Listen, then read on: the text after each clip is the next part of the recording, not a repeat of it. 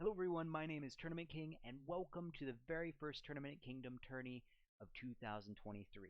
Some funny stuff has happened. For those of you that don't know, there is a lot of firsts within this tournament. If I were to pick one word to describe this tournament, it would be first, because there's a lot of new stuff.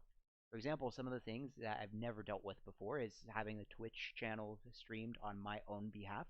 Frosty will be casting on my Twitch channel, so that's a first. Trying to create content for the tournament while still hosting the actual tourney, that's a first, and having an extra set of casters casting another game on a completely different Twitch channel simultaneously as this one is also a first. And that other channel, if you're curious, is twitch.tv/tournamentkingdom, by the way, but that live stream will start later. Something strange happened, though, that I was not planning. See, another first thing that I wanted to do was I recorded an interview with 4 of the team captains within the Tournament Kingdom. However, something happened that I wasn't factoring. And again, like I said, first. This was my first time recording an interview and the first time I've actually ever interviewed anyone in my life. And I didn't notice how much space recording these interviews would actually end up taking. So that is why we get this lovely picture of Summoner's Rift, because I have no space on my computer to record additional footage. I actually wanted to show something kind of footage-wise, but I literally have no space. And if I get this video out, it would be a miracle, because I'm not even sure if I have enough space to completely export the video file. So just pretend this is some type of super cinematic League of Legends footage. Let's talk about the teams that are competing in the tournament. Starting with the rank 1 team, aka the Kings, we have BBB question mark holding down the top lane. We have the captain and jungler BBB Llama. We have BB Antagonist as the mid lane, BBB Tredo as the AD carry, and Wiener BB Boopin as the support. For Team Bob, we have Alternative in the top lane, BBB Straightweed as the jungler and captain, Pack as the mid lane, All Out Potato as the AD carry, and Sailor Moonshine as the support. No, you're not amused with Bisexual Lion as top lane, a Zayoi Rabbit as jungler, Sesame Oil Salad as mid lane, a set of numbers as AD carry, and the captain is a set of numbers, and Zombie Smurf as the support. Then we have Team Leftovers with Creamy Pie as the captain and top laner. First time I believe he's ever played top lane in these tournaments. Kit as the jungler, Water Elf as the mid laner, Aurora Flare as the AD carry, Keep Hoping Sucker as support, and last, but certainly not least, we have the Heathers, who I believe will have a different roster in round 1, but the current roster is Kum Cadet in the top lane. I can't say that name, seriously. Mr. Mako Maho in the jungle, Mago in the mid lane, Dr. Phil in the AD carry role, and Mako-chan as the support. For those of you that have no idea who these people are, I wanted to help you guys get to know the competitors a bit more. So I asked the captains from Team Blue Ball Boys / the Kings, Team Gnar Not Amused, Team Bob, and Team the Heathers for an interview to get to know a little more about them and a little more about their team. Like I said, the word I would use to describe this tournament is first. This is my first time interviewing someone, as I've previously stated, and I believe this is the first time that the players may have ever been interviewed for a tournament. And I think whenever I asked some of the people for this interview, some of them were confused because they have never been interviewed within the Tournament Kingdom history. Every question that I asked a captain was asked for their very first time, at least as far as I'm aware of, after hearing the questions from me. I purposely wanted their first response because it felt more real and natural, so I never gave any captain the list of questions ahead of time that I was going to ask them. I also told every captain not to tell other captains about what questions I would ask. I wanted to just see how they would answer a question without having any context to the question. Before I show the interview, I just want to give 2 quick disclaimers. 1, BBB Llama's mic doesn't sound as good as it usually does. That's because I made an error while recording. He just sounds a bit robotic. You can still understand what he's saying. It's just his mic quality isn't as good as it actually is. It was 100% my fault, like I said, first time doing interviews. And second thing, just to clear up some stuff, BBB Llama and BBB Straightweed are playing on separate teams, even though they're usually on a team together underneath the Blue Balled Boys organization. They are separated. BBB Llama is still on Blue Balled Boys. BBB Straightweed is now playing on Team Bob. So they reference each other quite a bit because they are good friends. So hopefully that clears up some stuff. And HHZ, they sometimes mention, that's Hard At Zone, a different team within the Tournament Kingdom server. So with that out of the way, here's the interview with BBB Llama, a set of numbers, BBB Straightweed, and Mago. I hope you enjoy. If you were to ask every team captain in the Tournament Kingdom one question, what one question would you ask them?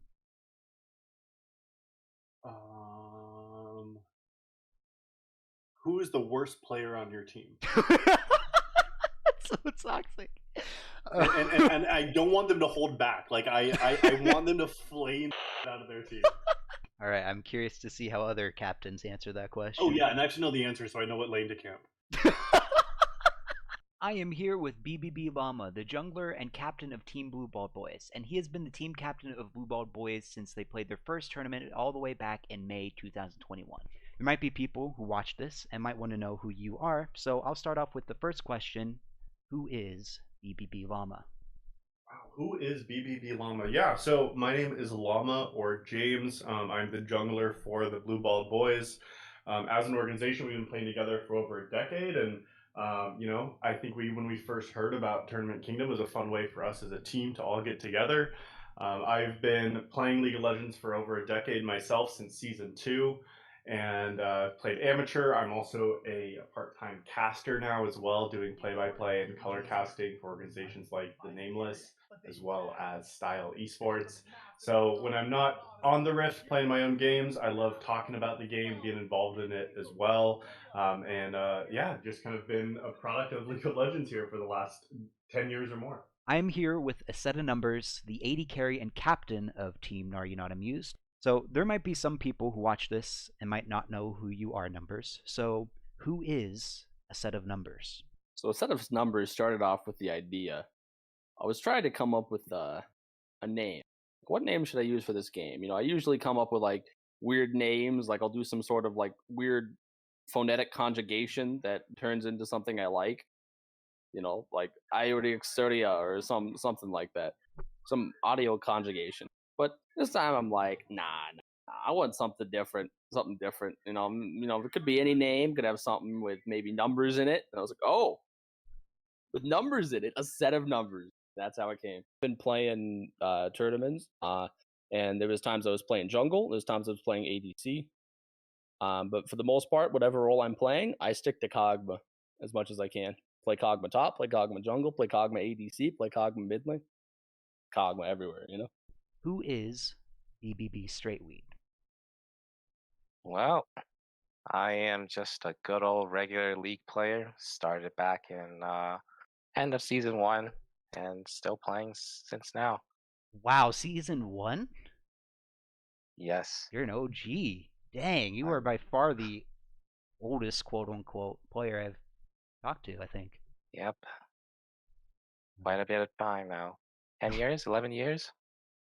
Dang. So I am here with Mago, the mid laner for the Heathers. Who is Mago? Mego. I am a league player. I'm 28. I live in with my fiance, Dr. Phil, who is also on the team. I have been playing League for I think it's 10 years now. I started playing when it came out for Mac because I originally had a Mac. And yeah, I just play for fun now since I work most of the day. But I like to play right now with my friends. I mean, that's a really good way for me that I've made friends through this game. Yeah, that's just a little bit about me. Do you do anything for League community? Like, do you make content? Do you cosplay? Do you ever host your own League events? Or are you just the casual League player? Mostly just casual. When I first met Dr. Phil, actually, we met through a server that I helped I helped the owner out with some of their stuff, with some of their tournaments. But right now, it's just casual, just playing to kind of spend time with some online friends. So I know a little bit of the background about this, but do you do anything for League of Legends community? For example, do you make content? Do you cosplay? Do you host your own League events, etc.? Anything like that? Or are you just a casual League player? Well, I guess you know the answer to that. I like to make clips of gameplay from like my friends. Just remember the best moments of our gameplay. I just make them into montages and then put them on YouTube just so I can save them online somewhere. So are you the main editor for BBB? Like for the montages and all? Because Llama was talking about content stuff. Yeah, we do a little bit of both. Well, like I make montages most of the time, and then James/Llama also kind of does his own stuff from time to time, but mainly it's all really about BBB stuff. So what started you being part of Team Blue Ball Boys or how did you meet your teammates that formed Blue Ball Boys? Yeah, Blue Ball Boys is quite the conglomerate of different kind of friend groups and Venn diagrams of social circles, and kind of connected originally through League of Legends. Raushi, also known as Jason, also known as Antagonist or Mid Only, depending on when his name was changed, was one of the first people that I kind of knew through the league community. At least we started playing together in 2013, and through that he had some of his friends from high school at the time, and I had my friends from high school, and we kind of combined and had a server from there. From there is kind of just extensions of friends groups, inviting friends, and they play league and they run into somebody, and oh yeah, my friend plays or my older sibling plays or something like that, and that kind of grew out BBB. I don't even know. I think the name originally was one of Antagonist's names that he came up with, over 10 years ago. And even to this day, we're still, as a kind of a tight knit group of people, it's kind of still kind of been expanding and changing even to this day. And yeah, as kind of BBB, we like to be making some content too, some montages of different fun highlights. A lot of us are League of Legends players, but we also play a lot of other games like Rocket League, Fortnite, Apex, those kind of games as well. Left 4 Dead, So there's been some variety content in there too over the years we've been playing together, and so it's been a great organization. Just kind of have as a great social group as well. I call them really good friends, and I think they really are. So it's great to have kind of that community that we've built through BBB. You certainly are probably the only team in this server that actually seems to have more of a real life connection than others. A lot of people are just online teammates. What started Team Are You Not Amused and/or how did you meet your teammates? So the Tournament King does this nice thing where whenever a tournament pops in, if you don't have teams to start off, he can throw you in with some people. And Team Are You Not Amused, he just popped in there, and then we just popped off, I think we won like 3 tournaments in a row or something. It was 2 or 3. I think you won. Was it 2? Was it 3? You've won 2 tournaments so far, yeah. 2. Oh, I guess my hype made me say 3. Yeah, it's understandable. You guys, I think, are the very first team, not just of the season, but I think in Tournament Kingdom history, of solo players to actually win a tournament. Most of the time that teams win, it's not a team full of free agents / solo players. You guys are history in the making. Well, what started Team Bob and/or how did you meet your teammates? I think we just wanted to have a lot of people playing this tournament, and I think we had more than 5, I believe. So we were like, oh, I guess we just make a separate team. And then I guess the players on the team, names are probably mostly very familiar. We got some of the new good old HEC boys. We got Alternative, Meg. We got a Potato. We got a new person. We got Sailor Moonshine joining us. A new addition. Great player. All around. Just here to have fun. Like that. And how did you meet them? Did you just meet them through mutual friends, or are you close with any of them personally? Well, the HEZ folks is mainly from Llama. I believe it was last year or maybe even 2 years ago when Llama joined a semi-competitive team, and he was our starter jungler. Llama was the starting jungler for HAZ, and that's how we kind of met everyone on that side. We play games all the time with each other, not just League. So we kind of just know each other nowadays. We also met each other at Worlds last year, so that's great too. How did you meet your teammates of the Heathers? I met everyone. So, Dr. Phil actually, I took a really long break from League when I first moved to. I was, working, doing other stuff outside, and all the video games I played would just be like single player, story based games. And then Dr. Phil Connor, he told me he met some people that he thinks I would really like. And then, so I got on after, it had been like a year or 2 since I had played seriously. And I logged on to the Creamy Pie server, kind of met everyone. That's where I met, everyone is from the Creamy Pie server, which the only reason Connor knows about the Creamy Pie server is I think because he started playing tournaments with you. So yeah, it was just a really good, fun community. I'll say, I don't really care about League, playing League too much. I feel like I care more about how I get to play with my friends. So yeah, meeting them was I mean, awesome. Obviously, they're some of my best friends. I talk to them more than I talk to like my, I guess, IRL friends. So yeah, I met everyone through the Creamy Pie server. Aw, heartwarming. Well, I guess, so I assume you found out about the Tournament Kingdom through Dr. Phil and Creamy Pie and all of them. Yes. Okay. Yes. They told me that, customs are on Tuesdays and Fridays, and I was like, yeah, I guess I'll play.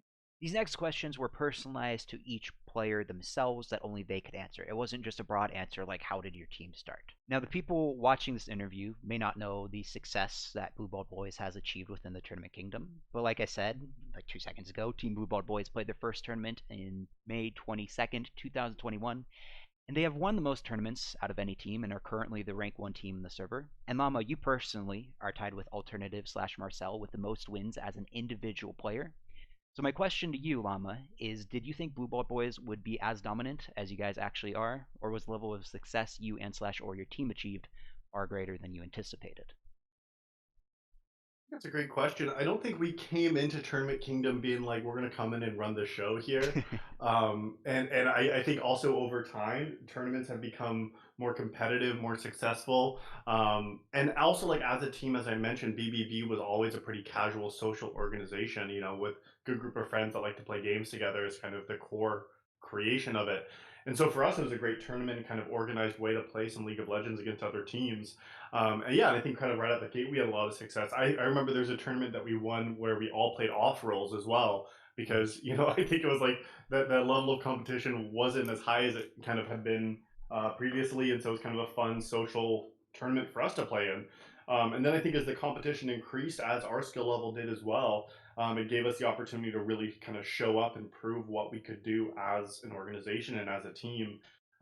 And so we've had different rosters in and out of BBB, but ultimately we always show up trying to play our best. But, it's not like we're scrimming and practicing a week or two before trying to get the meta down and find our champion comforts. It's really, we like to show up, have fun, and play. And I think it also translates into some success too. Right. Since your name is a set of numbers, what is your favorite number and your least favorite number? You see, I truly believe in equality among numbers. All numbers were created equal, and all numbers will in the end be equal.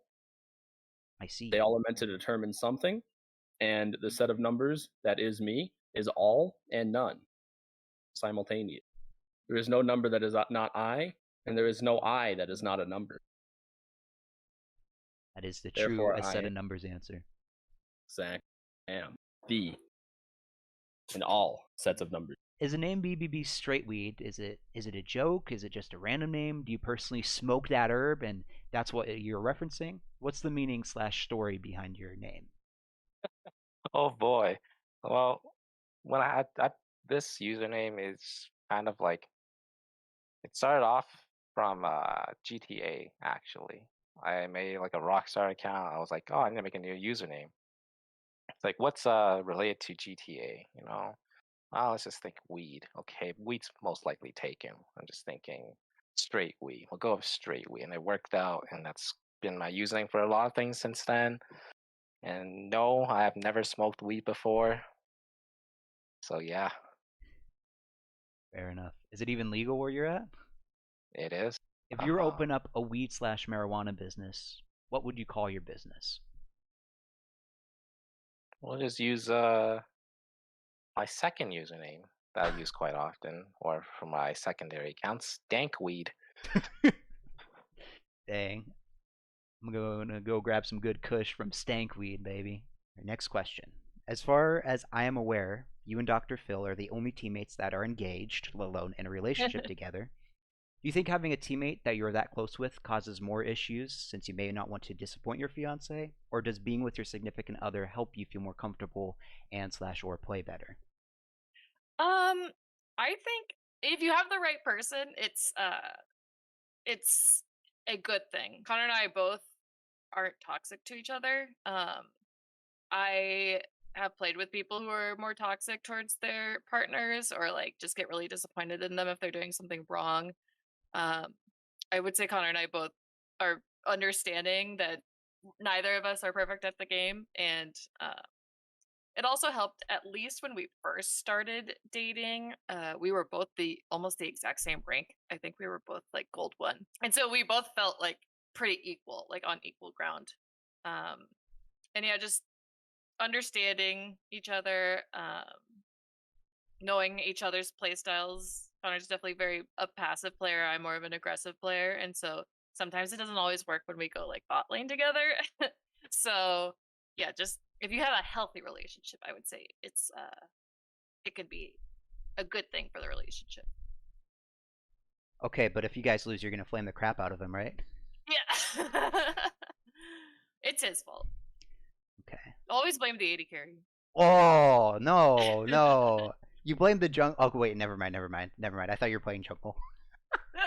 I forgot that you're not playing jungle this tournament. I know, I'm kind of filling this time. What are 3 words that you would use to describe your team? 3 words to describe my team.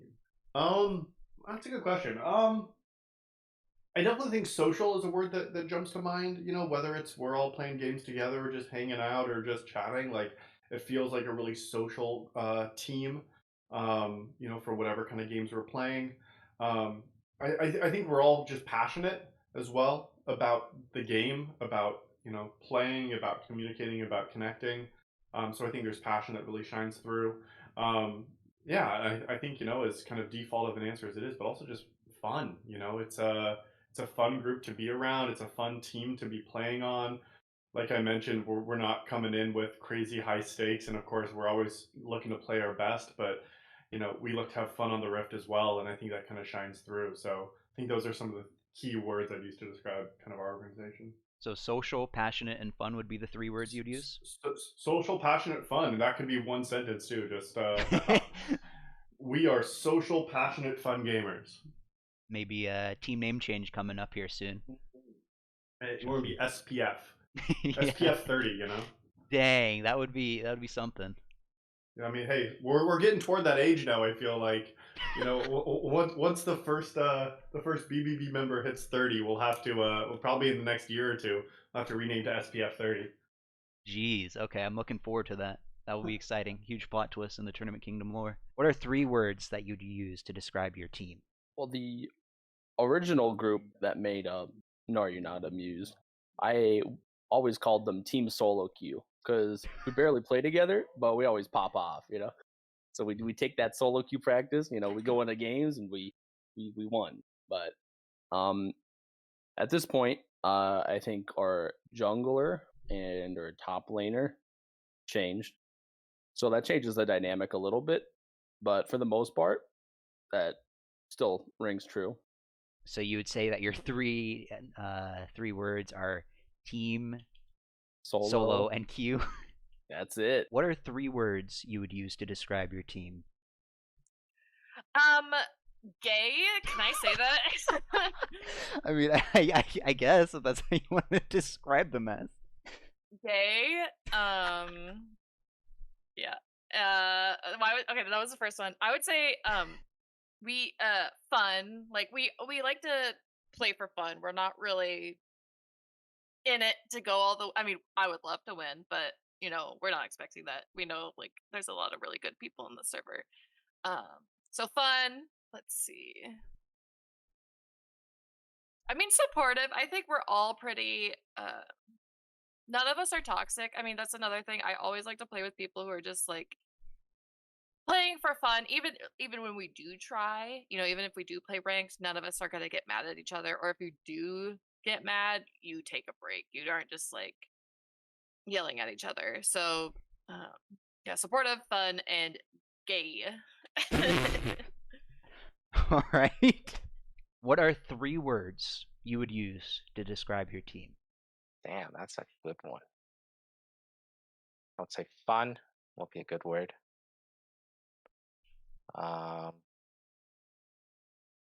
Semi-competitive. And I will just say interesting. Okay, why interesting? I get the other 2, but why interesting? I feel like we got a very diverse team that does very interesting plays, gameplay and just our personalities itself. Okay. A mishmash of everything. Do you think BBB is better, or do you think Team Bob is better? Well, I was told to say a couple words. Everybody is trash. Whoa! Who told you to say that? BBB Tradle. Oh, dang. You heard it here. Never mind, I'm keeping this all in. Okay, so this might be controversial. I got in an argument doing this with Bisexual Lion. He's the top laner for Stonks, but he will be playing top lane for a different team this tournament. But do you know what a Okay. tier list is? A tier list? Yes. Yes. So you know what S tier and F tier means, etc. Yep. I would like you to tune into my Discord live stream and let me know whenever you're on it. What is this? This This is this is a dessert tier list.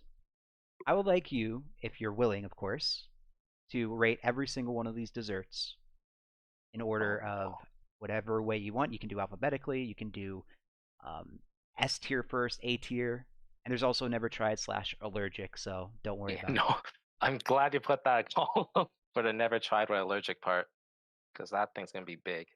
Oh yeah, are you not a big dessert guy? Not a big dessert guy, and I'm also lactose intolerant. So Oh anything. no. Okay. All right. Well, then we'll just go with what we can. Can you even eat Like- any of these, or is this irrelevant? I'll probably still eat them, and just not just have a bad stomach ache and all, but that's it. Do you like desserts? I like meat more than I like desserts, but I do like desserts. Okay. Let's redo that. Do you like desserts? I love dessert. Okay. This tier list made the video way too long, so what I'm going to do is show clips of the most controversial opinions based off of each other's tier lists. For example, there's one person that might have rated something A tier while another person might have rated something F tier, and I wanted to show the differences between tier lists, and I will also recap each player's tier list at the end of this segment. Banana bread. This might be a hot take. I am gonna put banana bread D tier. I'm never gonna be reaching for banana bread. Even my fiance likes making it sometimes too, and I'll have a slice now and then. But even the best banana bread, I'm not a big fan of. Banana bread from my grandma, definitely A. Better or worse than pumpkin pie? Now that's tough. That's tough. You're asking the real questions here. Mm-hmm. I'll put it just above. Okay. Banana bread. Not a fan of bananas in general, so I'll put that as a F. Ooh. Banana bread. A. I love banana bread. Well, what It's not the best though. Carrot cake. I'm gonna put with banana bread. Don't be trying to put your fruits and vegetables in names of desserts. Like get out of here with that. Carrot cake, bottom of A. Carrot cake. I do like carrot cake. B. It can be in between bubble tea and bundt cake. Not a fan of carrots. Same tier as the bananas.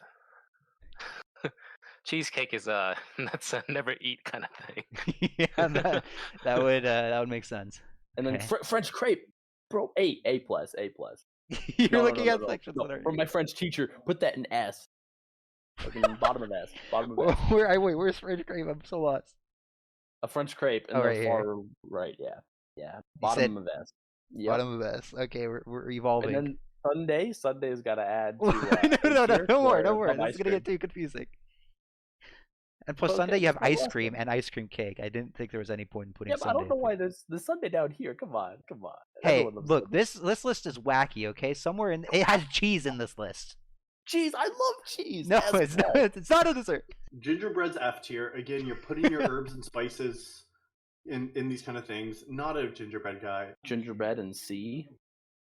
No, f it. Put up an F. F. Okay, that took a large jump. I have not enjoyed a single gingerbread I've ever had. Gingerbread. D. Bottom. Nice. Yeah. Okay. Actually, above the Danishes. Okay. Gingerbread. F. I don't like it. Gingerbread. It's too crunchy. Egg tarts. Put that down. What do you mean? Egg tarts right there. Yeah. Get that in that list. Seriously? Where do you want it? We'll put that in the S. S? Right after the bubble tea. Yes. Wow. After? Wait, before or after? After. What? I like it. Dang, I've never had them, but the person I was talking to that has tried them said it was one of the worst desserts they've ever had. That. I like egg tarts. Okay. Oh, I'm not a pecan pie guy. I'm gonna go D tier above Jello. And same with pumpkin pie. I know I'm gonna hate a lot of people with this, this response. I'm gonna say above pecan, but apple definitely is gonna be the choice. But again, stop putting your fruits and vegetables in my desserts. Gonna put pumpkin pie in A ring. Okay. Pecan in B. Pecan pie. Let's put that never. Never had that. Pumpkin pie goes for F. Wow. Lowest? You can already tell, well, like that whole F section is just like banana, carrots, and pumpkins. Nope. Pecan pie. Pecan pie is actually my favorite pie, even though I don't really like pie, but I'm still going to put it on the B tier right above popsicles. Pumpkin pie? F. Absolutely disgusting. I do not like pumpkin pie. S'mores are so niche, and I think they're like a high C. I'm gonna say above baklava, top of C tier. Oh, above baklava. Okay. Above, yeah, very top there, Gotcha. yeah. S'mores, the bottom of A. S'mores. I don't really like eating s'mores either. Let's put that above the Rice Krispies. Okay. S'mores, C. In front of caramel. And that's all of them. So, looking over this list, are you satisfied, or is there something that you want to rearrange? Ooh, let's see. I like my S. I think my S tier is pretty good. Yeah. D tier. I'm not feeling bad about this. Let's push Jello down to F tier. Honestly, Jello and gingerbread can get out of here. I think it's better than gingerbread though. Okay. But yeah. Oh yeah. I don't feel bad at all about my D tier. And then yeah. I mean, I think this is pretty good. I think this is a pretty good tier list. Okay. What do you think the other captains that will do this tier list maker thing will say about your tier list if they see it? Do you think they would agree? Do you think they would disagree? The thing is, I'm so biased like an apple crumble, because of my history. Others might not put it that high and be like, really, apple crumble's the best thing on this list. I might get some hate for that. Beyond that, if anyone puts like Jello or gingerbread above C tier, we can fight. So we'll do it on the Rift. Yeah, we'll do it on the Rift for sure. Like, there's no way Jello and gingerbread should be any higher than C tier. Jello is a solid, I think, B. Jello/jelly is pretty good. I'm gonna give it B. So BBB Llama's final tier list that he's locking in, excluding the never tried / allergic, is gingerbread, Jello/jelly, pecan pie, pumpkin pie, carrot cake, banana bread, cream puffs, chocolate muffins, baklava, eclairs, caramel, bundt cake, pound cake, red velvet, s'mores, angel food cake, Rice Krispie treats, frozen yogurt, creme brulee, truffles, donuts, cake pops, New York cheesecake, muffins, lemon squares, popsicles, danishes, ice cream, sorbet, churros, ice cream cake, brownies, chocolate chip cookies, bubble tea, lava cake, cinnamon rolls, and his favorite dessert is apple crumble. Are you satisfied, Llama? Yeah, I'm feeling good. F tier gingerbread, far away from everything else. B tier, yeah, in order from least favorite to favorite, although you said B tier doesn't really matter. Pecan pie, Rice Krispie treats, macarons, I think that's called. I can't remember.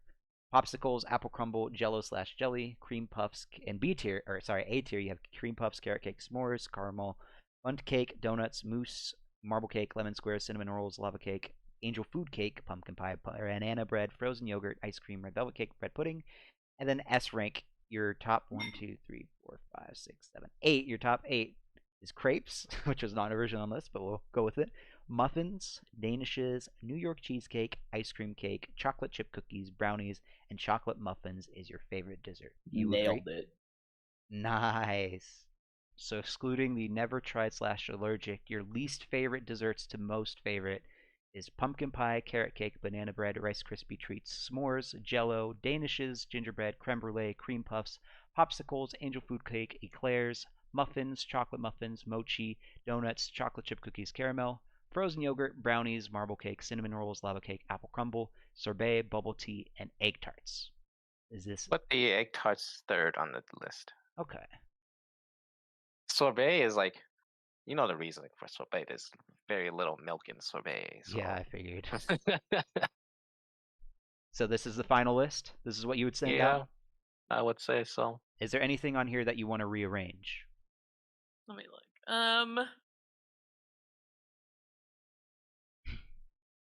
No, I'm confident. All right. So Mago's tier list from worst dessert to best, excluding the never tried / allergic.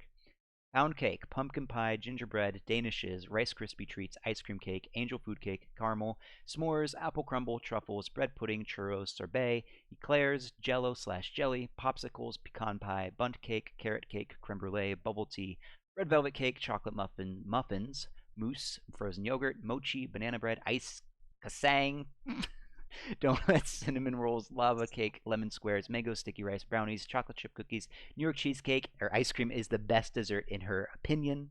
What would you say is your best ice cream, or your favorite ice cream flavor, I should say? I like cookie dough. Cookie dough? Dang, okay, Yes. that makes sense. All right, I like it. Okay. Well, thank you for filling that out. Hopefully that didn't make you too upset, or other people's results of the tier list doesn't make you too upset. I'm gonna get upset. Uh-oh. And now, back to the real questions. Now, a few more questions. Yeah. What is something that you are personally proud of but never get the opportunity to talk about? Ooh, good question. Personally proud of. I mean, yeah, it's kind of a humble brag here, but I think where I'm at now, just like career-wise, and I'm a full-time high school teacher. I recently bought my first house last summer. I think that was a big accomplishment. Both my fiance and I. I guess she was my girlfriend when we purchased the house. Like, we're at the point where like, wow, we can actually like buy a home that we can live in, and it's in my hometown. And so sort of like having a space that's ours, and I mean that's that's kind of a big investment, but the fact we're doing it, we feel like real adults. So it's kind of like a little bit of a humble brag there too, I think, but definitely something I'm really proud of to just have be a homeowner and have a space that's mine. And yeah, it's definitely kind of was a big part for me. What is something that you personally are proud of but never get the opportunity to talk about?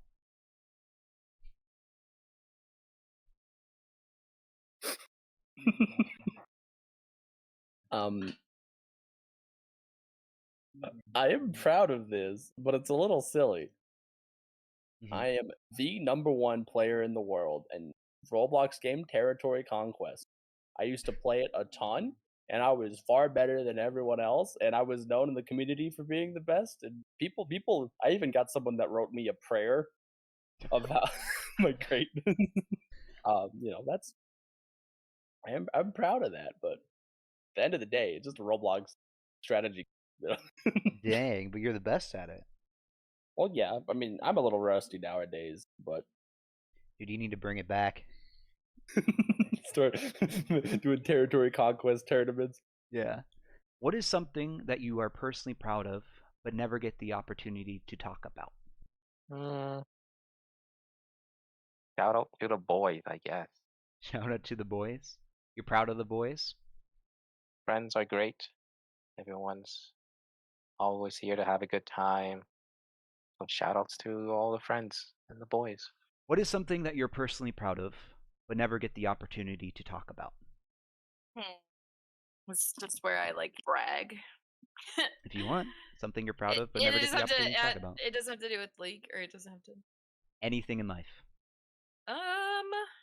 This is just like at the front of my brain, because I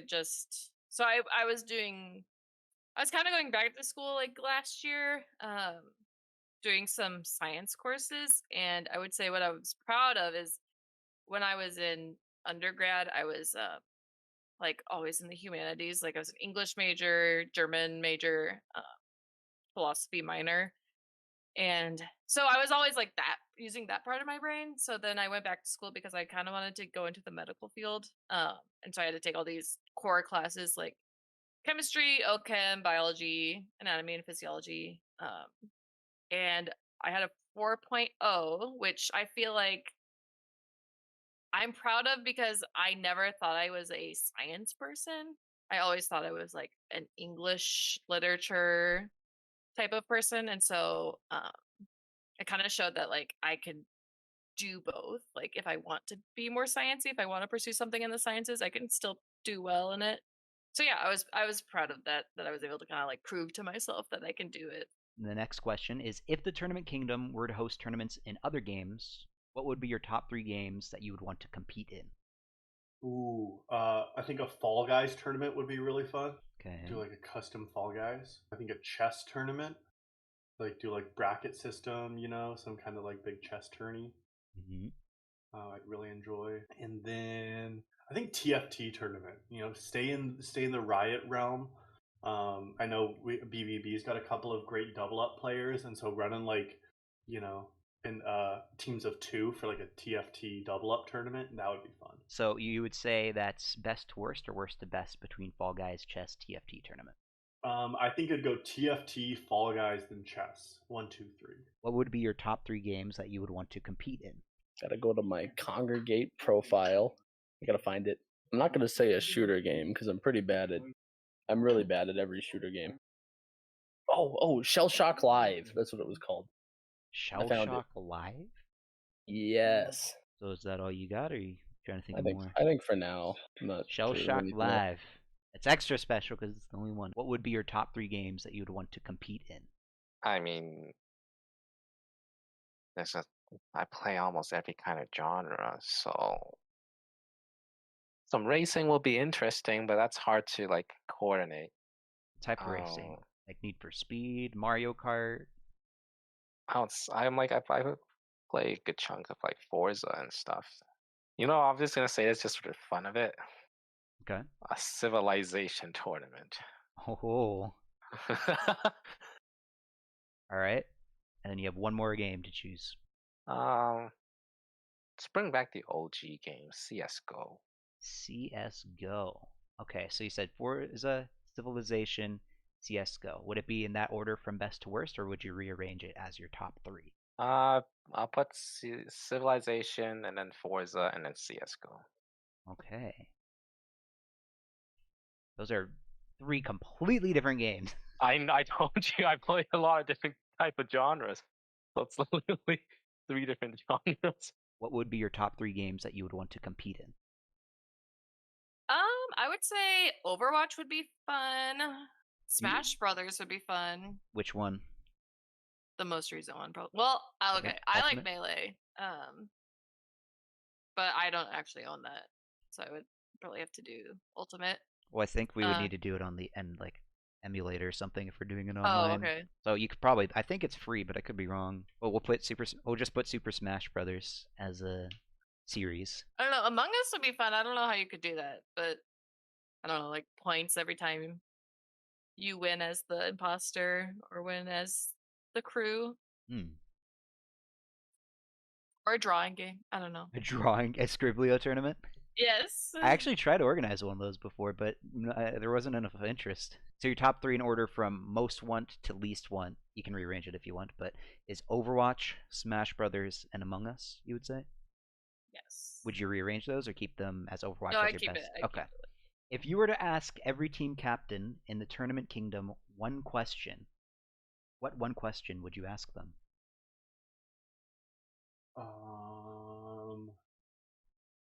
Who is the worst player on your team? That's so toxic. And I don't want them to hold back. Like I want them to flame out of their team. All right, well then I'm gonna ask you, who do you think is the worst player on your team? Because you're gonna have to answer it now. Because That's valid. Well, let me look at. I don't even remember what my starting roster is right now because we have so many players playing. Well, when I'm looking at our BBB roster, we're throwing back to some old school BBB back when we were playing a lot of Tier 1 clashes. And our top laner, BBB question mark. This guy, I don't think has touched League of Legends in maybe months at this point. So he's definitely going to be coming out maybe a little bit more rusty. Potentially some champ pool issues and what he's feeling comfortable on. So I think question mark on our top lane is going to be the weak link this weekend. All right, I'm curious to see how other captains answer that question. Oh yeah, and I actually know the answer, so I know what lane to camp. Who is the worst player on your team? And he specifically said, and I quote, and I do not want them to hold back. I want them to flame the beep out of their team. I'd say partially I die way too much, and I never have any idea why I die. I just do it. I make the plays, if it works, doesn't work, and then I die a lot. But I would say, my support's computer, I think he's getting a better one for the next tournament, so we'll see how it works. But it has random lag where like he just like the screen will like freeze and stuff like that, and then like he'll like be stuck like with the last action he did, and he'll just die or like walk into the enemy or all sorts of weird stuff. Oh no! And he doesn't play the game a lot, so it's just a funny combination of the two where like sometimes like just really dumb stuff will happen. Oh no! So your support, I appreciate the honesty. half support, half because I int a lot. I get my teammates killed all the time. Who is the worst player on your team? And he said, and I quote, I do not want them to hold back. I want them to flame out of their team. So who is the worst player on your team?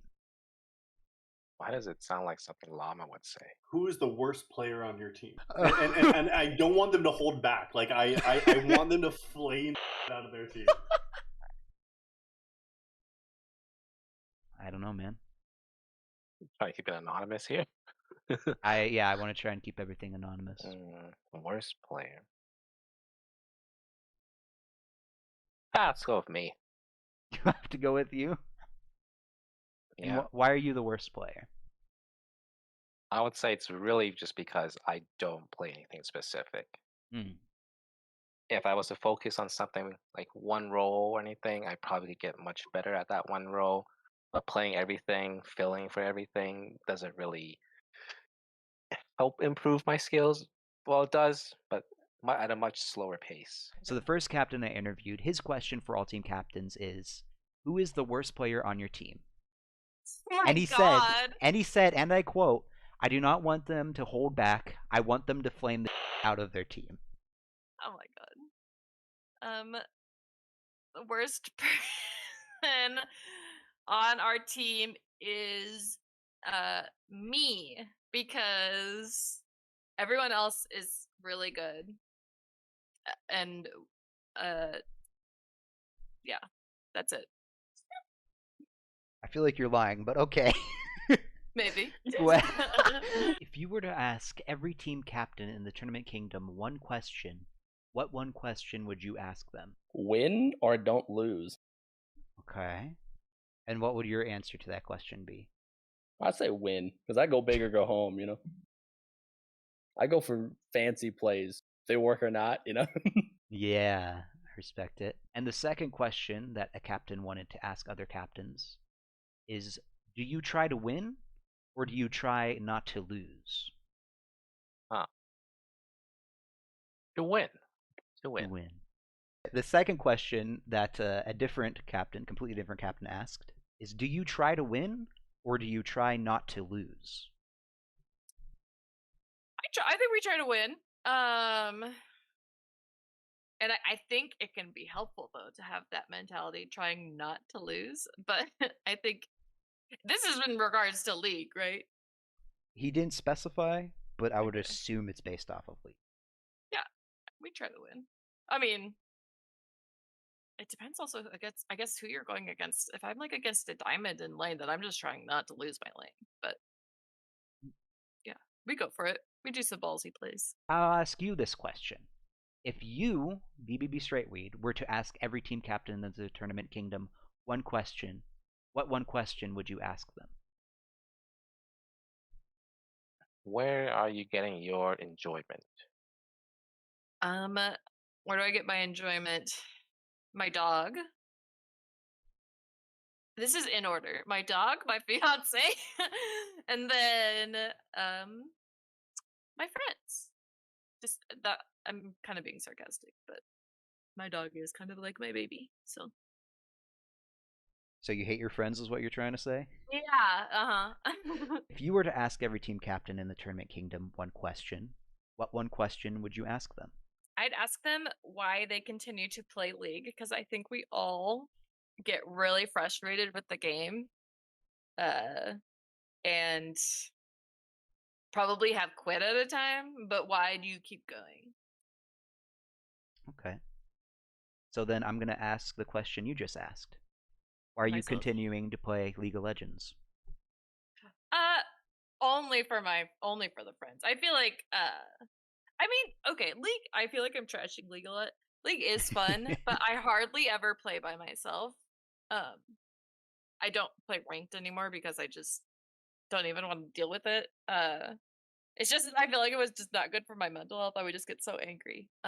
But yeah, I feel like I continue to play because we have a good community.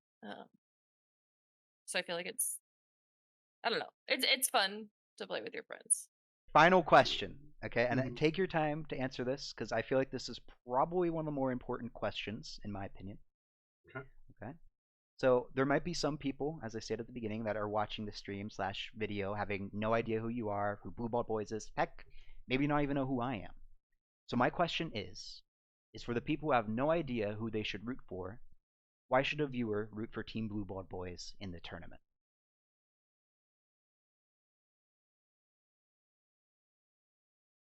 I think teams should root for BBB because we have the best organization present in Tournament Kingdom. We got a group that is committed, passionate, funny. We like to think so, at least.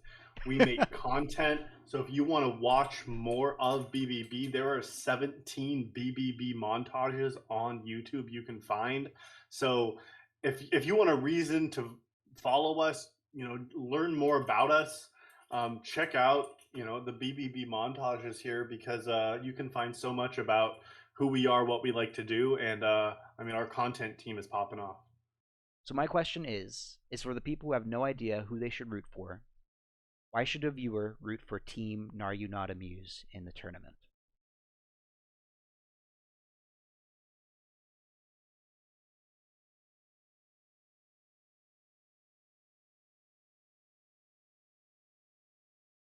I'm not gonna give the answer I'm thinking of because you know what our abbreviation is, right? Whenever we're in a game, no matter if we're winning or losing, like we keep it where we're all having fun, we're all having a good time, And I think that kind of is important because even when we have our losses, I think the first, if I remember right, the first tournament we won was because I think we lost, I think round 1, and then we picked that back up. We just had a great time. Played. I think we had to play like 8 games in a row or something because losers bracket. We had to fight like everyone, and then we popped back into finals, and I think we hold the reverse sweep. I think what makes us what we are and why we should, you should root for us is because we're untiltable. Even if we tilt, we'll come back. We'll have fun. We'll have a great time. Why should a viewer root for Team the Heathers in the tournament? I would say, if you want to support the LGBTQ community, we have 2 players. Normally it's more. Normally Josh is the team captain, but we've got LGBTQ players. We've got a female. So if you're wanting, I'm being serious. If you want to support, the women in esports, the gays in esports. But I mean, honestly, I think we just try to play for fun. We're definitely like an underdog. We're not.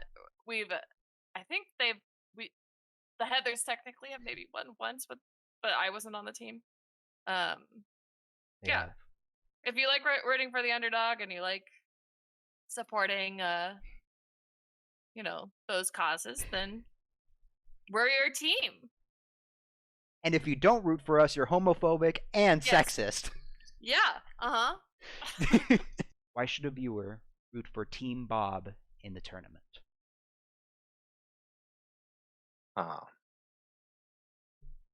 Well,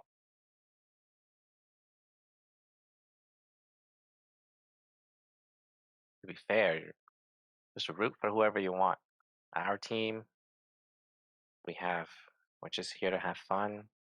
We got the straight weed as captain, I guess. So, and Team Bob, the name. When was the first time you ever met a Bob? Think about that. Probably whenever I was really into building. Oh boy, yes. Alright. Can we do it? I don't know. Can we do it? I think you can. Only time will tell. Find out this Saturday. All right. Any last words? Anything you want to say to the world before I end the recording? Well, I'd say thank you for doing the interview. Thank you for joining. And like BBB Trados said, I was just ending off with everybody's trash. Okay. And cut. Special thanks to BBB Llama, A Set of Numbers, BBB Straightweed, and Mago for doing the interview. Maybe one day, you watching this will be interviewed. All you need to do is compete in the tournaments. The Discord link is down in the Twitch panel if you want to join. The tournaments do have small prizes, such as Hex Tech chests and keys, and sometimes even mystery skins, and the tournaments are free to play. Since the tournament is free to play, we do accept donations, and if you decide that you want to show more support, the donation link is also down in the Twitch panels, and any support you can give would be very much appreciated. Plus, if it gets to the point where I'm earning a steady amount of donations, I do plan on increasing the prize pool, so maybe instead of getting Hex Tech chests and keys, maybe we'll increase it to skins, or maybe actual money for a couple $100 one day. That would be pretty awesome. Again, link to join the tournaments is in the Twitch panels. I think that covers everything that I wanted to talk about. I'm going to pass it over to Frostygutz, which you can support his Twitch channel at twitch.tv/Frostygutz. And I hope you enjoy the first 2023 Tournament Kingdom tourney.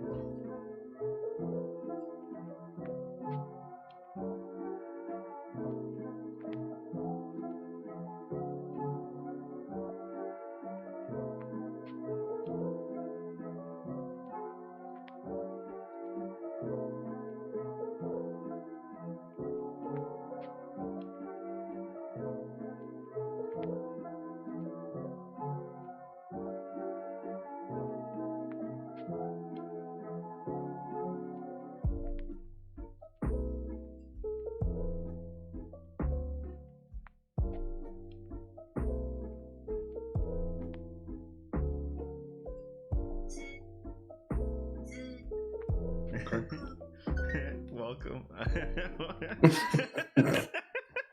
Yo, what's up, guys? We're learning some Japanese with Sean. In the Listen, I was sitting here fucking waiting. Get into spectator. Why are you sitting on? You're playing for the Heathers? Yeah, no, the you know, the tier lists. I saw some of the tier lists. I did say that the winner decides, who's right. So I'm fighting. I don't know who I'm fighting for. I think they're doing draft law, so Sounds good. Okay. we'll have a couple minutes while that's going down, and then we can probably just watch the regular client draft. Sounds Gucci. Say hi to stream, Sean. We're live on Tournament King. Hi to stream. Everyone say hi back. Do it. Say hi back. All right. Let me also. We gotta drop the follow. Right, new channel, new us. Gotta drop that follow on my end. Let's see. How dare you call me a color caster? Just kidding. We all know I don't play this game. They said I'm much louder. Oh, true. Yeah, you are very loud because we for people that are familiar, me and Sean have been playing a very, very loud game lately called Generation Zero, and It's so good though. oh god, man, it is actually insane. I'm gonna be adjusting the audio levels a little bit, Really guys. surprised how good it is. Like, yeah, I'm so happy that we got that. We got it for $5.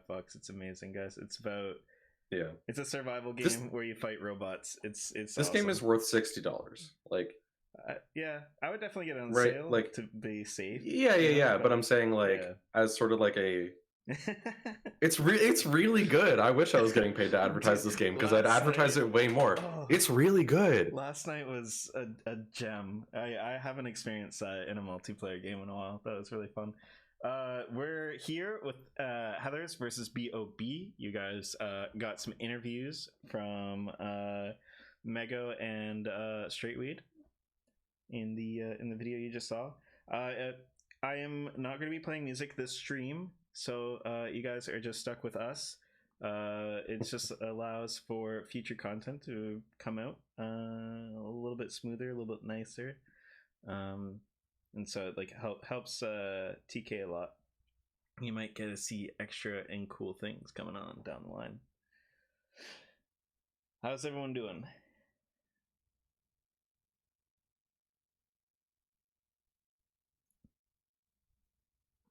I'm also I gotta commend Heathers. 4v5. It's definitely just it's ballsy. It's just showing your gamerness right there. You're just we have 5 members, but we only need 4. Make us use 5. It's just like playing in bronze. It's make us use 5. I dare you.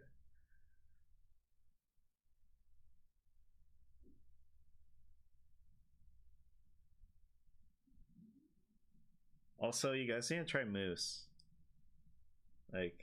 Actually though, it's good. I mean, there's not it's like one of those things. Like the animal or the dessert? The dessert. Have people not tried Moose? Yeah, that was the thing I saw. I noticed. So good. Yeah, it's really there's not a lot of ingredients, so if you mess it if people mess it up, it tastes terrible. But if you get decent mousse, it's incredibly good. The texture is phenomenal. It's super light. One of my favorite textures. Yeah, it's so light. It's like cotton candy of liquids. I don't know if I'd call it a liquid. No, it's almost a liquid. It's close enough. Yeah. When you make it, it's kind of a liquid. It's almost cotton candy of Jello. It's it's like whipped egg white kind of thing, where it's is it a solid? Is it a liquid? Mm-hmm. All right, so Heathers is gonna be on the blue side. I'm gonna call you guys Heat. Miami Heat. And then Bob. Bob. Good go. Awesome. All right.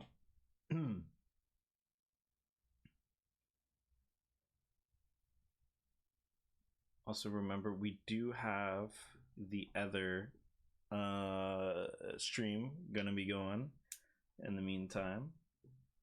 So we're gonna be casting multiple games at the same time, and we'll be jumping into the other stream whenever games are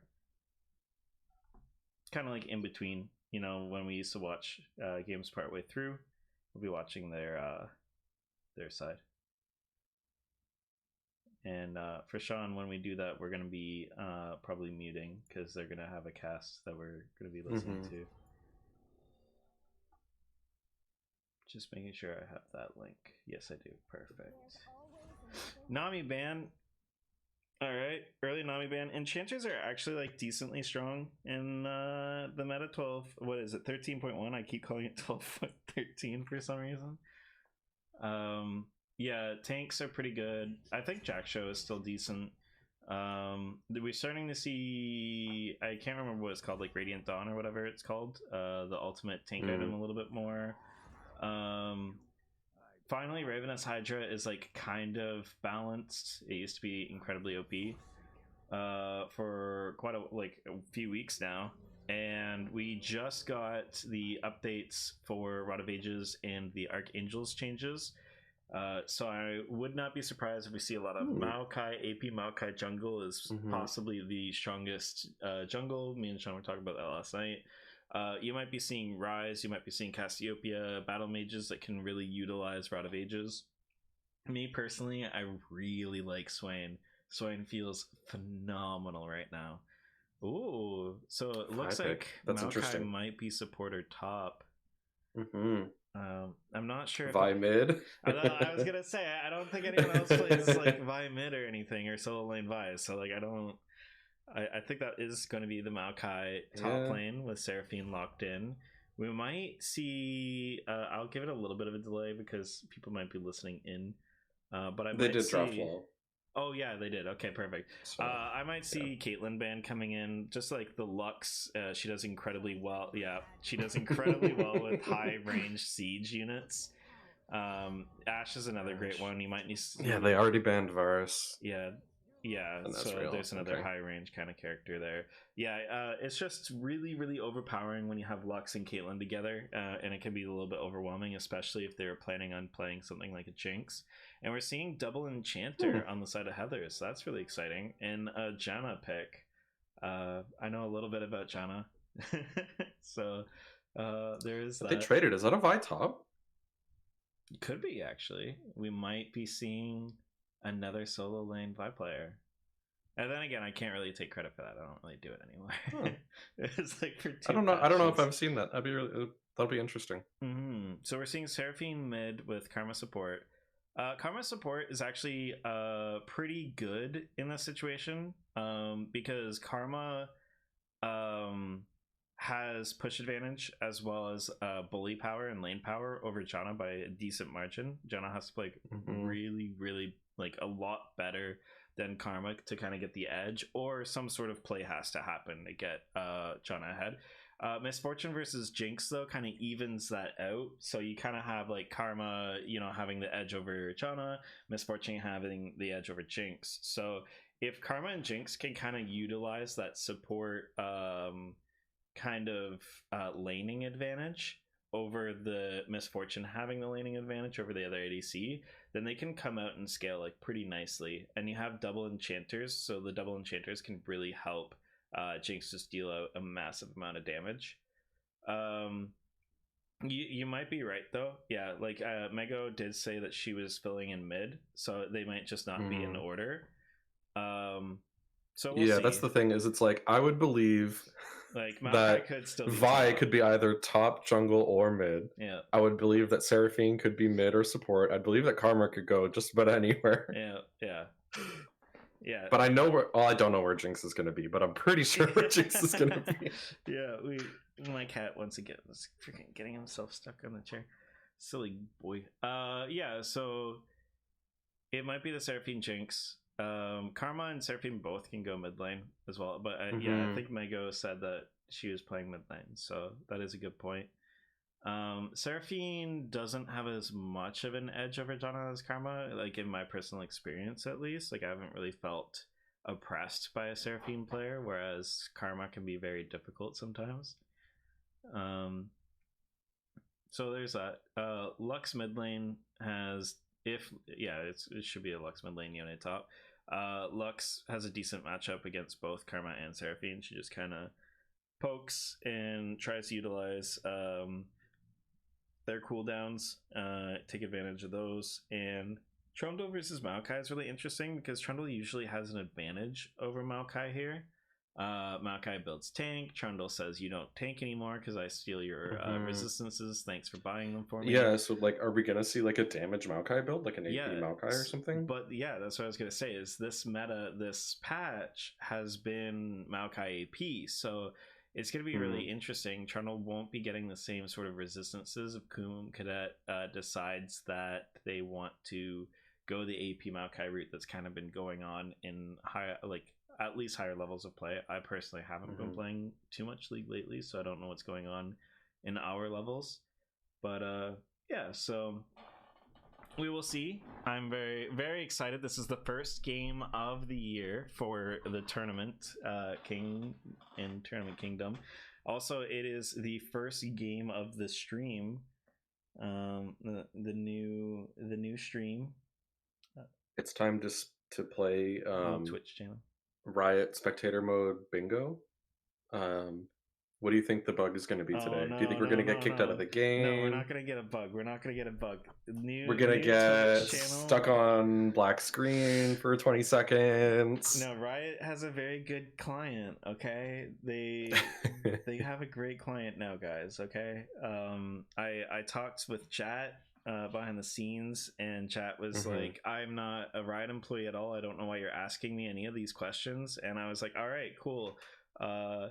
We got this. Like, obviously that's a sign that everything's fine. I mean, so here's the thing. I talked to my brother, Freak recently, my twin brother, and he said that they really dropped the ball lately. Oh, okay. That's why he left the company. Oh, he's a game designer now. He's even more of the company now. That's why he left League of Legends. That's why he's not part of the lore anymore. Yeah. They took him out of the lore. All right. Oh man, that's some decent like Star Guardian coordination. I like that. Yeah, that is true. Yeah, the real problem is Star Guardian Trundle. Yeah, Riot hasn't given the Star Guardian Trundle skin yet, so God, a Star Guardian Trundle could actually be amazing, though. I would love that. Yeah, that could be really good. I wonder what the pillar would be.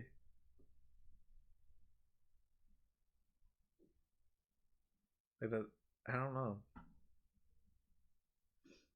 I'm sure they could come up with something. It'd be really funny if Trundle was just like made up to be a Star Guardian, but he was a terrible Star Guardian. So like they give him like a magical girl staff and he just whacks people with it instead of using it. Because didn't they do a skin that was a Star Guardian skin, but it was like they were the villain? Yeah. Or was that just for that event? No, they have like villains. Like there's Fiddlesticks and Zoe and something like that. So yeah, but he could totally get like a villain skin. It's fine. I want it always takes it a minute. That's okay. It gives me time to align the names a little bit. All right, so we tap this. That's what we do. That's the trick. Oh, also, guys, you have to tell me about sound settings because I have to change my sound settings when I spectate. I think it's pings, right? Pings is the thing that everyone says that I have. There we go. Cool. Let me hit fast forward. Your sound settings are just kind of wild in general. It's because I play with loud music. So I need to make sure. Oh no, the pings are still quiet. Okay. I almost pressed Y. All right, guys, welcome. Okay. Here's the first game. You can zoom out. Yep. My favorite spectator feature. I love being able to zoom out more. And we are going to do this, do this, do this. Pretty normal. What control? What 5 was it? point. Control N. Control Shift Z No, the to do N. the zoom. The To objectives. do what? Objectives. Objective timers is N. Yeah. Yes. Oh, it's just N. Just N. We got 2 5-point caps right now. N for timers. N for objectives. Online scoreboard. Yeah. Minions have spawned. They should be aligned now. Or pretty close. Pretty close. There we go. Alright, so yeah, it's the Maokai top. We got Trundle starting out in the blue side, bot side, matching the jungler on this side. We're gonna move this here. And it is Karma mid, like we were saying. Makes sense. Yep. So this is kind of like early push advantage for Mego, but poke advantage for Pack. Ooh, maybe not. Mego gets a nice trade early game there. Gonna get a nice Q Classic here. melee top lane. They're gonna just play. They're gonna play their other game up there. Ooh, it is playing really aggressive here. Has lethal tempo. Wow. Lots of trading. Oh, they're Knocks him back into the dancing main wave, though. right on the Have to edge show of that turret range. Oh man.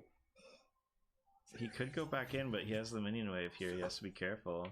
Meanwhile, on the bot side, we do see it kind of being an even push right now.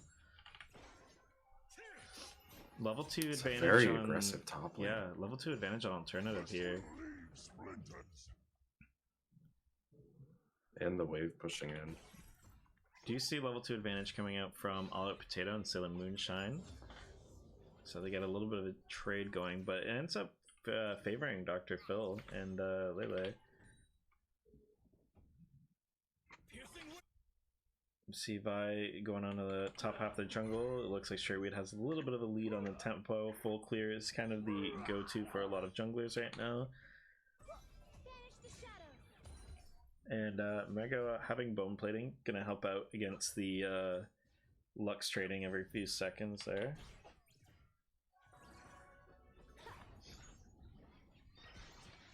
This is actually like bot lane is favoring Heather's actually a decent amount because they're getting the lane pushed in and All Out Potato and them have priority, but their jungler is on the top side here, so it's not like they're kind of suffering for it.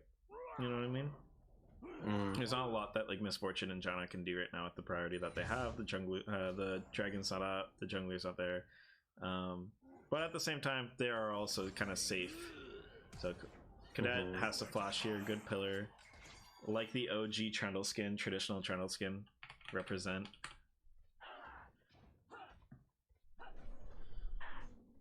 I still have the traditional Karma skin. It was like one of the 12 Karma mains before they reworked her in like season 2. I think that was like one of the first reworks that have ever happened too. Fun little fact.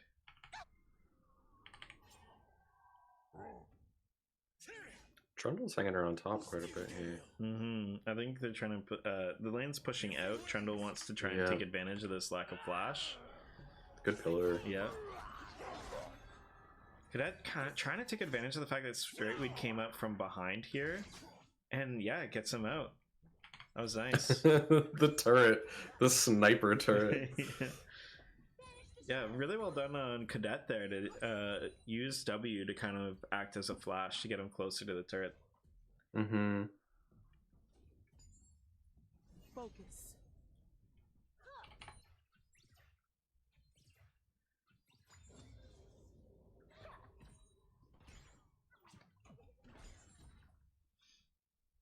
Have you ever heard the original lore of Trundle that they changed? I don't think so. Oh, we got a gank coming in. Ooh, spotted out by the ward. Good. Oh, very good cue. tornado. Yeah. Yeah.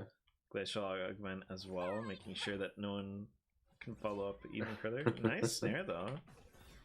Good trade coming out from Lele. Lane's pushing in too.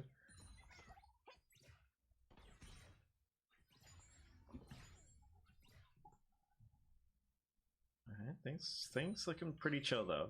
Top lane is kind of like the excitement. Top lane right now, and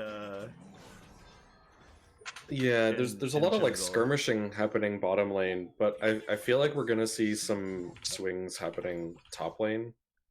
Yeah, There's some great damage coming out from Maokai now.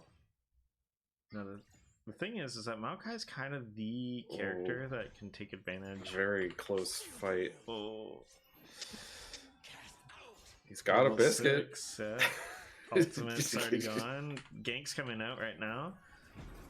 Good exhausts. Lele's in trouble. Flashes into the brush. First blood goes over to 1 for 1. Yeah, all out potato. Dr. First blood does go to Heathers though, yeah. Mm-hmm.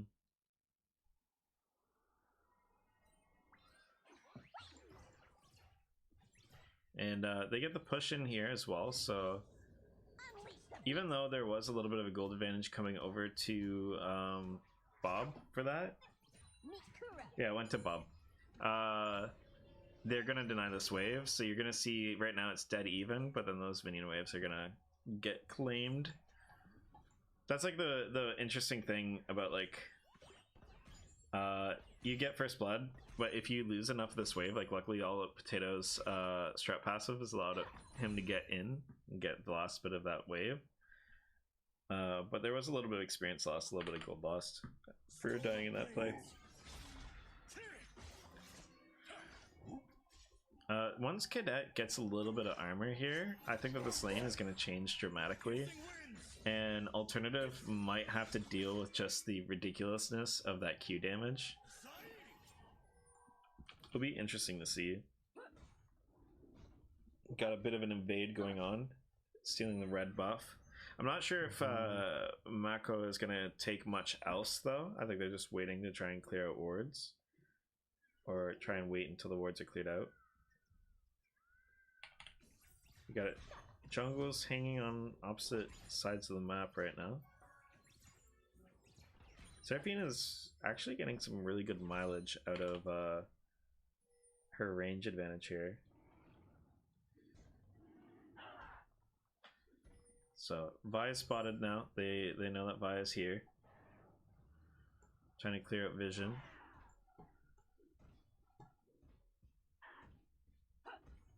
So Trundle is reacting accordingly, deciding, okay, well, Rift Herald just spawned. I'm going to try and take it, get an early advantage for one of my members. I believe also there was changes recently, so then Rift Herald wasn't just like super, I don't think selfish is the right word, but a little bit more like team-oriented in its results. So there's a little bit more gold that goes across. Shares gold with the team. Yeah. Oh. A little bit more gold goes across to people that help them out. Because they're having this issue where Shreeweed, for example, would put that up top lane, and then you get like a ton of plates, and that was it. Like, right. So it wouldn't help Alternative as much. It wouldn't be consistent enough, so him spending that time wouldn't be worth. But you can see they understand that Trundle is top. He is shown, and so they're not going to try and take this dragon. Ocean Dragon's pretty nice for both teams. But going over to Jinx is pretty nice overall, especially with all the sustain and shields that are going onto this team. We have a gank coming in, counter gank coming in from the other side. Are they going to have time though? Not a lot of mana from Mego, but the burst damage coming out. Flash from comes out. Vi. Lots of damage from the Vi. Trundle goes down. Lux is low. Good flash on Mego to avoid that ultimate. Alternative does not have ultimate now. Trying to come back in and support Mako, but I don't think they have the consistent damage for it to face Yone. Yep. Pretty clean. Really well played by both of them. And I have been noticing that we are getting a Relic Shield first buy from Karma.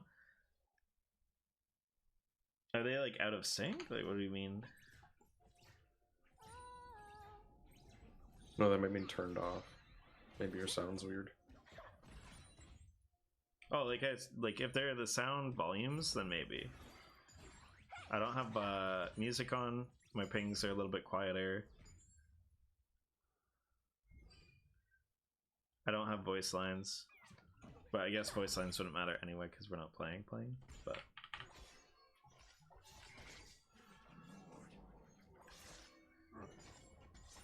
Ooh. Gank coming out bottom. That was a good pillar. Yeah, gets another flash. Lele Definitely does gonna get a kill. Yeah, Lily's just shy on her flash cooldown. Yeah. And well played by Straightweed there. He's utilizing the pillar like really effectively here. Rome coming up top. Yone is not looking so hot. Flash comes out. Yone is in a bit of trouble. What? Couple Really dashes. well played. Ooh. Great dashes. Ooh, Snare from that Karma, definitely, and they'll go down. Yeah. Yep. That was incredible. That's a 3-for-1. That's a tough situation to get out of. So that was insanely well understandable. played, though, yeah. They almost made it out, honestly. I guess that is a character with a lot of mobility. So, but even then, there's only so much you can do with all that coming at you. In the meantime, if we look down here, we did see Rift Herald proc go onto the turret, get some turret plates onto their bot line. Kraken Slayer finished early by Misfortune in a pickaxe, so she's gonna actually do a decent amount of damage here. Jinx's. This is like the time where Misfortune has like the biggest advantage over Jinx. I think like what happens from here is gonna be very indicative of how both of those players perform. This is kind of the window for All Out Potato to just try and take over the game, become the 80 carry difference. Otherwise, Dr. Phil may threaten to just outscale.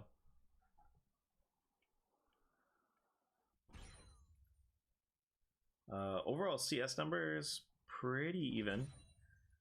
I have to give a lot of credit to Mego for having really good CS with Karma. I know that sometimes CSing with Karma is like the most triggering thing in the world. Like her auto attack set is like really low as a support, so you have to like be really cognizant of your cues.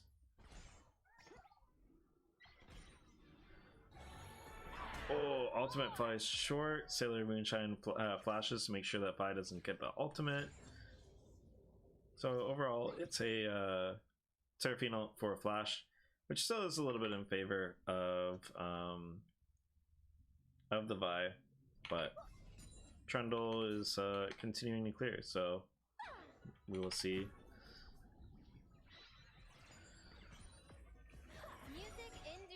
You can already see the difference in metas between like probably the last time that you and I casted a game and this one, where it's a lot slower of a meta. Amazing tornadoes. Oh, the damage from the Vi though. It is very uncommon to see, you know, there have been 5 kills and we're coming up on 14 minutes in. This feels a lot more like the League of Legends that I knew like back when I started playing, where like when the European games lasted like an hour. Oh god, I forgot. God, CLG that was that might be a flash. I did see in the interviews that we do have some OGs in the tournament. They might be playing right now. But if anyone remembers CLG EU, that was both epic times and the worst times, because they won a lot and they were really good. But if they were ever losing, God, would they make it painful for the enemy team to actually get the W. Holy. They'd actually have like hour-and-a-half long games where Anivia, aka Froggens and Nivea. Yeah, I understand that 100%. Yeah, Froggens and Nivea, like, people talk about it, like, you know, because of season 4 to season 6, but, like, in season 2, man, you would, like, have a huge lead, and then you would never be able to win, because Froggen would just instant wave clear. And he would just be sitting there, like, trying to figure out how to win, because there weren't, like, as good snowball mechanics in the game. So they added some. And then season 3 became crazy snowball-y. This is probably like one of the most snowball-y metas that we've ever had, Black Cleaver meta.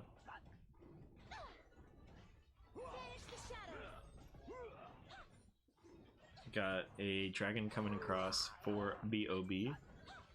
We're taking turns on the dragons, sharing them, distributing the wealth. Respectful teams here. Now, Universal basic income. now we have to make sure that, you know, Heathers does get the next Bit one. of action bottom lane. Ooh, Trundle Pillar comes Decent out. pillar. Lily has Flash comes out. Oh, Ultimate might not be enough. That E was really good though on Ooh. Lele. Got 2 snares. Well played. Yeah. But Trundle does get another flash, and it is like, it is getting difficult to deal with these Trundle Pillars because Straightweed is just like trying. Oh, nice flash in return on that. He's just trying to take advantage of the lack of flashes that are on characters. It seems like they're tracking that really well. Oh no. Speaking of which, Phil had Oh, really good pillar. Oh. That is extremely unfortunate. I mean, it's a pretty calculated risk on the part of the Jinx there to be like, Trundle left, I can, you know, face check a little bit and drop a ward in this brush. Yeah. It's hard to predict that they would have doubled back and hung around like that. And then that was just a very good combo. Well played by the Trundle and the Misfortune taking advantage. Yeah, I feel so bad because you can see Dr. Phil just like being completely caught off guard there and just panic flashing, and like honestly it's a lot of the time it's better to early flash than to save it and greed for it, as every NALCS player will prove to you, because they do that a lot. But in that case, when Trundle still has pillar up, he just uses it to punish the early flash, and Dr. Phil just has no way of getting out. And so it's just really unfortunate. Instincts take over. Straightweed punishes instincts. Yeah, it's one of those things where, in general, it's better to have things on cooldown because that means that you're using all of your abilities, right? But yeah, I mean, without perfect information, what are you gonna do? You know. Flash comes out. Big fight top. Yeah. Alternative just went all in. Getting an early Blade of the Ruined King to try and make sure that Maokai doesn't outscale him. Oh, ultimate comes out. Big push bottom lane. Does end up getting this wave clear. That was really well played by Cadet. Yeah, ultimate just to say sit down for a second. Yeah. It makes sure that Trundle is making their way top lane. Maokai is gonna come out. Not gonna recall. Oh no, he canceled his recall. Interesting. I wonder if he knows that that's a thing. I don't know if he had a seedling in that brush. No, I don't think he does, because he doesn't have it. He's not positioned for it. He's in a very rough spot. He's trying to wait. Not a lot he can do here. He's got really nice. Just try to get some turret shots on people, but yeah. Dang. Wow. And yeah. Very close though on getting alternative though. A couple more autos than that might have done it. So like, well played, all things considered. Yeah, he does try and stall. Wow, we got two. Okay. We got 2 towers bottom lane with that Rift Herald. And Mego actually collapses a wave in here for Dr. Fell too. So they're actually gonna get pretty close to killing this. I'm not sure if they'll get it. It's close. You would really, they're gonna take it. Yeah, they're like, okay, we're 99% of the way there. Oh, Shirley's River. They may pay for it. Ultimate comes out on the Mego, double knockout. Dr. Phil will go down. Yeah. That turret is hanging on by a thread. Yeah, it looks like they're gonna respond by trying to take this turret as well. Rift Herald 2 is already gone. Baron is gonna be coming up here in the next 10 seconds. I don't think either team have a phenomenal team to take out Baron. I have chat turned off. I hear No. They're just pinging. I really love watching 2 people with like sweeper just like fighting over wards. Where they're like, I'm gonna kill your ward, and then they put a ward down. It's like, well, I'm gonna kill your ward. Yeah. It's like my favorite part of playing support. It's like just the like ego checks. It's like the dumbest thing. Like everyone's like playing like Akali and like crazy champions where they're like leaping around and doing crazy combos, and then you're just ego checking the other like enchanter. Trying to collapse on that misfortune. Oh, that damage coming Yep. up from Vi is Down she goes. massive. A bit of a whiff on the Jinx ult. That's too bad. Yeah, A I bit of a think- waste. Yeah, I think it's just like there's just so much damage coming up from the Vi that it's just not coming out in time. Like, Yeah, I think they weren't expecting the Vi to ult there. or just even the. I mean, might have procced the Divine Sunderer. Heathers does have numbers here. They should be able to grab this unless Trundle can come in and smite it. He's coming in. He's trying. Which the they burst do. comes That's a out. good steal. Nice snare comes out from the Karma. Uses the Enchanted E, so Radiant Dawn is triggering right now. And they got out scot-free with that as well. Yeah. Wow. Well played. So something that we have to keep in mind when you see the cooldown of Mego's item, Radiant Virtue, whenever that's available, like right now, if she uses a mantra ability, it automatically procs. And Karma has like a way of That's reducing- a really good item on Karma, huh? Yeah, and she has a way through auto-attacking enemy champions or hitting them with specific abilities that it reduces the cooldown of her mantra. So essentially every time that she casts like every single time that radiant item has its cooldown available, she has mantra up ready to cast. Like you can see it already, it's available because it's on average like every 20-ish seconds. The default cooldown is 27 seconds right now, Yeah. like even without any cuts. Yeah, and then you're generally reducing things, hitting a couple of Qs and stuff, so it's like Yeah. 20-ish seconds sometimes. So yeah, already you see it's being used, and its cooldown is 60 seconds. 60 seconds. Yeah, Yeah. so So she- she can she's ult getting twice every max. time that item is ready.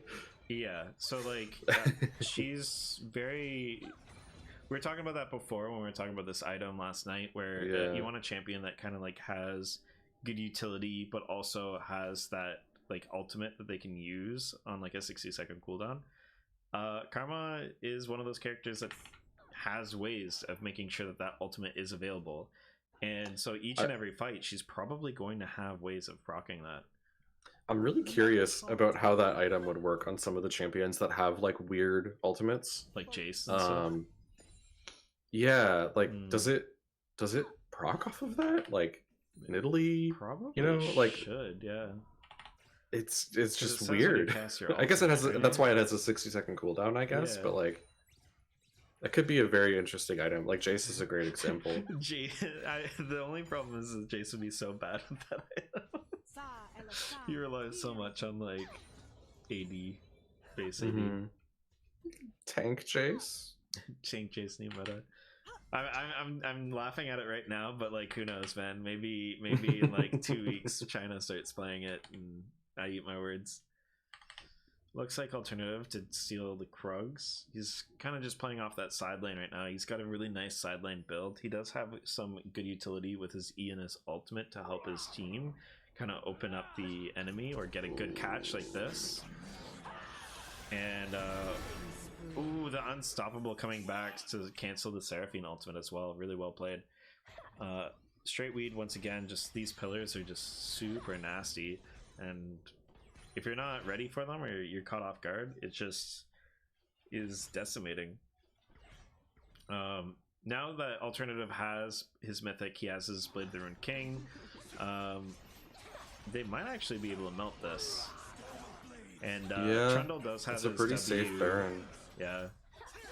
They are coming in now, but I don't know if they're gonna get there in time. And I They don't- can't really like contest that. If they had gotten there a little bit sooner, they might have been able to pressure BOB to stop Mhm. Baron, but they don't have the numbers. Yeah. And it's Heathers decides like it's not worth it. Once Baron's gone to try and run in there and fight. There's something early to fight over, so they collect the waves. And they're just trying to get Jinx onto this 3-item power spike. Jinx is strongest historically on 3 items for a power spike. At least like her first big power spike is her 3-item power spike. So they're trying really hard right now to try and get all of that gold value coming in. So Ooh, Vi getting a little bit caught out here in the river.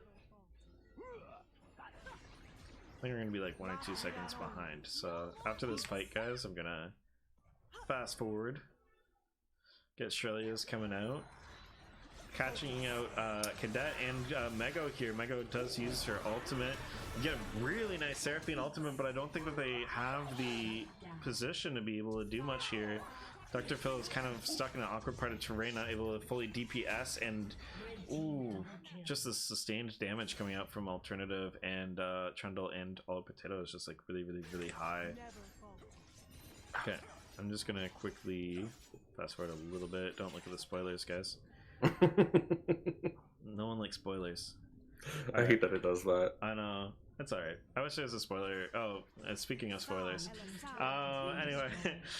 At least it's not doing that stupid bug, by the way, where the other screen would just randomly pop up. Like, oh, that's what just happened to me. Oh, it did? Okay, then I fixed it. I fixed mine.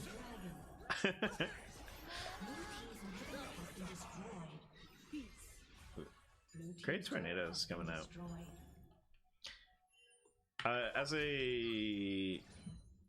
I would say a support main mostly for my career, I'm a little bit biased towards commending the 3 enchanters that are out here, but no, just like all of them are playing really well. Like even though we could look at KDA and be those bad, you know, spectators that you see on Twitch all the time in LCS, where you just look at scores and then you decide that that's how good a player is doing. Honestly, the snares that are coming out and the ultimates that have been coming out from Seraphine are just like absolutely phenomenal. That last fight, like that was a crazy angle to try and get 3 or 4 people. And like if they were in a better spot, like this is a relatively low damage team coming out from Heathers, so like with them being this behind, like it's really tricky for them because their main damage threats are just going to be the Vi and the Oh no. Oh, okay. All right. Sorry, that seemed like a pretty nasty catch out on that Karma. Oh, Lele. Seraphine's Ultimate in comes a out, rough spot. Yeah, just melted. Absolutely deleted. Yeah. My god. Just the damage is so high, and that's the pros and the cons of Enchanter, like double Enchanter, is like if Dr. Phil got ahead in the early game, Great ultimate. Trundle wasn't able to get those phenomenal ganks, you would probably see the exact opposite kind of feel, right? Because they would just have so much sustain, the damage wouldn't be there. It is, honestly. This is really interesting. I want to see, yeah, power matching skins. I want to see the gold graph on this. Because this game was super even for a very long time. Yeah, I think like some of the biggest turns of this game were just the Trundle pillars and bot lane, getting those flashes, making a couple of those plays. Oh yeah, I can't see the gold graph in this thing. Well played. And game goes to BOB. Just gonna double check and see if I got some nice little messages here. Oh, like the announcer lines. Okay. Yeah, I can change that. Alright, do we have a game going on right now on the other stream? That is the question. Let us see. We got the bracket going on right now. So, you know what? I can do that too. Here is... Oh, no, I don't. No, I can't. Alright. So... In the meantime, we are going to be chilling, waiting for the next invite for the next game. Congratulations to BOB. Well played by members of both teams there. It's a fun game. Really nice opener. And I miss my croc music. I love Croc. So nostalgic. It's like we were talking about nostalgia, me and Sean, yesterday, or no, it might have been the night before. But we were talking about nostalgia and how it can like impact like how you feel about some things. And 100%, I know Croc is nostalgia. It is a god awful game because it's just it's aged terribly because it was like pioneering 3D platforming, and so I think it was before Mario 64. So it didn't do the classic like moving the camera and then letting you know move. It had like 16 angles that you do R and L, like R1 and L1 to like change. Yeah. And it was just, and it would change Croc's angle. It wouldn't change the camera. It was real bad. It makes me think about like early shooters when we had no idea what we were doing, and like controls were inverted, or you would aim using like the arrow keys and you'd move with WASD and just like weird stuff like that. Yeah, double joystick was just revolutionary. Okay, I think it was when, what game was it? There was I want to say Halo. I might be wrong, but there was a game that came out like way back in the day. It was one of the first ones to do right joystick for aiming, left joystick for movement. And game reviewers were horrified. Yeah. Because they'd never seen this before. This is like, what am I supposed to do with this? This is terrible. And now we're like, it's essential. How could you possibly play we can't even doing anything else? Yeah, 100%.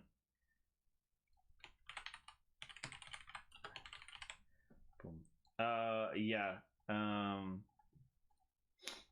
It's wacky. Like so I think we are watching the other stream for a moment until I'm told otherwise. So I'm going to do that. This might not appear for a moment. Give me a second. So I don't have the, if anyone streams, I don't have the same features right now. Not to reveal too much of behind the scenes, but I don't have all the features of Streamlabs available to me right now for whatever reason. There's like a glitch. So you will be seeing me live edit instead of being able to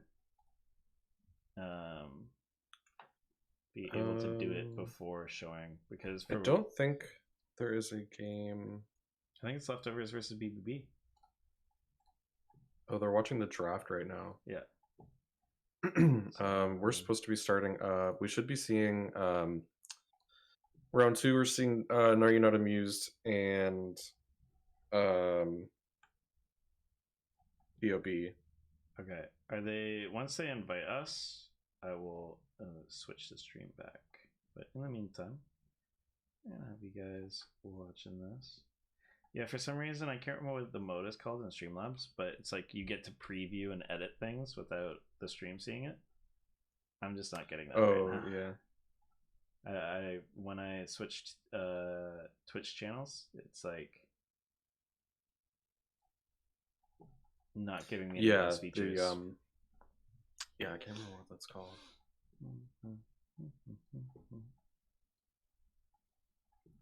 I'm gonna put on the volume here. Oh, it's so quiet. But as far as competitive-wise, Asante has been a menace. C9 using him to great effect this past couple of days as well. So actually, we're just going to go ahead and go right on into normal Cam Flex. So no pro draft here on this one. Totally fine. Oh, I got an invite. Maokai Band coming out here from the side of the leftovers. So forget everything you just heard about Maokai. We're not going to see it. Yeah, so we will be sticking to the traditional draft method here, simply through the client itself. First band, like you said, the Maokai, not wanting to be seen again, certainly a strong pick. Tanks, I don't know that Tanks have ever been weak since Season 5 in particular, but they are still dominant here, and we'll see it taken away. A supportive pick, Lulu, banned out as the counter, so I wonder if that disincentivizes any hyper carry picks. There are certainly other hyper carry options, but Lulu, one of the premier support hyper carry duo partners. So we'll see if any of the Jinxes or the Yones or the Jaxes are taken off the board, or at least disincentivizing the pick phase thus far. Yeah, here's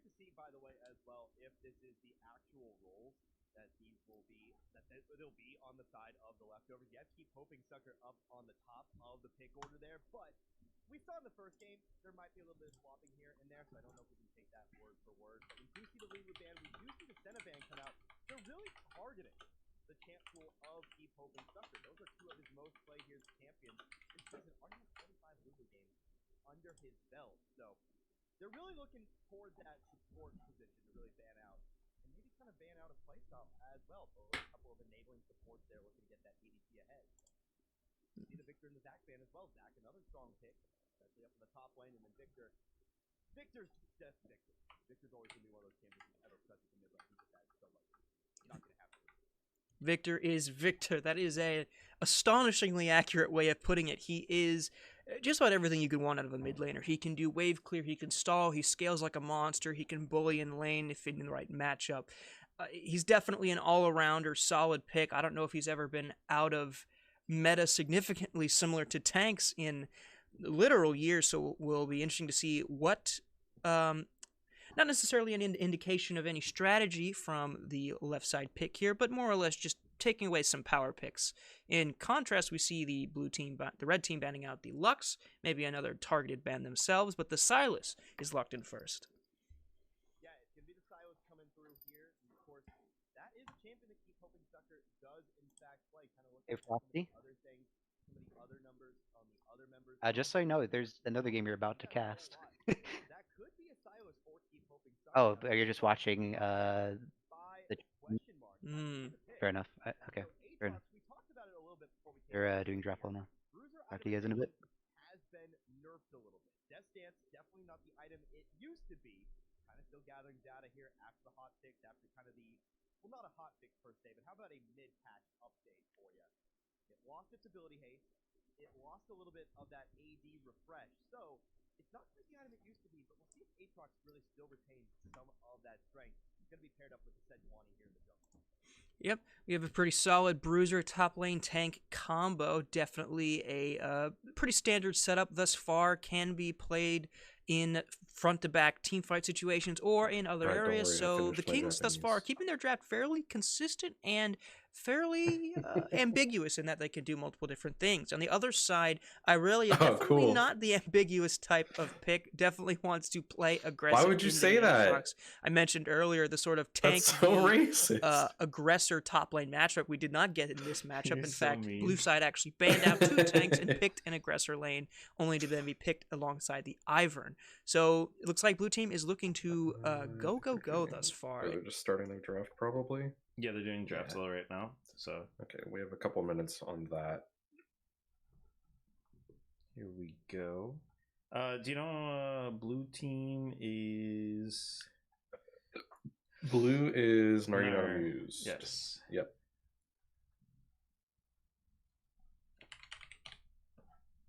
Boom. You know what? Why don't I do all caps? Do all caps here. And a B-O-B. So yeah, you guys saw a little bit of the other stream here that you can see in chat is the twitch.tv/Tournament Kingdom. We were just sitting in lobby for a little bit and they're doing draft still as we speak. So we are just waiting on that.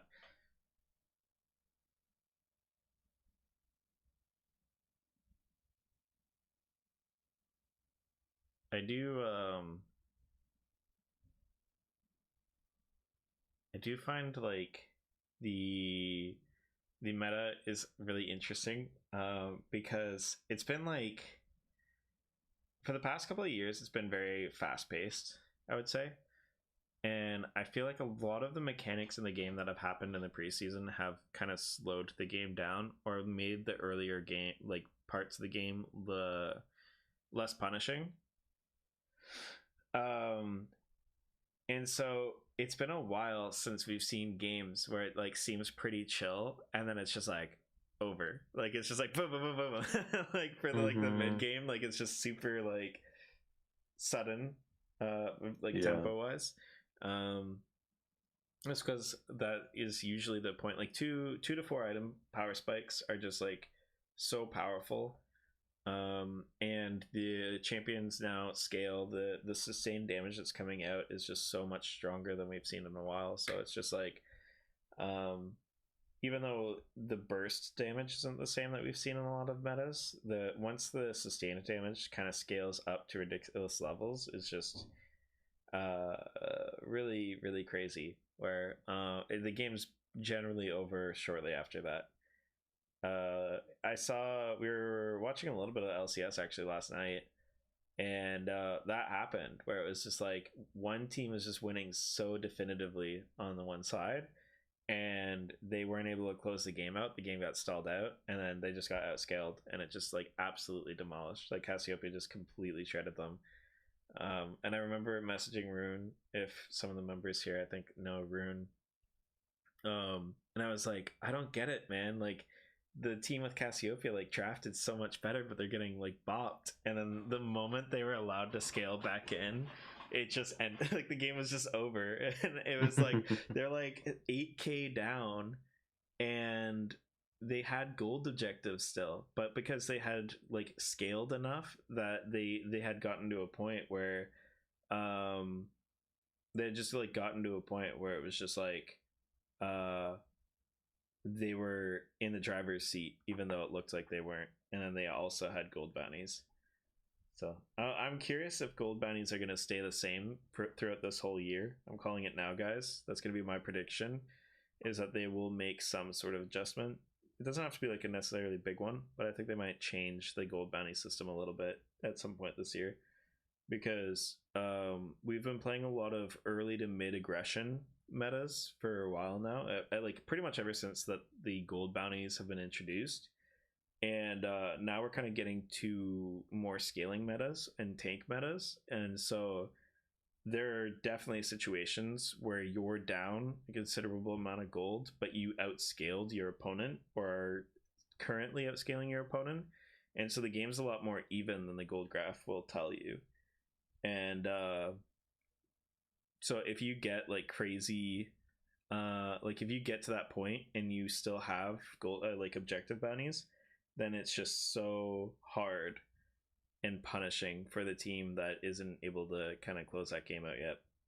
So I'm wondering if Riot is like, yeah, that's intended. Like, we want it to be a lot more punishing for the early game characters, or if they're going to alleviate that pressure a little bit. Because yeah, like I think it was Inspired. I think it was EG. Like Inspired's at least did decently. Got ahead of everything else, and then just hit a brick wall, and there's just nothing that he could do. And I'm not saying like Inspired is the best Elise player in the world by far. I think a lot of like Asian players are really, really, really good with Elise, but still, it's a professional player that's you know what I mean, like you're balancing the game for everybody too. And so if someone that's at a high level is just hitting a brick wall that hard, then it's like potentially a game balancing thing that they have to address. I'm going to send a big letter to Freak on all the things, all my grocery list of things that I want done for the game for balancing. Is he on the design team for League? Yes. Yeah. Oh. I'm 95% sure. Yeah, he pulled the jet. He switched over to the balance team or the design team. It's like game balance or game design or something like that. But yeah, like there's a few things that I wouldn't mind, like having not like legendary items, I think they're called, like having those have a little bit more incentive for early purchases for some of them, because like I think that mythics are just like 9 times out of 10 just like the obvious choice. I think there should be more items like Blade of the Ruined King that are just like, this is actually like a decent first item over a mythic in early game. Not all the legendaries should be like that, but it would be nice to have a couple more of those. And then we need a QSS mage item, because what the hell, Riot? And Does that still not exist? Yeah, they're the only class that doesn't have a QSS. Has- If you buy QSS as a mage, you have to turn it into a tank item or a support item. Actually, no, you can't even turn it into a support item because you wouldn't be able to QSS yourself. Unless you're a freaking god. I've seen like 2 Korean support pros in like World's Finals do it. That's it. But yeah, so I wouldn't mind that. And then there's a couple other things like maybe having more damage options mechanically speaking, not necessarily like I think Demonic Embrace is a little bit OP, but also it's like a phenomenal item that just came out. Like it just like creates this new type of damage that you can like implement in this new threat, like this damage over time that isn't Leandries and has like different stats and stuff. So you're like, you have different choices that way. We have like percentage magic pen, we have flat magic pen. It'd be nice to have something where like the longer you're doing damage, the more resistances you're draining or something like that. I know there's a few items where it's like the longer you're fighting, the more tanky you get, but just things like that. Because like right now, like if I play like, I don't know, Swain, and I want to be a little bit less bursty, it'd be cool to have like a magic resist item, or sorry, a magic pen item that still allows me to feel like I can still build a little bit of health or a little bit of resistance or something. And I just sacrifice a bit of damage, but not too much, you know? Big rant. Like, Phantom Dancer doesn't have a lot of AD, but, you know, that little bit of AD makes a big difference. It's really important. You can hear that from ADC player cookies on the difference between that and the other Zeal items. And so, like, I just feel like some of the tank items just need like a little bit more AP, or have a little bit more options to be a little bit beefier at the trade of damage. Maybe give damage items a little bit more glass cannon stats, because mages are kind of bad. Like, I mean, like, they're not bad, like, especially right now, but like if you look at the class versus every other damage class, like, sad day, man. It's been rough for mages and mage players. They have to go pure magic penetration burst damage to feel like they can succeed.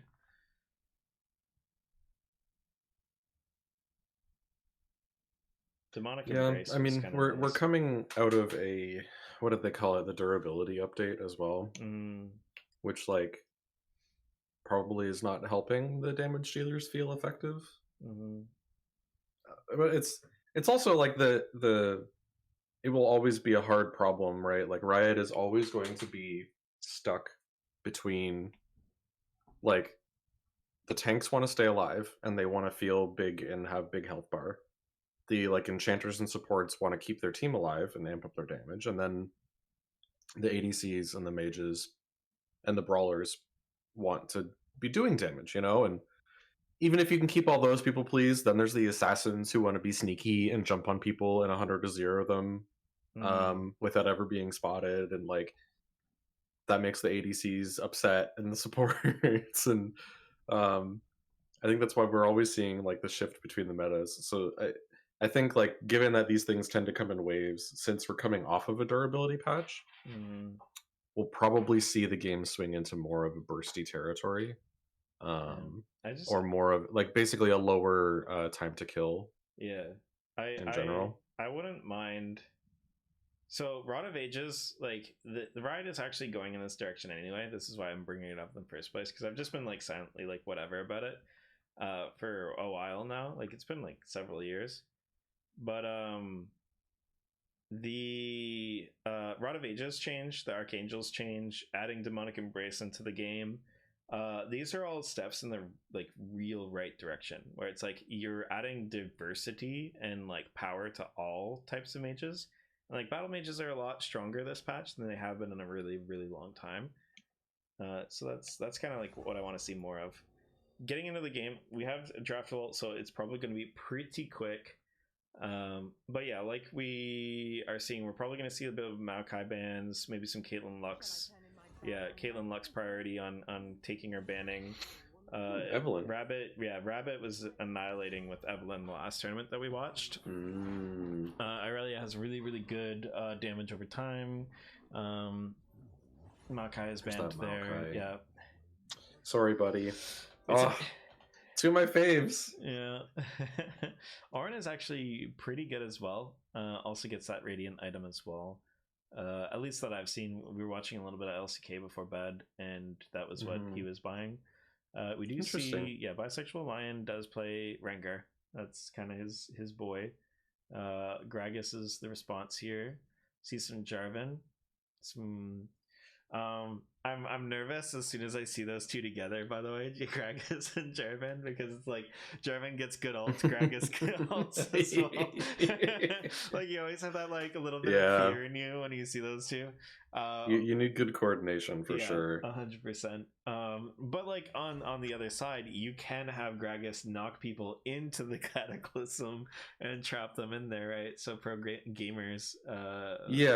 Like if they're working together, right? And they're sort of thinking about that interplay, then they can, Gragas can help group people up or try to push people away that might mess with Jarvan doing his little thing. It's a pretty mobile team. Syndra was picked into some of this mobility here, being one of the final picks. So trying to just like keep her distance. Syndra was one of the better champions pre this patch. I think she was probably considered the best champion actually. I'm not sure how she stands right now, but she's probably still, top 5. Really, really good. Kog'Maw. Set of Numbers did mention in his interview that he likes playing Kog'Maw in anything and everything, any role that he plays. So ADC, I guess, one of the roles that he wants to play Kog'Maw. And Varus, really, really, really strong right now. Braum, good protector of Kog'Maw. Kog'Maw has attack speed. That Varus a little bit. Yeah, Kog'Maw has attack speed as well, so has a little bit of synergy there. I'd expect to see like an enchanter. Yeah. This is a fairly mobile team coming out from BOB. Now you're not amused. Both of these teams feel pretty aggressive. We have a nice purple and white team coming out from Gnar. Braum is interesting. There's not a ton of characters that will be proccing Braum's passive besides Kog'Maw. So you're probably going to see Zombie and Set of Numbers just like really sticking together here. The shield is great versus, Gragas Cask, maybe, Varus, kind of Q and poke on all that stuff to try and mitigate the burst damage coming out of Kog'Maw. Yeah. He also is gonna get triggered on the charm when his shield comes out. Yeah. He can't really dodge that charm. I'm curious how Braum's shield plays against Jarvan. Like none of those are projectiles. I think it would be So he's all good. Yeah, that would be fine. Because there's definitely some things where like I wouldn't be surprised if the way that Jarvan's ultimate was coded is like he shoots out a little projectile and like dashes to it, right? Like that kind of dumb stuff. Jarvan's projectile was coded terribly upon its creation. Like absolutely terribly. They initially coded each part of his ultimate as a minion. Yeah. Yeah. So any ability is it destructible? Like can you attack it? Technically you can with Ornn, because he breaks walls with his E. But besides that you're not supposed to. But But there were a lot of weird interactions that happened because Jarvan's Cataclysm walls were coded as minions. They didn't have health. You couldn't right click them and attack them. But in specific interactions where it's like, let's say like a character can leap over a minion, but they can't leap over a wall, they would just leap over Cataclysm. Or like, you know, like dash to a minion or something like that. Or I think Poppy would E someone, and I still think that she was able to E people into walls back then, or Alistair could as well. But they would just hit them and they would both just go over the wall because they weren't technically walls. It's just silly stuff like that. I don't know. It was weird. So Riot would have to like spaghetti code, and instead of dealing with making it into an actual wall, they continued to use it as the minions. But they they just patched everyone's abilities. Yeah, they added those French cases. And then eventually they were like, okay, this is stupid. I don't know when they fixed it. Honestly, I don't know how long that lasted. But yeah, so funny history about Jarvan alt. It's game dev, you know. Yeah, it's programming's hard. There's some phenomenal, beautiful bugs that Riot has created in this game. I deeply suggest people looking up the Heimerdinger stopping minion spawns. That one was funny. Heimerdinger, if you placed turrets exactly where minions came out of the Nexus, minions couldn't leave. And so there's a clip of someone who like stalls for 20 minutes or 25 minutes, and all the minions are just stuck inside the Nexus, and then he places his turret so then all the minions are freed, and there's just this swarm of minions that just are just unstoppable and no one can kill them, and it just wins the game because they just couldn't delightful. Stop. Yeah. It's quite funny. Overall, when we come to the draft and when we come to the games, you have a lot more control coming out from BOB. You have a lot more snowball potential coming out from Gnar, and Gnar also has a little bit more comfort picks. We know that Set of Numbers really likes Kog'Maw. We know that Bisexual Lion really likes Rengar. I'm pretty sure like when like events happen in the community, they like permaban Rengar. So like that's just like kind of an indication here. So yeah, it's gonna be a really fun game because you have BOB. Like this is a really structured, really good kind of control comp. You have great CC from Lulu. You have great like enchanting from Lulu. You have a little bit of control even coming out from Varus, mobility, like knockbacks, all that sort of stuff. So yeah, and then there's a little bit more snowball potential, a little bit less control coming out from Gnar's side. So lots of GLA checks in the chat. Very nice. Yeah, who was the one that said that everyone was trash? It was BBB, right? They said Trado said that. Oh, Potato has to move back here. Gnar knows that their level 1 is insanely powerful with Rengar, so they're playing really aggressively here. Also, like W from Kog'Maw, if he's protected by these members at level 1, it can actually do a really high amount of damage, because a lot of champions, like, they get one ability right now at level 1. Oh, okay. That's true. Okay. Straight we did. Okay. I was just trying to cause interesting drama. Yeah. Make the matches mean more here. Feed off of that. Yeah, so if they ended up fighting level 1, Braum passive crazy powerful, Rengar passive crazy powerful, Syndra Q really low cooldown, and then Kog'Maw I'm sorry that Jarvan needs a rework. The camera angle that I was at, the flag just like spun around the screen for a second, like ragdolling around, and then like landed. Yeah, I like his abilities. Like I think he's got a good kit. But I do think that some of the older characters could use some love. like a visual, like a remaster, Yeah. which I know they've done in the past. League of Legends 2. It'd be nice to put a fresh coat of paint on some of the characters, like Jarvan, who, I don't know, has he ever seen love? Kind of. I mean, he's gotten some buffs. I think last year or the year before. He was really strong during season 3. Okay, that was a long time ago. That was long enough ago that people could be watching this who weren't alive then. Yeah. I mean, Jarvan's still Like- always going to be a good tank, right? He builds tanky, Yeah. has Cataclysm, has a knockup. But yeah. Yeah, like that's what I'm saying. I like his kit. It would just be nice for Riot to take some of these older characters who are a little bit dated. Maybe some of their abilities are a little bit janky, and like they don't look as nice as some of the modern characters. Like some of the new characters that are coming out are gorgeous, and their abilities look cool. And they have really nice visuals. Mm-hmm. And then there's like Rengar, who's just a sneaky little tiger. So you're saying hashtag down with jank is what I'm hearing right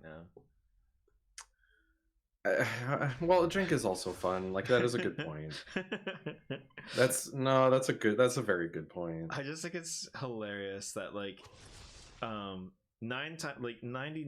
of the time Jarvan's flag looks completely normal, but if you get that perfect camera angle, it just like does some weird things. But there's also the like a bug that has been happening since like early season 2, which everyone has seen. I know this for a fact. Where you just go to space. Like that just comes back every once in a while, and it's just like, God, it feels like a character, you know? Like I'm like, oh bless, I missed you. It's like that like really fun uncle that you just didn't expect was coming over. Alright, so it seems like they might have sniffed at this gank coming out. Rabbit does still pressure enough. Oh, goes in. Wow. Exhaust comes out. Decent amount Very of damage. Jumps aggressive. back to the minion. Zombie Smurf trying to cover them with A a big shield. fight happening top lane same time. Of course, it's the same time. Mm-hmm.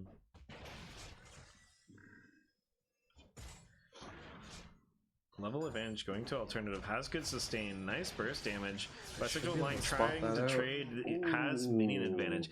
That is 100% minions MVP there. Like they both played really, Wow. really well. But look at the amount of minions that alternative had in that fight. Yeah. And how And much how low health- his health was. Yeah, how much health he had. Yeah. That was 100% minions. Minion diff right there. It makes a difference, man. If Oh, if yeah. you're watching while you're playing a game, watch when someone is like fighting where they shouldn't be, where the minions are aggroing on them. Mm-hmm. Minions can do a lot of freaking damage, Yeah. And it's not like bisexual. especially early game when you have nothing. Yeah. And it's like it's not like bisexual line just forgot that minions existed or wasn't paying attention. He was put in a position where he had to fight back. Like he was pressured to fight back. If he tried to leave there, alternative would have won the fight anyway. So he was trying to get that fight as close as possible. Yeah, if he tried to run away, he would have been taking that damage regardless. Yeah. So And he did get very close to winning that fight, or at least doing a 1-for-1. yeah, he played that really, Like really well. very, very close. The big issue is just like there's like a million things where it's just like he couldn't necessarily help that, where it's just like Gragas passive gives him health. He had a health bot chugging. He had like a cannon and 3 more minions. Like it's just like unfortunate circumstances, and really well played by alternative. Like he's been playing really aggressive as Yone and playing like this like solo queue champion, you could possibly call him, or gamer champion, and like now he's playing a lot more of a like a tankier, more macro based character, and he's playing it really, really, really well. So like you're seeing like Oh, this, he had a DC. yeah, we're seeing this cool like diversity in play styles. I love watching Rengar's lane because it's he just goes into the brush and then jumps back out, yeah, and then goes back into the brush and then jumps back out. yeah. It sounds like Kog'Maw is having connection issues, so I think they're gonna try to do a reconnect or a restart or something. We're gonna do a chroma break. We're gonna send it over to Riot, the Riot crew right now, and they're gonna they're gonna do it. Like, that would be so funny if someone actually like was like disconnected and they were running a small time tournament and they like messaged Riot and was like, "Hey, I need you to like stop what you're doing right now and chroma break my tournament that's not on a tournament server." That should make it easier. Yeah, remotely. Yeah, come on. It's not on a tournament server. That means that they can access it. They have full control. Come on. Like, oh god, I wish that I worked for a company like Riot where I was just dealing with like things like that, because it would just be so funny. I would love to build a game that somehow finds success and then have things built into the game so that I could like if I had built League of Legends as an indie game or some bullshit like that, have something built in so that I could be like watching someone stream and then like pull up their game and like modify it to like mess with the visuals on the map or something, or like, you know, just do little goofy write little messages, just do some dumb stuff. Every That'd League be of so Legends fun. player would hate you. Oh my god, that would just make me happier. Just like that would make me so much happier. Just like Bisexual Lions playing this tournament. He's trying his best, you know. He's hiding in a brush. I just draw an arrow to the brush that he's like, he's one kill down off of unfortunate circumstances. He's trying to come back into this game, and then all of a sudden he just turns into Yoshi. And he still plays exactly the same, but it's just like this janky Yoshi model. God, they would hate you. It'd be so hard to build something like that, Oh, but yeah. fuck, it would be fun. I don't mind, like, there was a April Fool's a while back where everyone was Draven. Mm-hmm. I love stuff like that, especially if it's like it's at a time where nothing, like, no big deals, like no huge matches are happening, Clash isn't happening, whatever. Like, if you play ranked, then like it doesn't happen, but like they just don't say anything, and you're just like, you're trying to play the game. It's like when they were like pretending that it was real, where they're like, "Sorry guys, like the client broke and you can only play bots or something," and then they named everyone whatever bot. Like subtle stuff like that, where you're just like deadpan and being like, "Oh yeah, that's weird, huh?" And then you make the change, but it doesn't like impact players as like competitive or whatever like experience. Like, yeah, it's just something to have for the casual I love players. April Fools like that. Yeah, they're so fun. The Everyone Was Draven one was really funny. It was a really great way to introduce the Draven skin. It was really funny. That's where the mask, like, if anyone wasn't there for that, like, that's why there's a Draven mask on a Draven character, is because every character had that Draven mask. Which is Cho'Gath was really funny because he would just get bigger. Yeah, so good times. I think this is why, like, looking back, like, I don't know if people noticed, but a couple of weeks back, Riot had basically made a match. Oh, we're back in the game. Never mind. I'll talk about it later. Because there is a gank coming in the top lane. Oh yeah, it's the usual. Okay, like, client's gonna try to catch up. Yeah, whenever we do a pause, give it a just second. comes back. Yeah, it's buffering. I could have told my story. Bisexual Lion's in a bit of a rough spot here. Oh yeah, he doesn't have that mobility. I don't think they have to any get out. vision. No. So yeah, they're gonna be hard pressed to see this Still on has time to do flash. anything about it. Oh, E comes out, Ooh. but yeah. Oh, uses the E. Has Good flash. Ooh. Yeah, really well played there. Well played. I was gonna say that. That was flash a is- scary situation. Right after the pause, like, yikes. Can you imagine if like they had seen like Jarvan somehow, and then they were just stuck in the pause, and he's just sitting there like trying to figure out. Yeah, how if to get they out? caught him on like the edge of a ward or something like that. Yeah, I can't believe they got out of that. That was really good.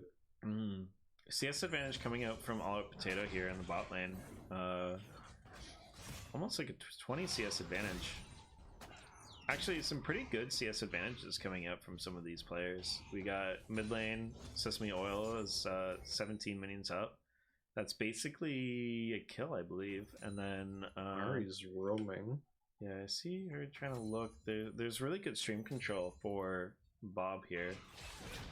They're trying to scout her out, see if they potentially can find her roaming up and down.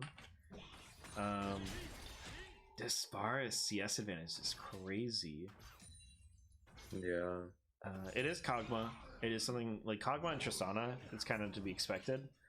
But you want to try and alleviate that CS advantage as much as you can. Going aggressive, knowing that Diana's coming in shortly. Braum has the stack on. They're going to get that stun after the flash. Straight we Varus should go down. Yeah, Varus goes down. Another stun. The flash comes out after the It's such a flash good ultimate. passive in team fights. Sesame Oil is coming in from the back here.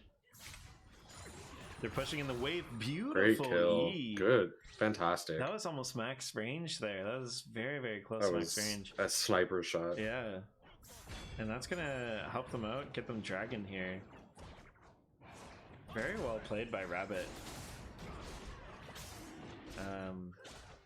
Super unfortunate. And I can see what Straightwood was going for there, where it's like you're trying to get that Cataclysm, you're trying to get that knock up, trying to help All Out Potato get that little bit of time where he can get out.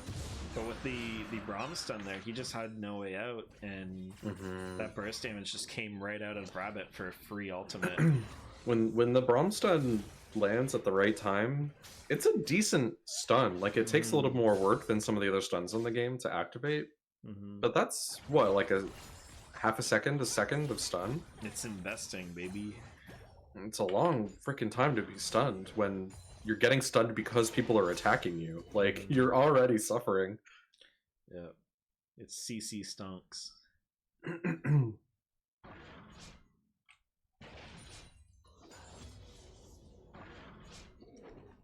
Yeah, that is a huge CS lead on that Varus. I mean, he outranges Kog'Maw like crazy.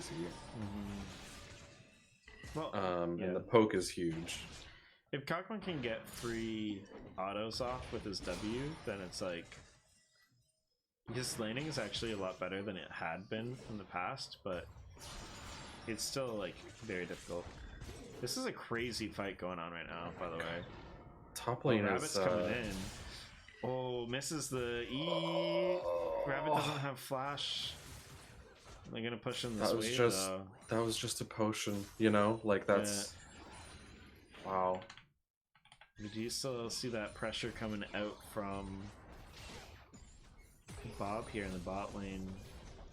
Sailor and All Out Potato just really punishing this Kog'Maw pick, but Set of Numbers isn't trying, like, he's not picking his comfort pick for the lane. He's picking his comfort pick.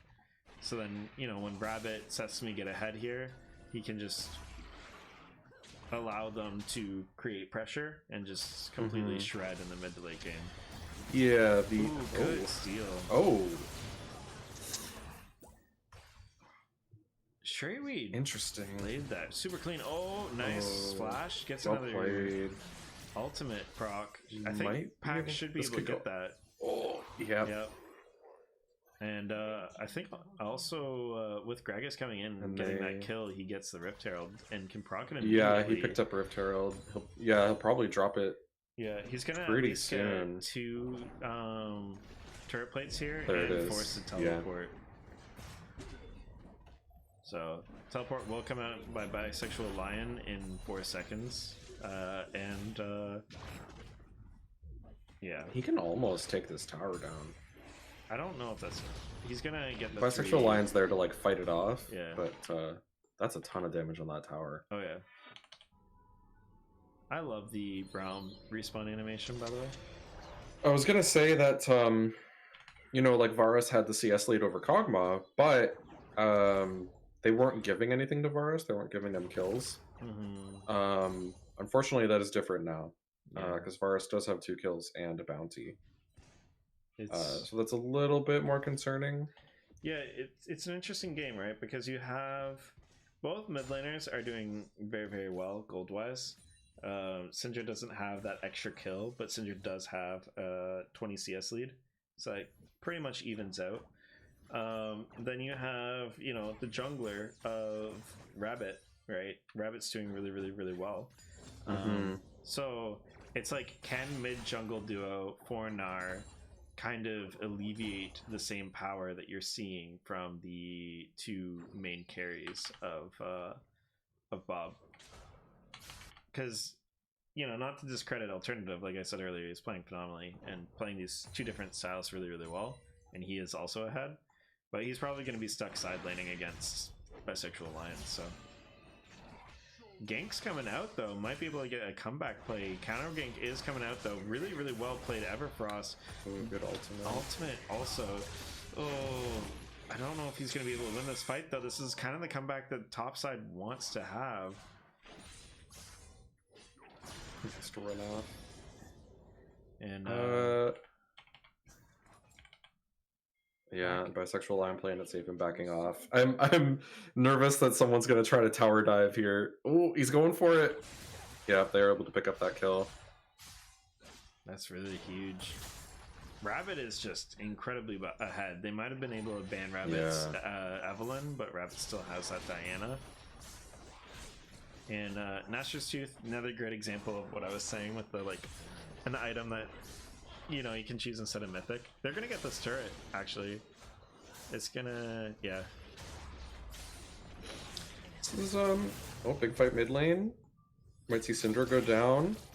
Oh, it doesn't have not quite enough damage, I don't think. Yeah. I think Pack was maybe like a second shy of seeing that Q cooldown coming up. Ooh, Bisexual Lion maybe caught out a little bit here. Has to use Flash. Ooh. Wow. Well played by Alternative. Yeah, I thought barely got to him. I thought he was safe. Yeah, I thought when he missed that body slam that it was just going to be a little bit shy, but he got the W proc on that. A little bit of payback for that gank. This is very interesting because you know, we see Rabbit being quite strong, getting a lot of golds. And so there's, like, you know, at least one strong player on the side of Gnar, but there's quite a bit of gold going onto the Varus, onto the Gragas, and a little bit onto the Ahri as well on BOB. So, you know, things are still super, super even. It'll be interesting to see how this shakes out. Getting a lot of gold into that Diana is kind of terrifying. Yeah. So that's the thing that's really interesting is, like, the Kog'Maw scales insanely well. So having that gold lead on your team is kind of like something that you do want to see. And Kog'Maw has, like, decent stats here. They're, like, decent, like, score, you know, for being kind of like the lane that we were saying. There's been some very good play in this game, which I am currently defining as people getting away by the skin of their freaking teeth. Like, getting away just like one auto or ability away from death. Yeah. That's just really, like, knowing those limits, right? Yeah, that's my favorite thing about LPL is, like, you'll watch, like, level 1 5v5s and just, like, people spending like 8 flashes and, like, going super ham, and you're like, whoa, that's no one crazy. dies. Yeah, and no one dies, and you're like, what just happened? Like, how did all these people fight that like aggressively and no one died? Yeah, it just shows really good character knowledge, and, like, game knowledge, which is super impressive, right? So knowing your limits in League of Legends is, like, super important. Like, that's why, like, pros, like, when they talk to, like, the average player or talk to, like, their fans or whatever, like, they say, like, limit testing is really important.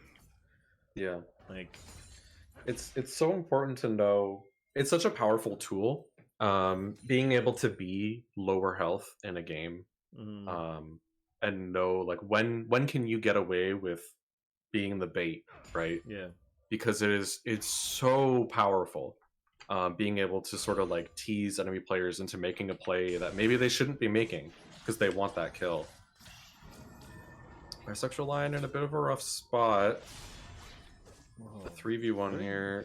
Really good. Team's coming in to help. Stalls it out. Amazing ultimate coming out from Rabbit. Really good scatter the weave. Big damage from Syndra. Wow, huge Cataclysm. The charm comes out and BOB completely cleans up. Wow. Wow, very well played. Yeah. I thought that was going to go the opposite direction. Yeah. Jarvan did huge damage. It was timed also with Alternative there too. Yeah. Alternative is going just pure magic, like AP. Oh, Teleport's coming up bot lane. We'll get this They're trying to punish Varus. this. Oh, Yeah, they will. oh, that flash from Set of Numbers popping off. Kog'Maw's finally allowed to play. He's just incredibly excited. You'd think he would have Jinx passive right now. Really, really, really good flash right there, by the way. That was like a Teemo away from knocking him up and killing him. This is the stupidest unit of measure. And I live in America, so I know a lot about stupid units of measure. Have you seen some American units of measure? Like, how they measure liquids actually triggers me, but I'm not gonna Oh my get god, into that. I know. Did you know? Sorry, hang on, let's watch this happen. I'll tell you about it when it's boring. That burst damage. Syndra coming in. Diana. A nice dash. Still go down? Yeah, that's the ultimate. Nice. So apparently in American schools, and at least in some places, they teach kids this thing called Quart Man. I believe that's what he's called, Quart Man. Okay. And it's this little like man that you draw that shows like the breakdown of like, oh, 1 gallon is 4 quarts, and 1 quart is this many pints, and 1 pint is this many cups, and you just feel like it's like the gallon is his body, and the quarts are his arms and legs or something, and like the pints are his like fingers and toes. Can Americans just to confirm teach in them chat how right like now? this is just something that I saw on YouTube, like a YouTube video, and I'm like, it's the most bewildering thing I've ever seen in my life. I had like, I'm still not sure whether or not this was just a very thorough joke from the people who I was watching, or if it was real. I would believe either, because it seems so bizarre. But they were talking about it as if they really like it was a real thing that happened. Does anyone know Courtman? It was. I think his name was. It was like Courtman or like Gallon Man or something like that. Is it anyone's favorite superhero? We got a play starting to happen here for Baron. Actually, like you do have Kog'Maw here. Kog'Maw does have Rageblade. Damage is pretty decent, but I think it's being sniffed out by. Is Jarvan gonna be able to do a steal? I think he wants to. Ooh. Oh no, that was a big play. Oh no. They might lose Baron. Yeah, I think they're gonna try and punish. Barely. Syndra got it. They might lose the buff here though. They don't have the numbers advantage on Gnar right now. Sesame Oil can leave and keep that buff. Bisexual Lion is gonna be still alive. Wow. Gets out. Yeah, Ari Pock tries to hold on to 2 of those buffs. And Sesame Oil actually can wave clear this, so they're only losing a dragon and the kills that ended up transpiring. Sesame Oil does save the Baron play. That was yeah, that was a tough situation for them to be in. I don't know I don't know how I would have played that on the side of Gnar. You know that like Rabbit tried to stall out BOB, a bit of like a hero play there. Sesame Oil threatening potential damage coming over the wall maybe was what made them stop there. So actually they only get the kill trades, so that's actually worth it for Gnar. Yeah. And I've noticed that Rengar is doing an interesting build path here. Chat has confirmed that Courtman could smoke Superman. I want to see it. It actually has me imagining, like, if Courtman was like a Marvel hero or whatever, what his power would be. And if his power was to subdivide people into like their non-deterministic man. imperial measuring system subparts, terrifying. Have you ever heard of Molecule Man? Ooh, that's huge damage coming out from Rabbit. I think Rabbit's Varus going going down. down. Cataclysm comes out. Ultimate from Gragas doesn't Sexual actually... lion on a thread. Oh, set of numbers has to go down. How? Alternative gets it. Oh, okay, he does go down. Sesame Oil is still doing massive amounts of damage. Is able to kite out. Alternative almost Ooh, dodges the knockout. Great. Oh, great Hourglass hourglass. is coming out. Oh my god. Does I end can't up believe the killing polymorph Lulu. didn't stop that. How did the timing work out that way? Oh, It's just some very good fights. I'm here for it. Sesame Oil just styled What there. the heck? They still have that Baron buff. I have to say right now, I'm calling it. If there is a montage of Tournament King plays, that's going to be one of them. Wow. Sesame Oil, welcome to the montage reel. That was unbelievable. They must have got that ability out like frames before the polymorph took effect. Because when Lulu died, Syndra was polymorphed.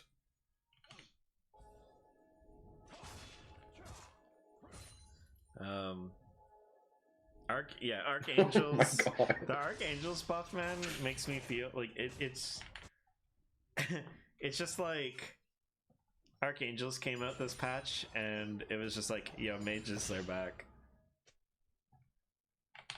They're back. We get a couple more options. I'm getting greedy here, Riot. Plus. Ooh, Kog'Maw going up against the Ahri. Not a great... Might actually win this. Yeah. She doesn't have the sustained damage. She gets cooldowns? Oh, well played. Did he, yeah, he had to use his flash for that. Still, better than dying. I didn't think Kog'Maw was going to be able to pull that off. That's a tough fight.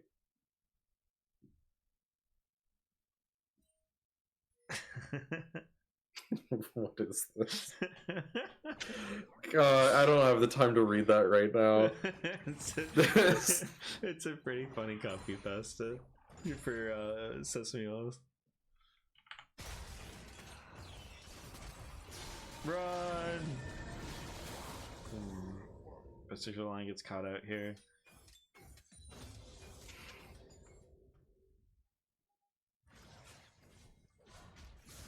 Got a little bit of a flank situation coming out, but it is spotted out by Sesame Oil. They do have procs onto Straightway. Straightway's gonna get stunned up now because of the Braum. Set of Numbers is playing crazy aggressive. He's actually the front runner right now. Of the team. Wow. Oh, that barrel actually launches Braum over. Yeah. Too. That was a little unfortunate for BOB. Set of Numbers is actually going a tank mythic as well by the looks of it. Kind of a variation of what we've seen previously on Kog'Maw. There's been builds where they go Titanic Hydra. With that item, they could build into the Radiant Virtue. That's true. Which would be kind of funny. Interesting. It'd be like a support item on Kog'Maw. Yeah. Which, like, you know, Kog'Maw is doing very well, but perhaps they're seeing the Syndra and the Diana as more of the carries right now. And so Kog'Maw's like, alright, I'm going to be artillery, and I'm going to heal you every time I use my ultimate, which is pretty often. Well, not every time I use the ultimate. Yeah, no, every minute. I could see him going Jack Show, actually. Ooh, Braum's recalled. Yeah, he is already... Rabbit's in a bad spot. Set of Numbers is already incredibly tanky. He is dealing with all of the pressure that these guys are throwing at him, and like he's only taken maybe 30% of his HP. Huge damage. Oh yeah. I think that was That's from the Syndra. Kog'Maw, I believe. He will go down. He might still be able to finish off. Oh, he dashes away. Yeah. Oh, gets the snare. Cheeky. Ooh. They still pick it up. Wow, well played. That fight really felt like it was going the direction of BOB at the start of it. It's interesting because both Pack and Straightweed went hard on a set of numbers, but like them combined, they still were only able to do 30% damage to the Kog'Maw, and Kog'Maw now has the Jack Show after that fight. So like Jack Show, wow. Yeah, so that's he's such gonna an be even interesting item tankier. on him. Yeah, that's what I was Yeah. saying a couple of seconds ago. Is I think that's what he's going to go into, because if they can't burst him down, which doesn't seem like they are doing right now, then he is actually going to take way Just- too much time to go down. I'm gonna live forever, and then Yeah. once you do kill him, he's just gonna explode on you. And I don't know if they'll even get to that point, because with the combination of Wit's End and Rageblade that he has right now, he's actually doing a lot of damage, and so and with his W, and so like if they're not able to burst him out or catch him out, like he is just a consistent damage machine. I mean, he scales so well that like even with some tanky items, he's still scary to go up against, unless you're, I don't know, Gragas or Jarvan, maybe someone who like has a bit of an HP pool to possibly not immediately die. Even then, Jarvan went down pretty quick in that last fight. So yeah, we'll see. We might see both teams are kind of posturing for Baron here, but both also don't have a complete team. This is a little I bit. think they're waiting for the other team to make the first move. I also like Gnar is completely comfortable right now. They have stream control. They have like the people where they need to be. They can find these catches if like Bob misplays. I think they want to catch so that they can start the Baron. Yeah, right? Like, it's up to Bob they to want the misplay numbers. here, and so Gnar is just taking their time with it. One thing that is a little bit worrisome is Straightweed has been making these really well played. Ooh. I think they saw. Oh, beautiful knockback. Everfrost hits all the characters in Cataclysm Gnar. comes out. Straightweed's look at set of down. numbers Zombies here. down. Set of numbers is down. Untouched. They might be able to get an ace here. I think that's game. Yeah, they don't even think need Pac- Baron. We're late enough in the game. Yeah, I they can't have- believe they the have kill Kog'Maw cooldowns are and- 45 seconds at this stage of the game. Yeah, I know. But yeah, that's Look at this damage. it. They have the Kog'Maw, they have the Rengar. Mm-hmm. Yeah, GG's. Well, I guess I was right when I was looking at that draft and being like, these teams seem pretty aggressive. Yeah. Those were some really good team fights. Mm-hmm. And it seems like comfort beats control. Like they did exactly what we were saying at the beginning when they did the draft. Was like Gnar had characters that they were very comfortable with, and they pulled out these builds that they had known were really good. And Bob had really good control, and I'm sure that their CC scores would be like really good here. Especially the alternative 65 is really good. But yeah, it just they just weren't able to burst down set of numbers, and Sesame Oil just snowballed like so quickly, and so in just really crazy. Yeah, look at the damage on Kog'Maw, even despite going into like Joksho, like a tank item. Still top damage on the team. I just saw a few of those games where or a few of those fights where it was just like he was just chilling and you just like watch their health bars steadily going down, and then Syndra would use like one combo and then their health would either just completely disappear or burst down, and then you'd still have that consistent so it and like what a happy Kog'Maw player that player must have been, because that's exactly the kind of position that you love to be in playing an ADC. Yeah. Where you're just happily sitting on the back line, auto attacking someone and just melting them. When Rabbit and Sesame Oil got that early lead, it must have been like I think you're still like 0, 1, and 2 at that point on Kog'Maw, and you're about 30 CS down, but it's just like you have nothing to worry about because like your team is like you have no pressure, right? If you lose, you're like, oh man, you guys had all the kills, like I don't know what happened, you know, like it was your game to lose. Like but if you win, right, like it's like you're completely comfortable, you scale, you're guaranteed to scale, like all these sort of things. So it's just like those are my favorite games where like you fall behind early but you scale, so you just like you have no blame because you know, proper non-toxic players know like whoever has the lead has the control. So if someone loses, it's their fault. It's not, you know, it's not the Inter's fault.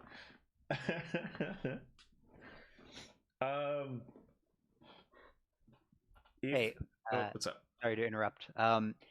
I just letting you know we're gonna change up the plans a bit. This is semifinals as long as we can get everyone together. You guys were Okay. originally doing losers round 1, but the losers requested to start the game early, so Mm. switching it up. So you Okay. guys will be casting this game as long as we can get everyone. Mm. This is semifinals, Okay. and then on the second channel, twitch.tv/Tournament Kingdom, there will be the Kings BBB versus the Heathers. So Cool. you know, but there might be a slight delay on this game because things have changed. So I'm gonna go notify some teams. Okay. All right, I'll be right back. Yeah, no problem. Oh, I might be right back.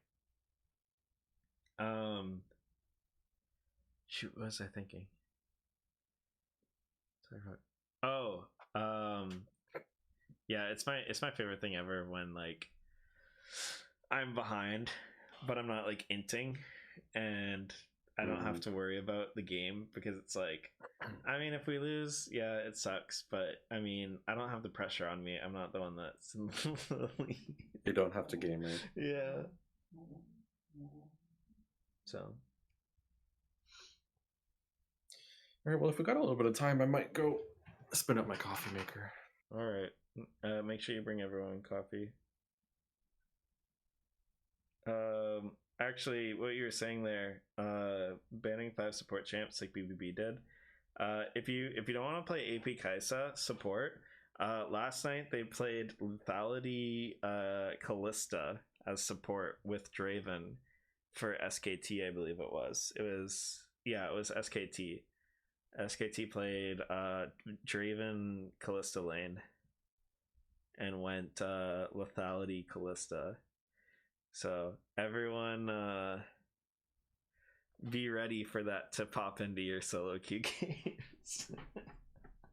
I don't actually understand the strategy of it yet. I like that was the first time I heard of it last night. Usually I'm look into things like that a bit of beforehand from the solo queue, but I haven't been paying as much attention. I'm not sure what it's supposed to do besides give Draven a lot more security and like mobility. I'm not sure.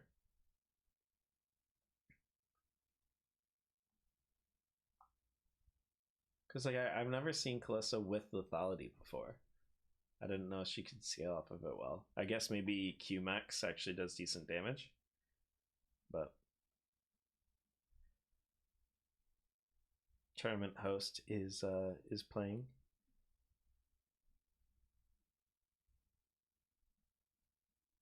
Wait, I'm confused.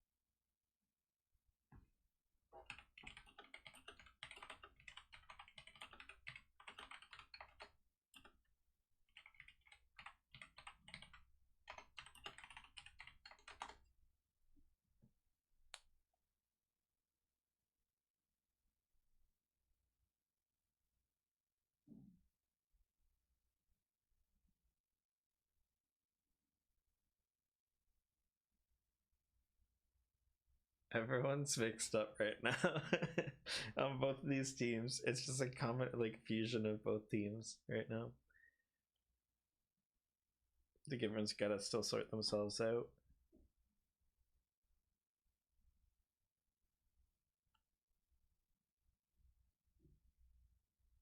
I think therapist might have to, yeah, go to spectate so then they can rearrange. So I believe Gnar is now on red side. So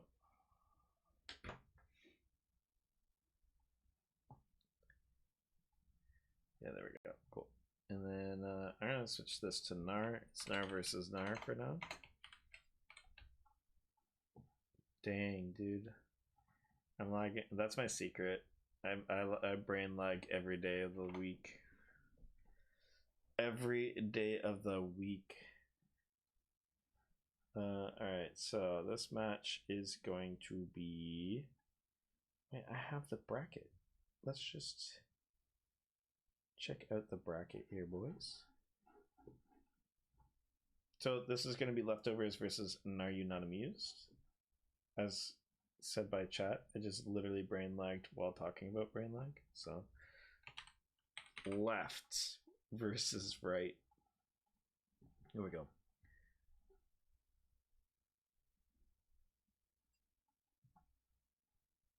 What is internet?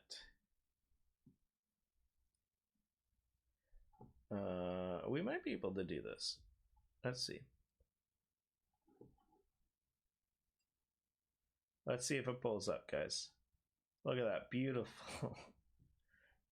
Alright, so let's see if OBS is doing the glitch that I sometimes run into when I'm on my stream.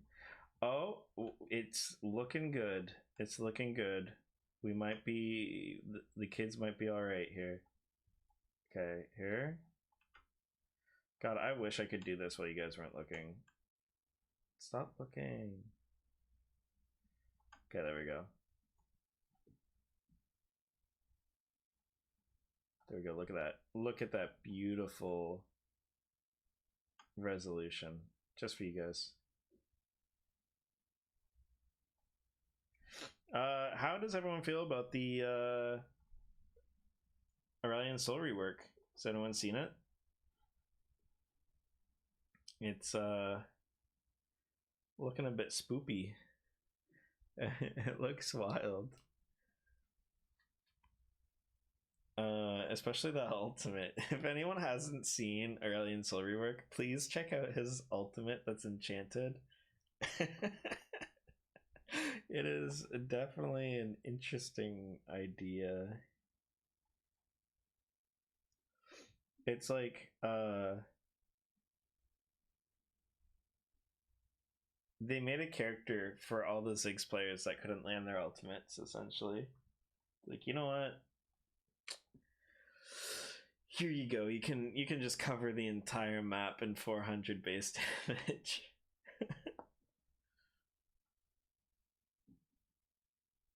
All right, so we have Leftovers, we have Now You're Not Amused, we have Draft a Lull here, and yeah, it's super early into the season. It's super early into a lot of changes, so we're probably going to see a lot of very similar, a lot of similar kind of drafts. At least with bans, like we're going to see a lot of targeted bans, but then you're going to see a lot of similar picks and ban priorities, just because it's so early in the season, and so like a lot of people don't have different kind of, like, we haven't like explored enough about what these changes mean, and so we will see.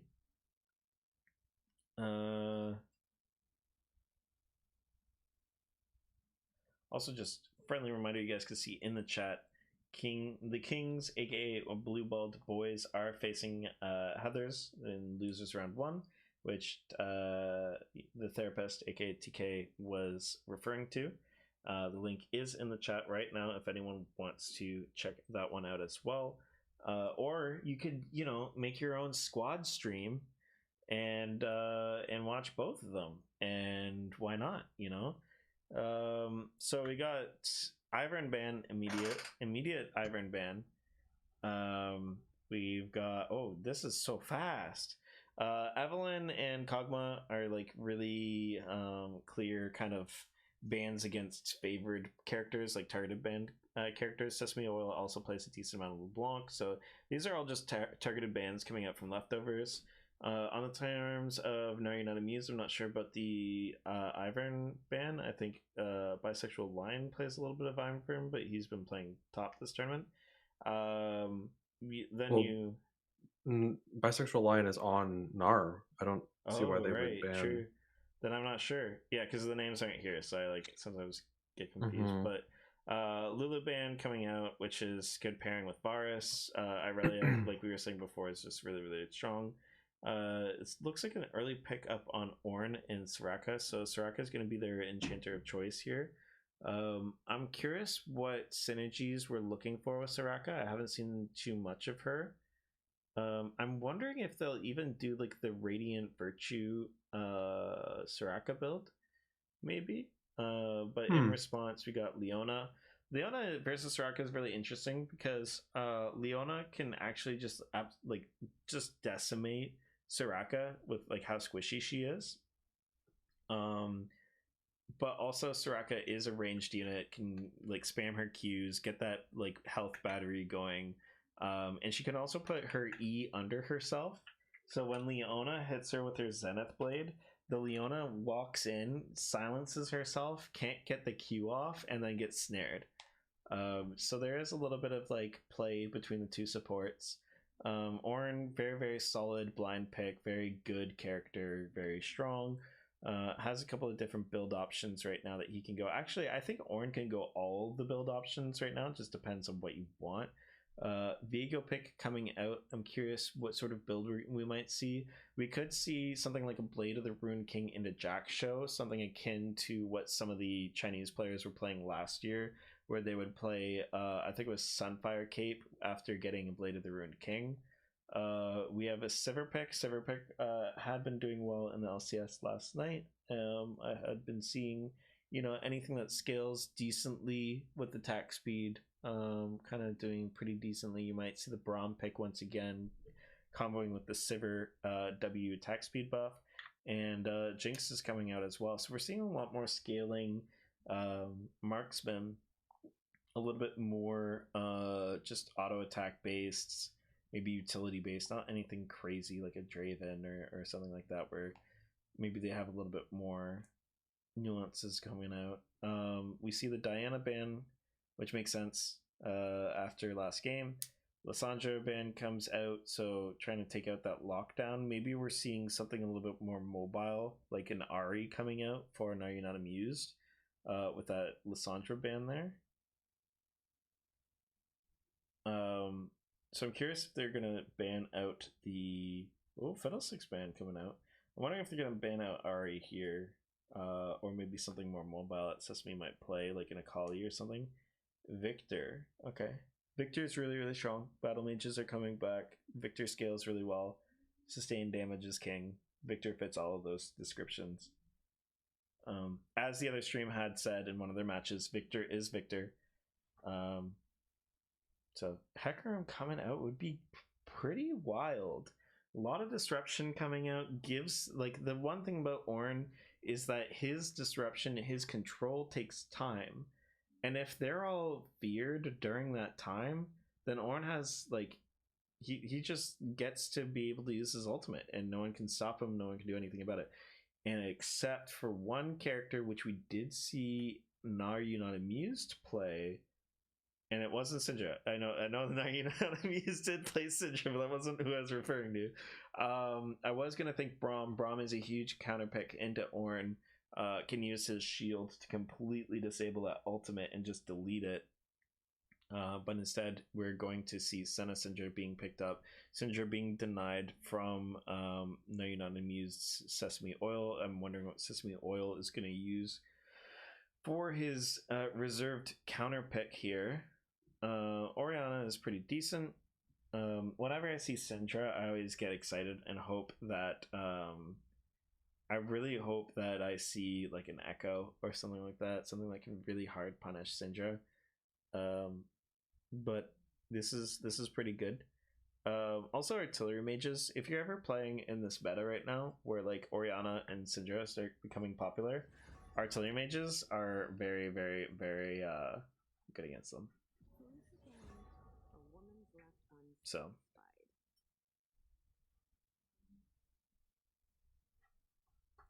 All right, and we're gonna get into the draft. You guys can make your predictions on what's gonna be picked. You might actually, funny enough, Caitlyn and Lux were left out and not picked in this game, and Maokai. So that is definitely interesting. Is Ivern in the meta right now, or is that them banning out a comfort pick? I think it's a comfort pick. Like, enchanters in general are not too bad, right? Whenever your sustained damage is king, you want to make sure that the sustained damage is protected, or giving more gold value to the tanky stats of the tanks. So enchanters are always welcome in these sort of metas, but I don't think Ivern is like a high enough priority for most junglers. I think that it would probably be a specific targeted pick. Mm-hmm. Especially because, like, if it was a meta thing, if you ban one tree, you can just pick the better tree, you know what I mean? Like, so.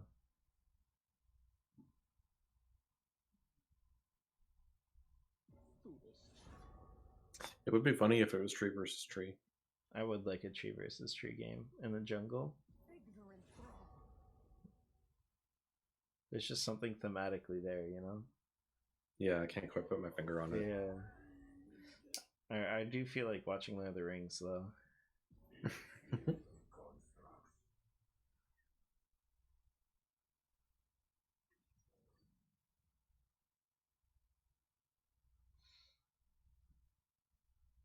So this is a what do we got? A Soraka top. Yeah. Senna Sivir lane, Sivir support. I'd watch this game. Yeah. I'd watch the hell out of that game. There was actually a 3 or 4 month period where Soraka top was the strongest top laner in the game. Not that long ago, actually, because people had realized that Spell Thief's Edge could just proc as a thing and just procs. And so they decided to pick Zillion and Soraka top mostly. And then just like not even farm. They would just let the minions do their thing, and because they weren't farming and putting any effort into that, they would just hit the enemy champion, and that was it. That's all they did. Yeah. And you were trying to last hit, so what they would do is, like, every time that you last hit, they would hit you, and there was no counterplay to that, and they would get a little bit less gold than what you would get, but because they're playing characters that didn't necessarily need as much gold to be effective, they still were just as effective as you were, and then they just didn't care. And so Riot implemented a new change. It was probably like 2-3 years ago, where Spell Thief's Edge can only proc now if you are near an ally. And that has since kind of dealt with that.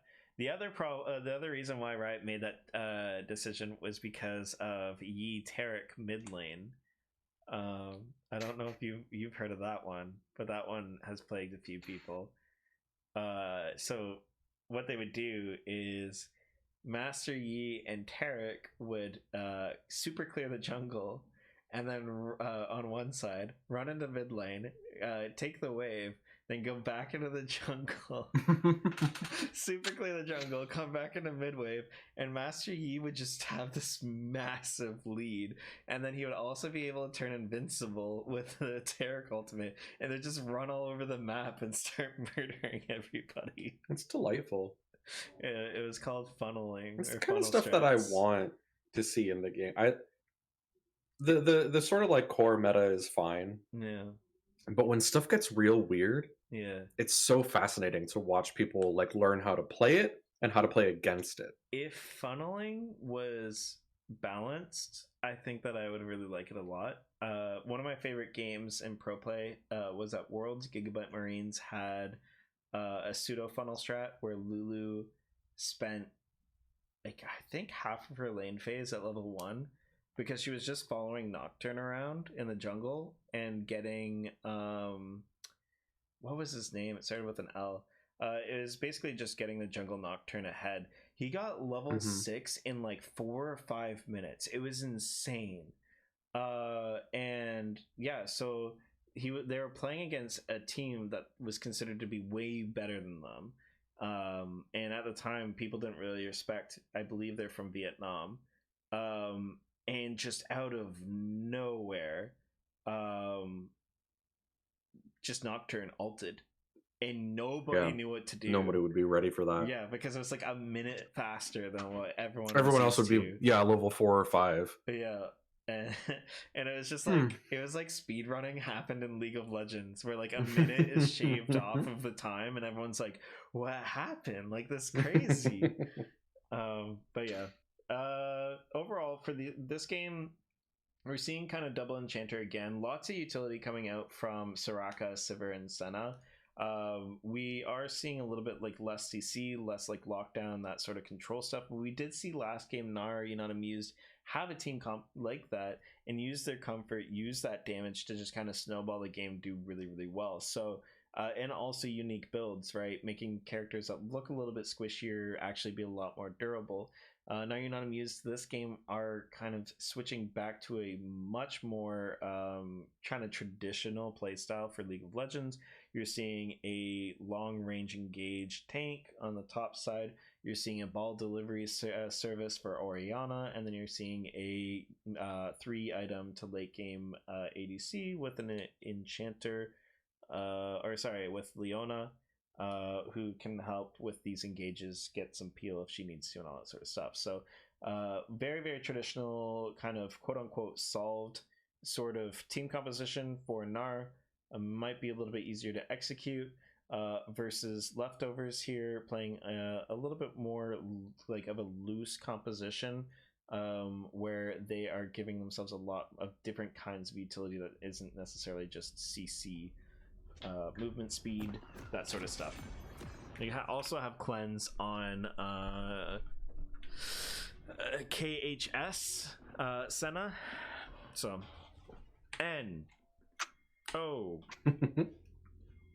time controls. Oh, there we go. Activate zoom mode. Now we can. I don't think I've seen this Syndra skin. Was this the Syndra skin that you were trying to get? No. At that one event where it was like impossible to get enough points to get it? No.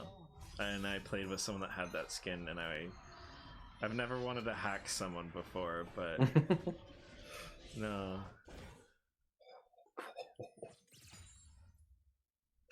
That recall. God, no. I want a slow motion replay on that recall. Holy actually, I can do that. What am I saying? Now I'm salty, Sean. Thanks. We're in semifinals, and I'm salty. All right. So summoner spells. Let's look around there. Also, we have to move things around because wow. Oh my gosh. Wait. Why can't I move it? Wow. That Viego almost got. So remember how I said the Soraka thing? Mm-hmm. Oh, sick! This is what we love to see. Oh, yes. You know what's like doubly nice about this? I don't have to move anyone because they're in the right order. Yeah, I mean, I don't think we're seeing... Well, okay, actually, I'm going to swap you two. Yeah, I don't think we're going to be seeing Starving Sivir. But yeah, I think that's the Senna. Oh my god, I'm so happy. I love just weird stuff. Yeah. Wow, last hitting with Soraka is painful. Yeah, it's really... It's really That's fun. that's a very interesting lane. Let's call it expensive for the first few levels, and you'll see why.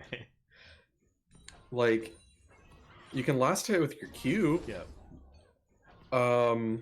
It costs... But last hitting with those bananas is not gonna be Yeah, easy. you would think bananas would hit harder.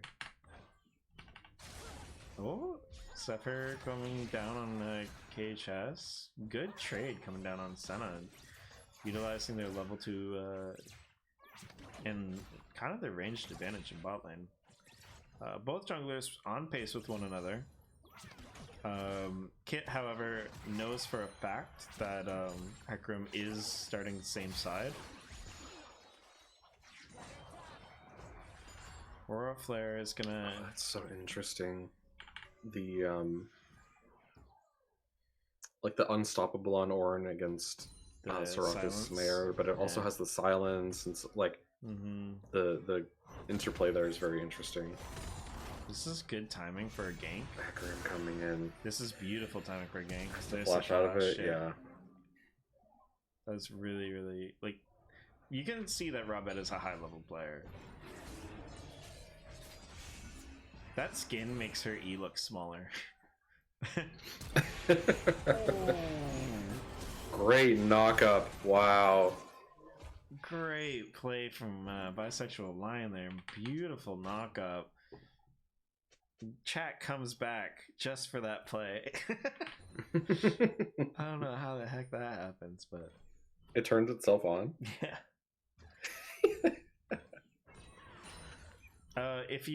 So this is a funny little thing that I experienced. I don't know if everyone experiences this. If you go from spectator to spectator, it saves whether or not you have chat on or off in the little checklist in the bottom left, but it doesn't care. So if it says that it's off, it is still on. So you have to turn it on, then off. Yeah. Small indie studio. Freak is hard. They have foretold that Freak is here to fix it. He's the Game Bounce team, and I can't wait for everyone to be like, Freak, why is the game client still broken? Why are my game bucks not working? God, I need to change my stream's channel point reward to game bucks. I do like bongo bucks, but polka dollars. No. It's gotta be something goofy sounding. So we did see some really cool, exciting action early. Ornn is actually I'm just mystified by this top lane. It is. It's tons of fun for Bisexual Line. I'll just say that. It's really, really what he wants to be playing against when he comes into a tournament. But like, I'm not actually flaming Creamify, by the way, because this is stuff that I play. Like, I'll say my opinions and everything. Ooh, nice W coming out. Traps land. Wow. Wow, set of numbers. I didn't think those traps were gonna land. Nobody expects the Jinx roam though. Like you see Leona, yeah. is like ready to receive this wave, and you're like, oh, okay, I guess Jinx What is a doing a weird reset. game. Yeah. What a weird game. And does Jinx get it back in time for that cannon? No, unfortunately. So it does cost a cannon, but starts. Hecarim's coming in for another gank. Ooh. I don't know if Soraka will be able to get out of this one. Yeah, that's a big weakness of Soraka. Like this, without flash. Well, ultimate comes out. Ultimate, yeah. Not bad. Might be able to E soon. No. Yeah. That was a little bit of damage. Not bad. You know what? They lasted a lot longer than I thought they would be able to there. Pretty close. Also, we had a little bit of a duel coming out on the bot side, but it's a little tricky with Zombie Smurf. If Zombie Smurf isn't able to get in and like get a 100 to 0, it's really difficult because there's 3 biscuits on Senna right now. And so these guys can use their double range advantage over Leona, and even if Leona goes in, if Leona doesn't get a 100 to 0 kill, She actually is just gonna lose the trade because they're just gonna out-sustain her.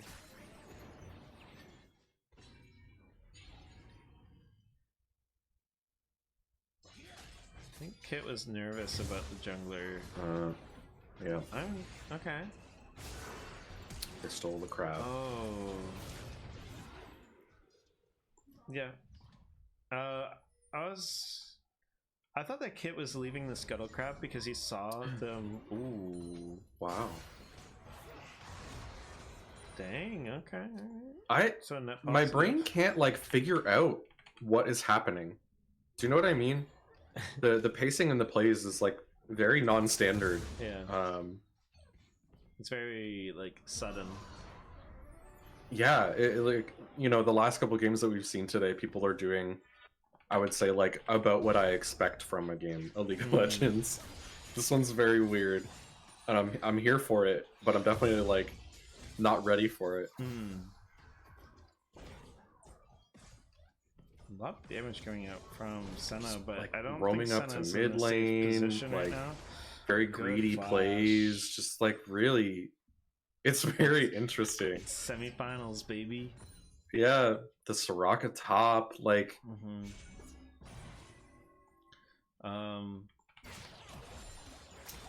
it's a bit of a rough trade for that Sivir. She is able to dodge the chompers at least. Jungler is coming in. But Sivir is in an awkward position here. yeah, that's a rough place for that Jinx. Oh, and Sivir's able to pick up the kill as well. Yeah, Jinx doesn't have a flash there either, so no dragon yet from either side. No priority on that. No priority on Rift Herald. That is the thing that sticks out to me the most. It's another game? No. That's like kind of interesting. Yeah. Oh, both of them are doing it. Okay, all right. I was gonna say that's the keep your weirdest voice part. down, all right? they can hear me through the wall. Yeah, 3 minutes in the future. No, so that was kind of like the thing when you were saying, "Oh, this is a weird game." Like that was the main thing for me that I felt was weird. Was like there is a lot of action going on. It's like gonna reset. Yeah, careful.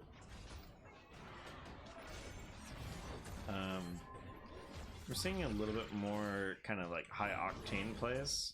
I would say maybe not more frequently, but we weren't really seeing them translate into like objectives or sieges or anything else like that. So this is kind of returning back to the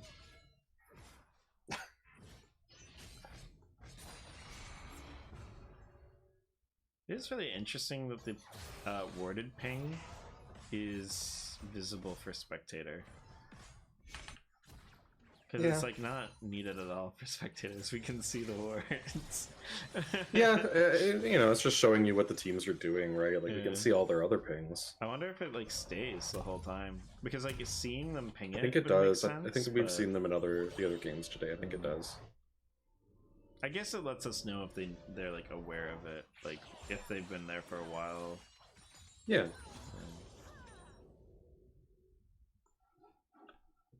They're really big though. The spectator client, it feels like they're bigger, but maybe it's the same size.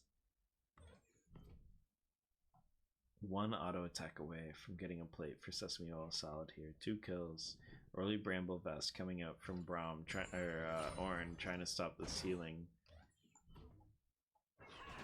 Got a little bit of a setup here. Ultimate comes down from the Sivir. W almost landed. Good dissonance from the Orianna. Hecarim comes in for the counter gank. Gets the ultimate onto the Senna. Senna ults, trying to survive. The Hecarim is trying to finish it off. But the Soraka ultimate comes out. Sesame Oil Salad is in a rough position now because of that Soraka turn. Trying to support the Hecarim. Well played. Very good shield on that Sivir as well. Yeah. The Soraka ultimate was huge. Yeah. In their eyes, they Jinx see... is in a rough spot. Ooh. Yep, the blast plant's enough. Well played. Yeah, in Rabbit and Oil, like feeling themselves, seeing a play that they can make, and the Soraka just able to use that ultimate, completely turn it around, and just gives us an opportunity to watch top lane for a little bit and see how that's going. It's kind of a very tricky mini game to play, being a solo lane Soraka, trying to also keep an eye on the health of your teammates so that you can use your ultimate when it's like appropriate. It's like another mini map to keep track of. It's like a Swain that really hates commuting, or sorry, Shen that really hates commuting. Right, it's like, just take the heal. I'm staying in my house. I don't have to come all Leona's the way making the back. plays. Ooh. Yeah. Senna might be able to turn this around. Yeah, has good positioning. Especially if they can land a snare. Has the vision, dodges his effort blade, lands. Yep, good W, snare. and I believe Rift Herald's just procced. Or an ultimate comes out. Ooh. I cannot believe that didn't land. I mean, they didn't need it, but still. Well, this is interesting.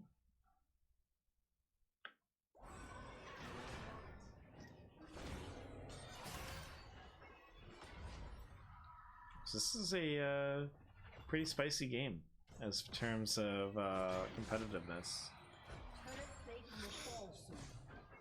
Now you're not amused, have a little bit of a lead, just above, I would say just below 2k. They are resetting the on blue side, so we'll possibly see some items coming out. And also, like, you are gonna see, no matter what happens, like, well, I guess that's a silly statement, but you are expected to see Now You're Not Amused have a gold lead in general, because two of the characters that they're playing in Double Enchanter are low income champions, so they aren't really going to be trying to CS super phenomenally, or CS at all in Senna's case. Like, Soraka is actually doing quite well with 82 CS, but you can see that she has like a 30 CS difference.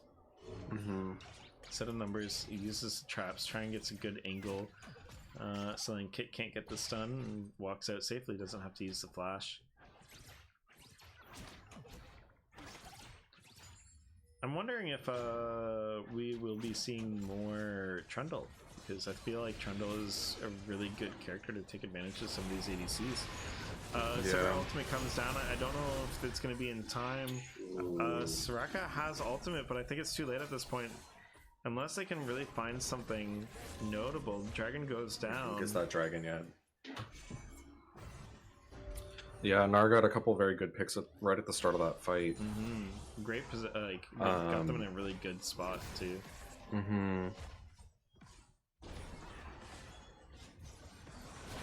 think Creamy Pie honestly wasn't that he, like, I think he chose not to ult there, just knowing that the Sivir was in a really, really bad position, and the other characters helping her were just like, you know, were like in a position just like where they were probably not going to win the team fight regardless. Yeah, that's a very tough call to make. Is like, will my ultimate even save them? Yeah, because it is very, very valuable in team fights, especially these cross map plays. Yeah. And the cooldown's not super fast on it, so you don't want to be just like throwing it away. Level 1 global cooldowns are actually really expensive in terms of time and how often they can be used. So I think that's what happened, is Creamy Pie just wanted to save that for a future fight. Or leveling up to level 11 so that cooldown can go down. Earthchild is going down. I don't think leftovers are in any position where they want to contest it, even if... Yeah. In the meantime, they're just trading gold for the time invested. Little fight bottom lane. Nothing's really going to come of that. Yeah. Oh, good poke damage coming I mean, Sivir might be able to pick something up. Lots of souls coming up from the Senna. The Senna soul count right now is 67. 2 more souls here. Might come get out of... might be getting them here, actually. We'll see. 69 soul power spike? 68? Oh, no. Doesn't get the 69th soul. Unfortunate.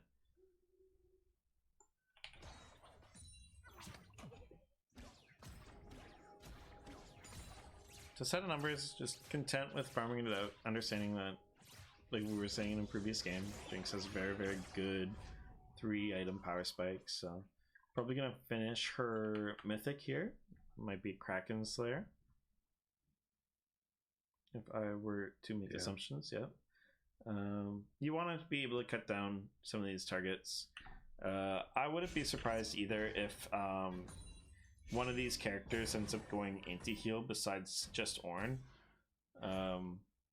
Ornn's Bramble Vest here is good against characters like Senna, like Sivir, but it's not necessarily amazing against Soraka's healing, because Soraka will never be auto-attacking. Oh, ultimate does come out. Yeah, there's the heal.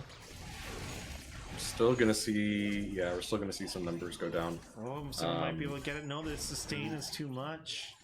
Yeah, too much damage.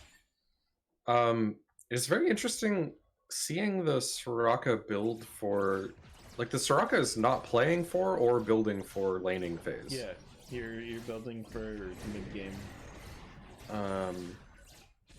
Which makes that lane very tough. Like, that Moonstone's not really doing anything for them.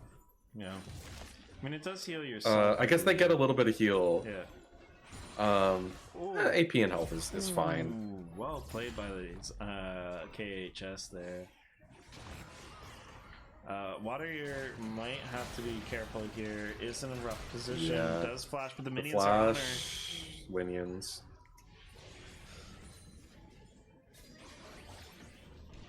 Oh no.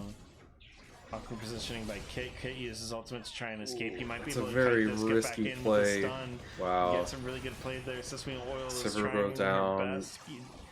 Kit might be able to polish them that off. Ultimate though, Yeah. that was Wow. incredibly patient and well played by Kit there. That was very close. Understanding space. Ornn is proxying Soraka right now. It's just like a slow, like, Just what a evolution. fucking weird lane. It's just a slow evolution of them dealing with each other. Actually, proxying is probably a really, really wise move because Yeah, it doesn't make a lot of sense. Soraka can't clear this wave very well. yeah, and then on top of that is like Soraka has to choose now: is she getting minions and experience, or is she just bullying the Ornn? Because that's what she Yeah, the wants to Ornn's do, not is very bully. threatened by that Soraka, right? If he's Yeah. proxying, because all he has to do is walk away like he did. So yeah, Yeah. that makes a lot of sense. Back when it was Spell Thieves, they would have to attack him for gold and then just be in this awkward position.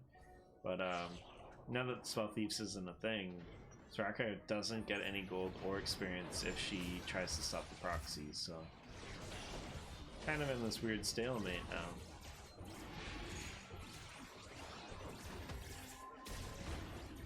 Got Phantom Dancer coming out from the Sivir. Second dragon coming out for Are You Not Amused? And I'm curious how leftovers feel about this game right now, because it's really easy to think that you're more behind than you are in games, especially when you look at like KDAs while you're playing. But they're not super far behind. It's 20 minutes in. It's a 4K difference. They do scale decently. They're just squishy, so it's a matter of like, can they outpace Gnar when they start scaling, and can they kite? How good are they at keeping each other alive and getting that damage? Because the last thing they want to do is I really like top lane. Ornn was just like dancing in front of Soraka, just like waiting for some minions to come in. Yeah, the ball delivery system of Are You Not Amused is kind of like Terrifying. yeah, as leftovers, there's not a lot of answers. Yeah, to playing it. against that, I don't want to be on the other end of that. Yeah. You don't have the best answers to it, and so with just like Rabbit being able to ghost and just come at you at Mach 10 with a Duskblade and Ravenous Hydra.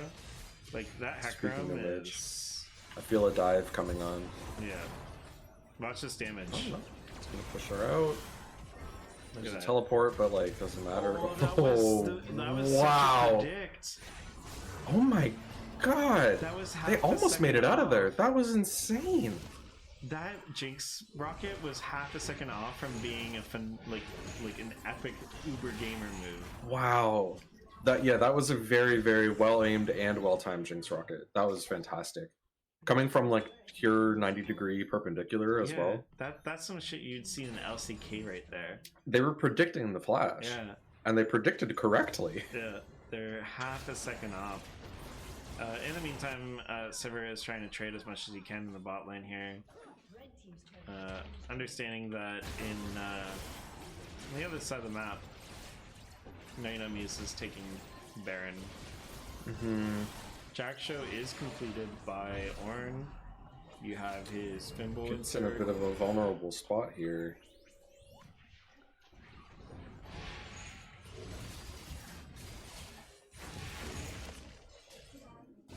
Ooh, the damage. It's a rough fight. I don't think they want this fight. Oh, I guess they look at a lot of ultimates. They might be able to turn it into a 1-for-1, but Leftovers might be able to turn this whole fight, honestly. They have to just play it slowly. The Senna needs to be with the rest of her team before Jinx gets there. it's a good deflect. Oh, KHS is in a rough spot. And she gets back into position. The Jinx might be able to just kind of clean this up. The Soraka ultimate is not doing enough. Big.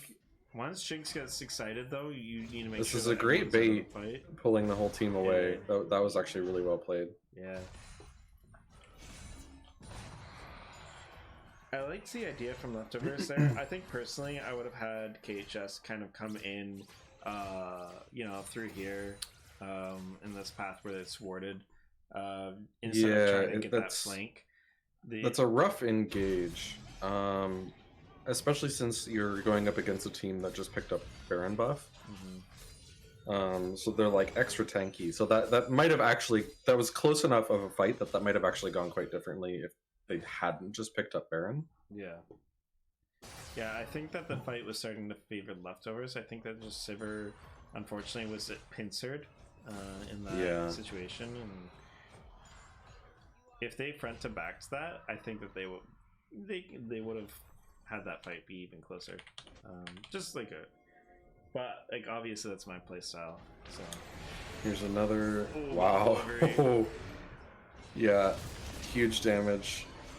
Jinx rocket. That ultimate, not quite able to pick anyone up. Soraka plus Kit's ultimate is making him live things that no bruiser should be allowed to do. It's incredible. Oh, catch out on nice. Orianna. They did go down. Big heals from that Soraka and the Senna. They have a lot of sustain if they can stick together in these fights. Kate gets caught out in the back line. He was playing Disruption in the back a little bit there. And Gnar was able to still pick up Dragon in the meantime. And red buff, yeah. This is going to be a rough. siege too on at least one inhibitor. It doesn't look like they're going to have a setup on a second inhibitor though. They're going to have to try and make that themselves, which Leona seems to be doing. Ultimate comes out from Hecarim. Oriflare does block it, but it's not going to be enough. Going in really hard. This build from Hecarim just does insane amounts of damage, as you can see. Yeah. Just lives anything. The turret might, just barely takes him down. Senna will probably go down here. Nope, he'll make it out just barely. Actually, if they are able to pressure Jinx into not trying to siege here, they can stall out the game a little bit longer. Oh, that ultimate. Alright, the Soraka skin makes the E look smaller than it is, and that Orianna ultimate looks twice as wide as it should be. Holy. I'm wondering if that's actually the range of the ultimate, though. Jinx is back, red buff has healed her up. I think that they're going to try and win this here. Senna's will doing her get slowed best to down. kind of like keep some pressure on, Yeah, but they do have decent damage here to try and stop them, slow them down. I think that they're I going can to at least respect stall that this and out. leave. Yeah. There's no great objectives for Gnar to pick up while they're sort of waiting, so they're probably going to reset and buy. A lot of gold came onto them for that past couple of minutes too, so you're going to see some major item completions. Thorn Mail, Death Stance coming across for Ornn and Hecarim. Almost have 3 items on Jinx as well here, so even though Sever already has her 3 items, once Jinx hits that 3 item power spike, it's going to be a lot more it's going to be a lot harder felt for Jinx. It's going to mean a lot more. And this is where lane assignments for leftovers is going to be a big deal, because they have to really respect the fact that if they pick the wrong lane assignments, they're going to be in a lot of trouble. But it seems as though they picked a really good one here, making it look like Creamy Pie left themselves vulnerable, but instead a million things. Yeah, I'm sure that those things were all the things. So, like Redemption came out, Soraka Ultimate comes out, Senna Ultimate comes out, and so Soraka just becomes 3 or 4 different champions that Hecarim has to kill in a row, just so he can get kill credit for 1. So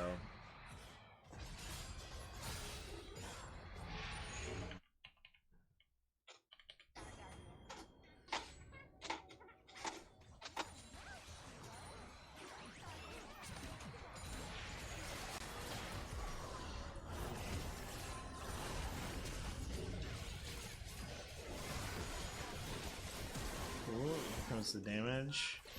Leona gets locking down. Sivir's playing aggressive forward here. Ornn's trying to pressure the team back. Jinx is coming back in. There goes that Sivir. Yeah, that's a great knockout. Spoilers in the chat coming out.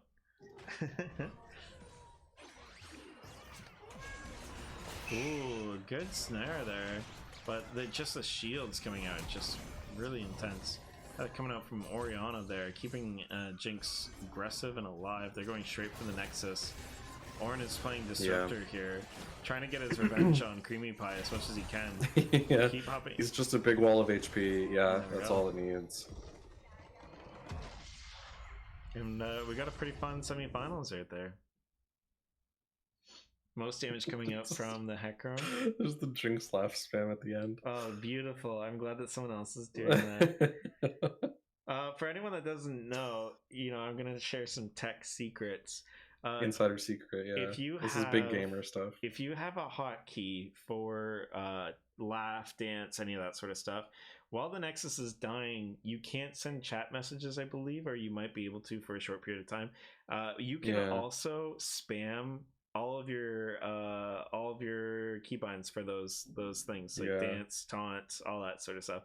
So if you want to laugh spam as Nami while your enemy Nexus or your Nexus is exploding, you totally can. And I don't really see that enough. It's freaking It's funny. very fun. Yeah, it's great. It is a little bit toxic when I do it because I always do it to annoy people, but it's great. All right. That was a very tough game for leftovers. I find myself wondering if that was like a bit of an unfortunate draft for them, where they didn't quite have the tools that they needed. Oh hi, that's a very bored kitty cat beside me here. Hello. I know I'm on my computer, but League of Legends doesn't make the computer very hot, so you have nothing to lay on. Maybe I should turn those graphics up to extreme graphics. Extreme. You should have your computer 30 FPS. You should have Ustream and get that computer chugging.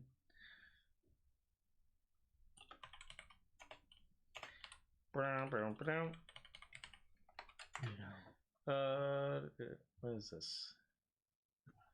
So let's see. We did semis. The other channel was watching losers round 1. about 10 minutes ago, we were told that Losers Round 2 was going to be happening on the other channel, so we're going to be watching might have just some downtime for a bit, yeah. Yeah, we're going to end up watching them here. All right. I'm going to go back to this view. Man, I can't wait until the OBS features come back. But in the meantime, we're going to do this to make it work. There we go.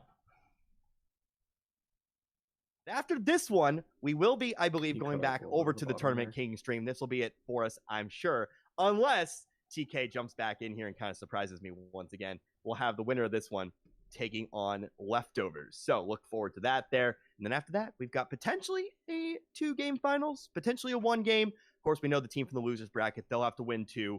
And Are You Not Afraid just has to win 1 to secure the trophy there. But on into loading screen here. We'll see if I finally make my way on in here, but we see the rune choices. You see the summoners as well. Nothing too out of the blue. You do see a couple ghosts there. Yeah, I Darius, think of your course, crop going to be is a little taking bit that off. ghost. Definitely likes that summoner spell for himself. Does give the Kings On the the bottom TP there, because advantage, they had though. As you see, Pac they were does just take doing a TP screen for himself. capture, So so it's I not think an he cropped advantage per the se, task but it bar. is one for the top side. Hey, look at that. I got in. Let's So go. we'll go ahead and get going here. Again, LaRue, Miguel, Bloomberg with you. It's going to be Team Bob There we over on the go. blue side. Going to be Team the Kings over on the red side of the map. So we'll see here if we get any level 1 shenanigans or if we just see ourselves a traditional 5-point start. Just kind of covering your bases there. Maybe we're going to go for a little bit of deep vision It's here. You not see like- Trito even stepping forward Oh, there we on go. into that river brush. Nothing doing just yet here. You see even Antagonist going to show up in his own lane, starting that tier. So 5-point start. Both teams just holding the line. yeah, so we'll get going here in just a moment. Minion's going to spawn in about 20 seconds or so. Just a reminder, maybe mid lane, looking for that level 6. Maybe start looking for those roams there. As the antagonist is going to want to get around the map. Does have the ghost for himself, so even without that ultimate, is still going to be able to get on in, get around places, and use that passive to full effect. Very good roams. Just very good roams. Matter what you're really kind of doing there. So we'll see. Straight Weed, he's going to go ahead and start on his red buff. Wama going to start bottom side of his own jungle there as well on that blue buff. And we'll officially get going here. The minion's going to crash here in this losers round 2 matchup. Yeah, bit of a mirroring here. Both teams leashing their jungler on the bot side. So if they choose to clear into a gank path with traditional timing, they will both junglers will be poised to do an early gank top side if their pathing is traditional. So we'll have to see if that's what their plan is, and we'll have to see how this works out, or if everything just winds up being standard. Darius already pathing forward to do a little bit of extra damage, but you can see the Caitlyn down in the bot lane already doing what we kind of saw, but losing a good chunk of their trade already. The Janna and the Caitlyn already behind on HP bars despite the range advantage. So as we kind of wait for this one to really get going here, actually Alternative going to hit level 2. You see Question Mark taking a few blows here early on. I'm going to pose a question for you. Darius, Aatrox, they're both man mode top laners. They both want to kind of assert their dominance early on. How important is it for this Darius to get ahead? Because we saw Question Mark really kind of put the Zac out of its misery early on in that game. Kind of just put him out of the contest. Maybe not out of misery. Maybe the wrong words there. But how important is it for that Darius to get ahead? Hold that thought. We are going to have our first gank here. Sailor Moonshine going to have to try to flash away. Tornado does find 2 as All Out Potato does land with final auto attack for good measure. How important is it for this Darius or this Aatrox to get ahead in this matchup? It's very important, is the short version. Darius wants to obviously not just win his lane, he needs to dominate. Darius's worst position is even or behind most of the time because people can deal with him. You want to be snowballing, but... Here we go. Return gank and a roam from Antagonist here. Sailor Moonshine, All Out Potato. They're just in a whole lot of trouble here. That's going to be a double kill here for first blood. And meanwhile, up top side, yeah, Question Mark does finish off the solo kill as well. That's going to be catastrophic in the grand scheme of things, but still 3 kills here for the Kings. Yeah, I mean, they're aggressive. You saw Antagonist, the level 3 roam, and he's not really going to lose a whole lot for it either. You see there, only trailing by 6 CS, actually is able to catch the wave as well. Picture perfect roam from Antagonist there to catch out All Out Potato and Sailor Moonshine. So yeah, like I was saying before the Darius died, is the Darius loves to be ahead. He wants to be in a position where he draws attention. He is not only a dominant bully type champion, he wants all the attention on him. Darius's wet dream is when he is ahead and a jungler goes, I'm going to try and bail out my laner here, and I'm going to try and help him out. He loves 1v2s because he can turn them around so easily. And then later in the game, it puts him up in a position where he can be a split push monster. Not because he can take turrets, but because you need to send people to respond to him, which just opens up the rest 4 of your team to just do whatever they want, whether that be take Baron, take Dragon, or just overall take the game for themselves. So Darius, just as much of a lover of being ahead as everybody else. I'm sure that's not a huge headline, but the minutia, as always, makes a difference. So 3 kills to none here, 1.4k gold on the side of the Kings. As we approach the 5-minute mark here, you see already back with Sork Boots is antagonist, opting for those boots first, still stacking that tier on the way. Curious to see what this Talia builds. I'm not really a Talia player. Curious to see if it's the Rod build. Curious if she just goes into one of the traditional Lost Chapter items. Really wanting to see where that one goes here, as Alternative still not deterred by that early solo kill. He's still getting aggressive and is still landing a few blows here on Question Mark, who is going to have to back off here. CS lead is still in favor of Alternative. Actually going to cancel the back there, Question Mark. He wants to catch this wave as it crashes on in. Yeah, I mean, he's certainly playing Darius like Darius would believe. Don't set him back here. Actually going to look for the dive here, but he's taking tower shots. Does he finish off the kill? No, he doesn't. Oh, my goodness. Oh, that's going to be so bad here for Alternative there. Maybe a bit too aggressive. I was about to say he's playing Darius like Darius would play himself. Just he wants to get in there. He wants all the glory, but now you got no glory. And now you've set yourself back because you have to take the long walk back to lane. Mm-hmm. If I could bother so you... Big for wait, hold on. I'll bother you in a second. Bot lane play. Yeah, bother me here in a second. Here we go. Once again, here comes the gank from Llama. You see Antagonist almost making his way down there as well. He's going to run into Straight Weed. It is going to be all-out potato here on the wrong side of things. He's taken down. That's going to be a kill here for Llama. Sailor Moonshine will fall in short order, selling out, trying to take down Wiener Boop, and he will not. It's going to be another couple kills here for this bot lane. As, yeah, I mean, Llama, once again, just focusing bot side. Yep. Just want to check, what is your timing right now? I believe I might be a few seconds ahead of you. I am at 6:23, so I will go ahead and speed it up. I'll just go ahead and catch up to you here.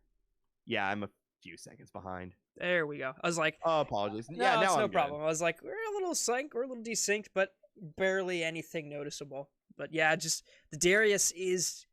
You can feel it. He's definitely a Darius player. He wants to push the tempo. He wants to make his advantages. He actually had a really, really good trade where he stacked to 5 and he's able to shove the Aatrox under his turret, and you can see him standing right on the edge of the turret range, and you could see him practically chomping at the bit wanting to go for it, and he did ghost in, and a bit of a misplay with the flash and the missed auto, and Question Mark obviously playing it smartly, being able to get the damage he needed while not staying too long.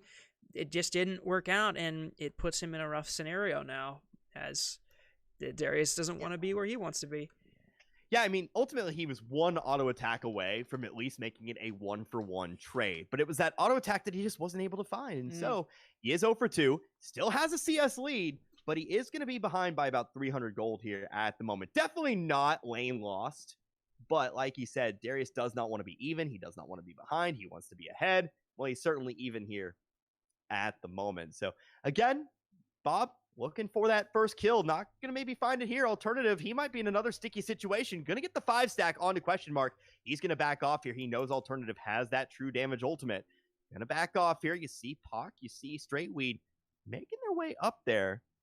Pock, Pack, not quite sure. We'll have to check later, but I'm saying Pock because that's just what I know. But also Pac-Man. I'm not quite sure. Here comes Question Mark once again. This turns into a 2v2. There comes Vi. There comes Llama. He's going to find himself some damage as Question Mark finds his 3rd kill onto Alternative. Straight Weed, only level 5. Does not have his Cyclone. He's going to be dove. He's going to just turn into another kill here for Llama. Meanwhile, down bot side, actually, Question Mark did fall in the end. That is the shutdown going over to Straight Weed. But the bot lane going to pick up another kill. It'll go on over to Wiener Boopin. His antagonist hits level 6, immediately using that ultimate to roam, get down there and take him out once again. So let's talk about this as well here, Miguel. A lot of focus we've seen in these 3 games for the Kings has been on this bot lane. It seems like that's where they're most comfortable ganking. is just sending Antagonist, just sending Llama down there to that bot lane, and trying to get Wiener Boopin and Trito ahead. It didn't quite work out in the first game. Worked to a T in the second game. Here in the third game, it looks like more like the second, as they've already got 2 kills onto that Sivir. Yeah, first verse, definitely same as the first. They will maybe be ganked here, so a little bit of a caster curse might be kicking in. Yeah, here comes Straightweed, and he has his Cyclone this time. Gonna pop it maybe a bit too early, trying to get on top of Wiener Boopin and Trito. I don't think he's gonna be able to catch up here. So the ultimate popped, Wild Growth popped as well. And now, do they get aggressive themselves here? As you see, All Out Potato actually focusing on his wave in the meanwhile, doesn't want to give up that CS. Yeah, now they're just gonna go ahead and back off there. So ultimately, it's an ultimate for ultimate, but it's got to feel a little bit bad there if you're Straightweed. Had the angle, just maybe pop that Cyclone a bit too early. Yeah, Derek's going to ghost in on this play. Maybe he looks for something. Yeah, he's looking for the kill. He's certainly going to go ahead and use that ghost. There is the early ultimate. True, try to secure the kill before he falls. That's going to be a little bit of healing here for Question Mark, and I think that's going to keep him alive. Another unfortunate situation there for Alternative. Got him so low, just he hasn't been able to secure the kill. I feel so like the pain of what that just was. You do not understand how much I understand what that was. The execute missed by the smallest margin. If he had gotten an extra auto, waited an extra second, that execute likely goes off, and he maybe even turns that into a 2v1. It's just a tragedy. I'm sorry, the command shockwave in the mid lane not going to connect there, so another ultimate burned here by Bob, and this one's really starting to get, again, out of hand. You see already up to a 5k gold lead here at 10 minutes for the Kings. Yeah, I mean, that first game woke him up, I would say, as Antagonist going to try to kite on back there, knocked up by the Tornado. Llama as well. Llama does have the Assault and Battery ready to go, but All Out Potato, he's left alone there on the bot side. Trito, he's taking tower. Now it's Wiener Boopin here. He's taking a lot. Gonna have to burn the flash, but he still dies for it, as that's going to be the shutdown picked up here by All Out Potato. It is a 1-for-1 in the grand scheme of things there. That does put All Out Potato on the board there. Gets the shutdown. Not a whole lot there. 150 extra gold. It does allow him to get that Mythic, though. He's going to be the first one to actually pick up a Mythic. I think, yeah, I mean, we're going to see Wiener Boopin immediately follow with the Kraken Slayer of his own. But, you take what you can get right now, I think, if you're Bob. You kind of got to find your small wins across the map. Yeah, 100%. I'm curious, though, do you know what BBB stands for? I really do. Well, actually, I do, because I feel like they mentioned it. We've just been calling them the Kings here throughout today. Well, for those who don't know... I know it's something I don't want to say on the air, but, I'll let you do it. Well, for those who don't know, they are the Blue Ball Boys, and there you go. And they are balls to the wall right now, I think, living up to their namesake once again. I played with them a lot before. I don't know if that's necessarily living up to their namesake. I know they both mentioned balls and whatnot, but I think that's something completely different. So either way, they are going balls to the wall. I mean, you're certainly right there. As they pick up their second dragon, we're going to see a Hex Tech Soul come up. My favorite dragon, if you will. The Hex Gates always adding so much fun to the Rift here. Looking maybe for another tower dive. Yeah, Llama going to find a 2-man knockup. That's a nice ultimate used there by the Janna, but they just don't have the power level necessary here. Although, here comes Straightweed, able to turn it into a 2v2 when it's all said and done. So, hey, maybe spoke too soon, although Straightweed's still going to be taking some damage there from Wiener Boopin and Trito. Rift Herald does crash into the tower. Not going to be able to secure it this time, the tower anyway. But yeah, I mean, ultimately a 2-for-2. That's a good thing for Bob, as they are able to put a couple kills here. Both of them going on to Straightweed, but it's nice of him to show up there and at least turn that tower dive into something. Although they are going to lose this tier 1 tower. Yeah, first tower of the game.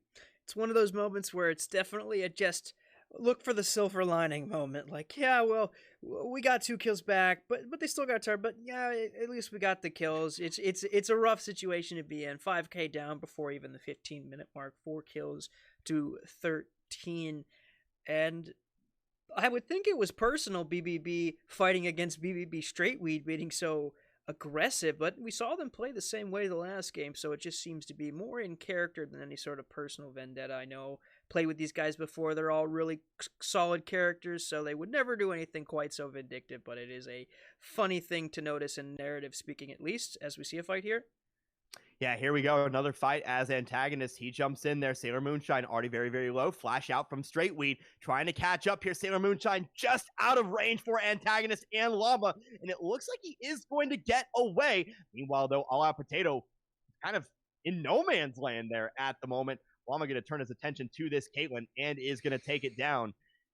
So, yeah, I mean, good on Sailor Moonshine, able to keep just out of range, but I'm a Potato, maybe a bit of mispositioning there.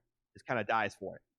Yeah. Once again, 15 kills to 4 here at 14 minutes. Yeah, rough position to be sure. I don't think the Vi goes for that and be ambitious if she did, especially without her ultimate. But I think as the Caitlyn or as the AD carry in that scenario, when you see fighting in that position of the map, you need to either path towards it to help or you need to start pathing away to get yourself out of danger. So the fact that she's pushed up that far is a really rough situation to be in, and I'm sure it is every AD carry's worst nightmare to find 4 people behind them when they were just farming away innocently.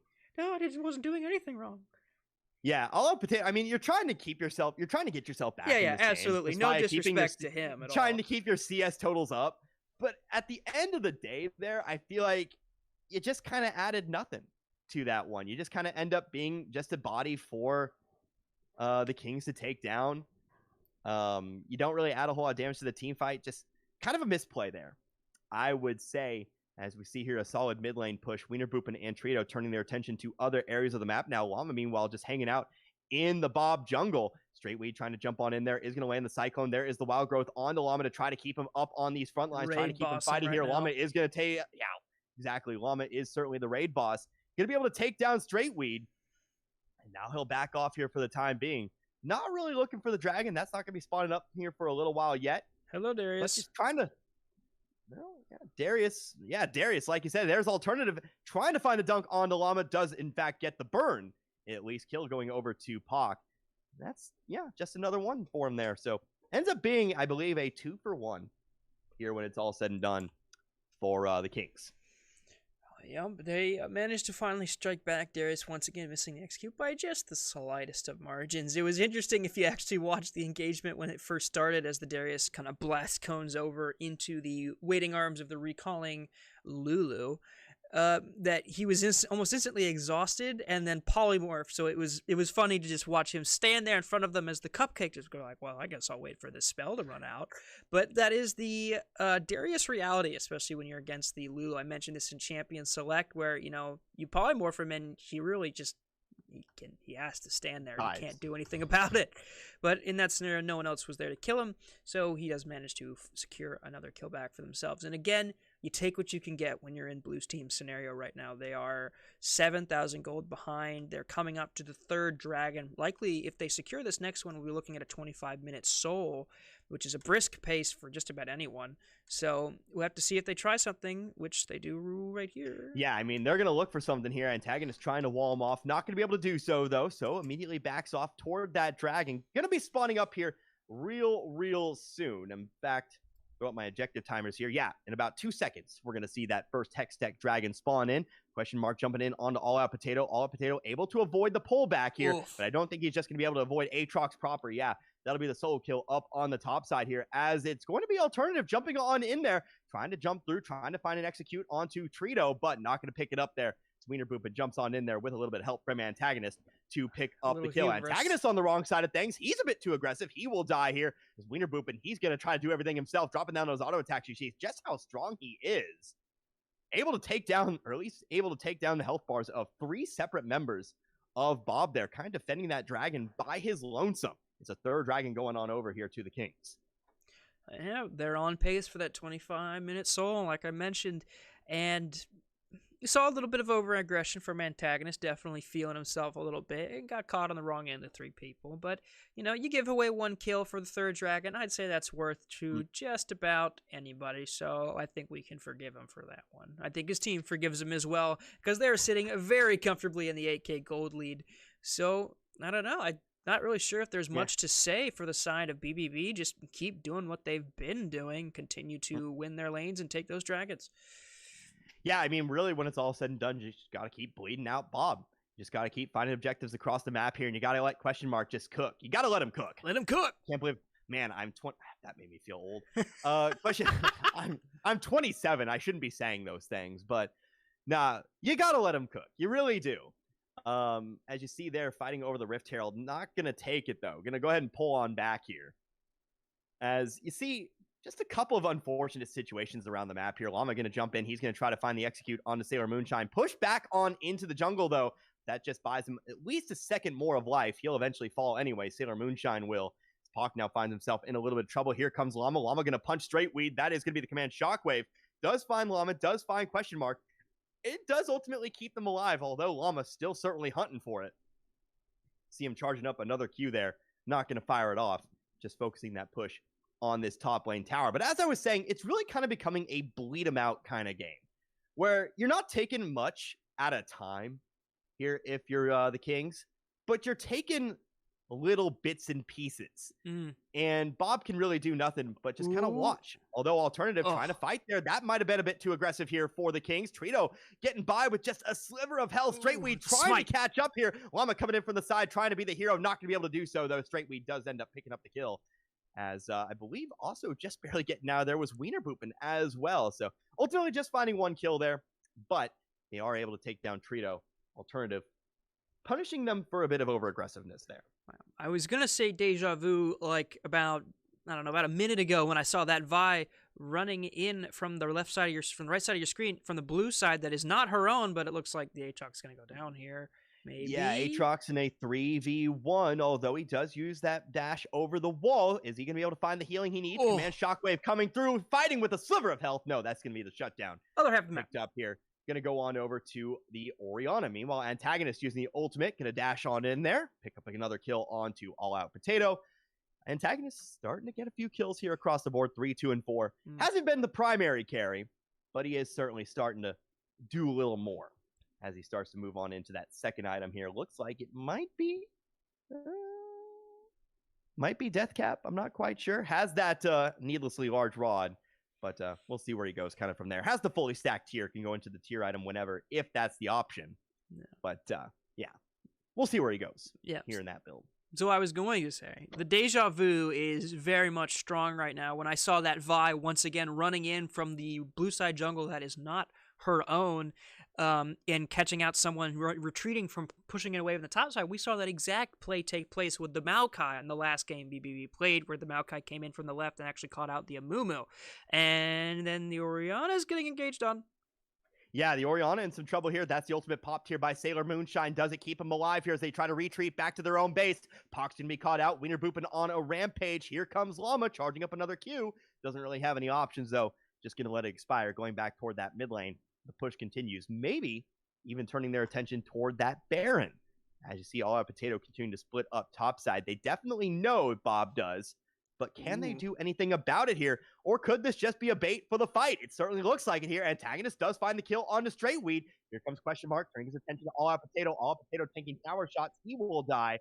Meanwhile, Antagonist does eventually finish off the kill on to Sailor Moonshine. Antagonist, he'll be the next one to die. Alternative does pick that one up, but he will just die for it himself. That's going to be the ace picked up here by the Kings, and that's going to be the Baron. It's going to be a 4-man Baron here for the Kings. Yeah, once again on Baron, once again doing a play where it's deja vu. They made the play in the blue side jungle. They made the play where they got a little bit aggressive in the red side jungle, and then they set up around Baron. They warded out. They stand in the choke points, and this time they met resistance and they closed the trap. And we saw it work last game, and I'll tell you right now, worked again, and it's working well.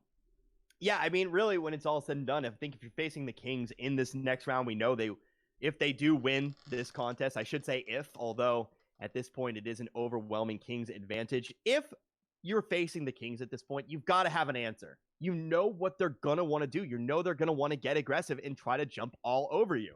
So, do you build a strong disengage comp? Do you try to counter-engage them? Do you try to go aggressive yourself? Maybe try to force them on the back foot?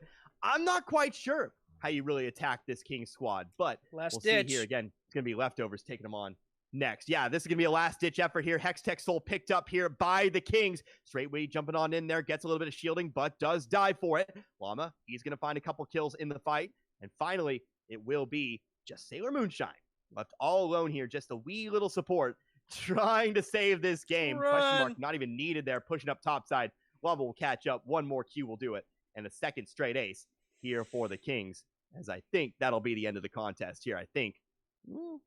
Don't know if you have a route per se to get on in there, but I think this one's just past the point of no return. Yeah. I really think even if this game continues on, Don't feel good saying it.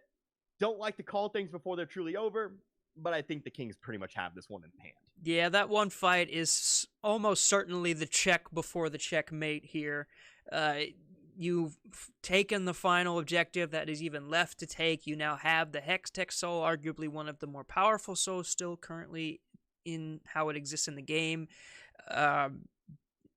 There's nothing left to take but the Nexus is the short answer for BBB right now. They have played the waiting game. They've been aggressive where they needed to.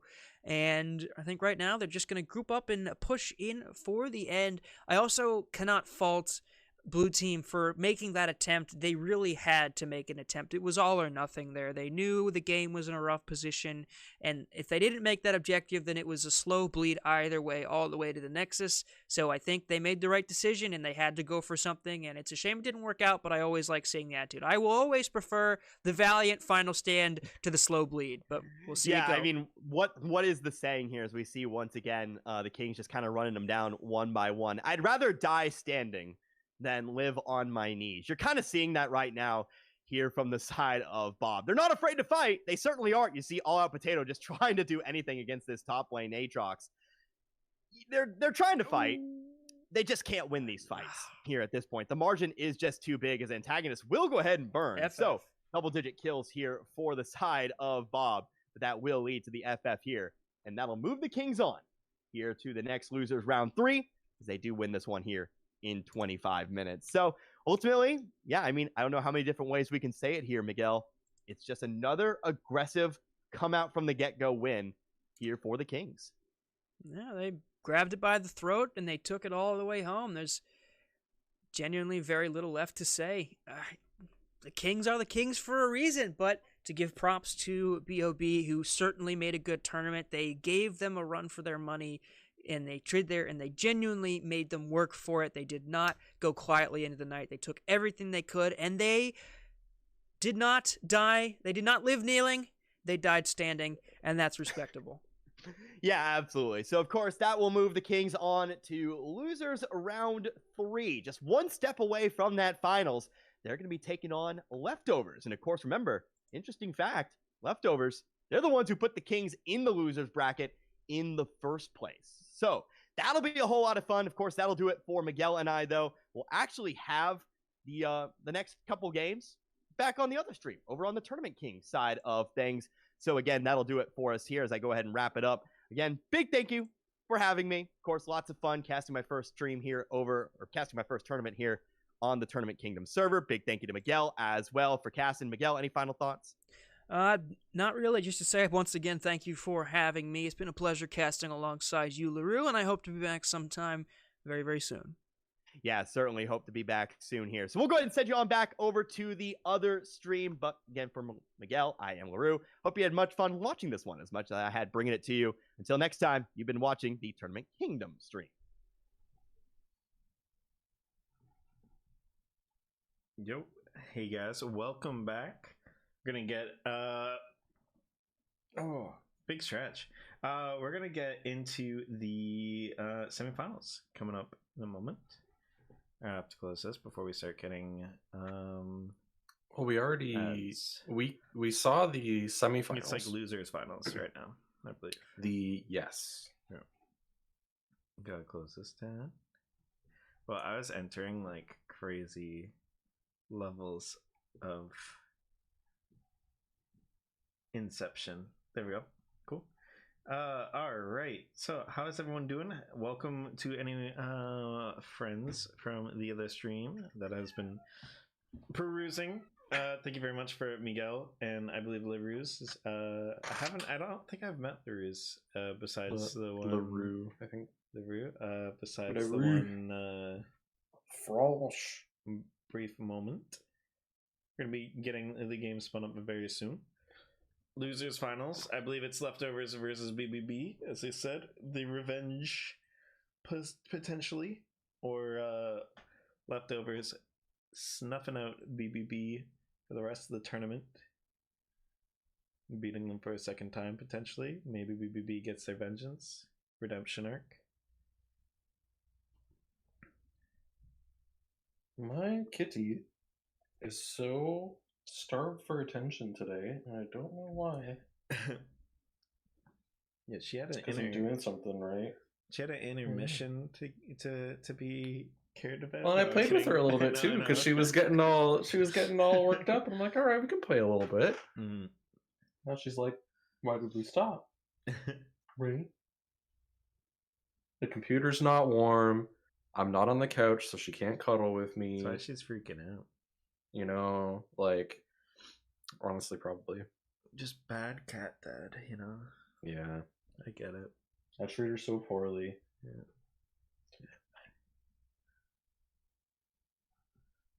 So let's see. Team captains. Just looking for the invite. Oh, Insu's online. Some playing some team fight tactics.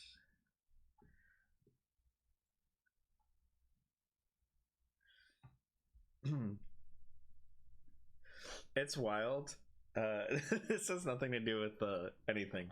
I'm just gonna make it brief, but it is wild to think how long ago it's been since you, me, and Insu have talked or hung out. Mm-hmm. Like we've talked somewhat consistently for most of the time that we've known each other for a really, really, really long time. But it's been a long time since we've hung out with Insu.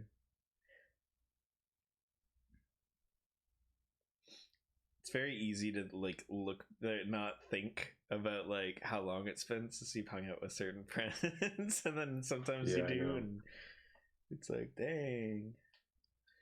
Yo, Rune, Rise main putting in the work right now. Looks like it. He's like, this is my patch. He's like, finally, Rise is good. He's putting in all the time he can. Alright, so it's looking like BBB has chose red side. Got a little what bit makes of you say that? Yeah, I don't know. I got a bit of a clue here. They are lined up on the front line, ready to go. My goodness. And that's intimidating. Yeah, that's good. That's what you want, right? Yeah, they're right there. Yeah. That's why I always encourage it. You look. Hi. Wait, why is there an invite for? How many people are on BBB? There's an invite for BBB Straightweed also. Is that their sub? No, it's the jungler Like for extra? their other team. For another team. Oh, they have it multiple might, teams. yeah, it might have just been that you went across the BBBs. Yeah, I would totally do that. Are you kidding me? Yeah, very understandable. I would when I'm like running a million. Just click everything that has 3 Bs in it. Yeah. If I'm like messaging people and like organizing 2 streams in a tournament, and then I'm like, oh, BBB, boom, boom, boom, boom, boom. Hi, buddy. There's no camera today, so you're not getting the spotlight. But I am holding my cat up. Do you want to say hello? Don't speak too loudly though, okay? It's professional stream. Give us the purrs, Mew. Not today. I think he's just confused. Wait, I'll try again. Yeah, not today. Here. No, he's just not in the mood. No. He's professional. I admire it. I admire it, buddy. Yeah. Not like mine. What professional? Yelling in the background. You're gonna be a better caster than me soon.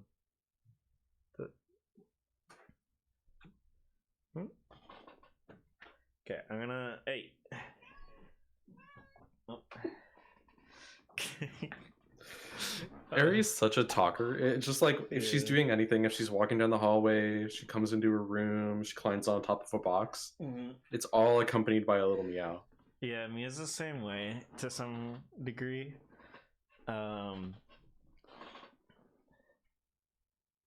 He likes chatting, but also I have baths just because it's like it's good just chilling, you know, and like it takes up more of my day, but my stress levels are a lot lower.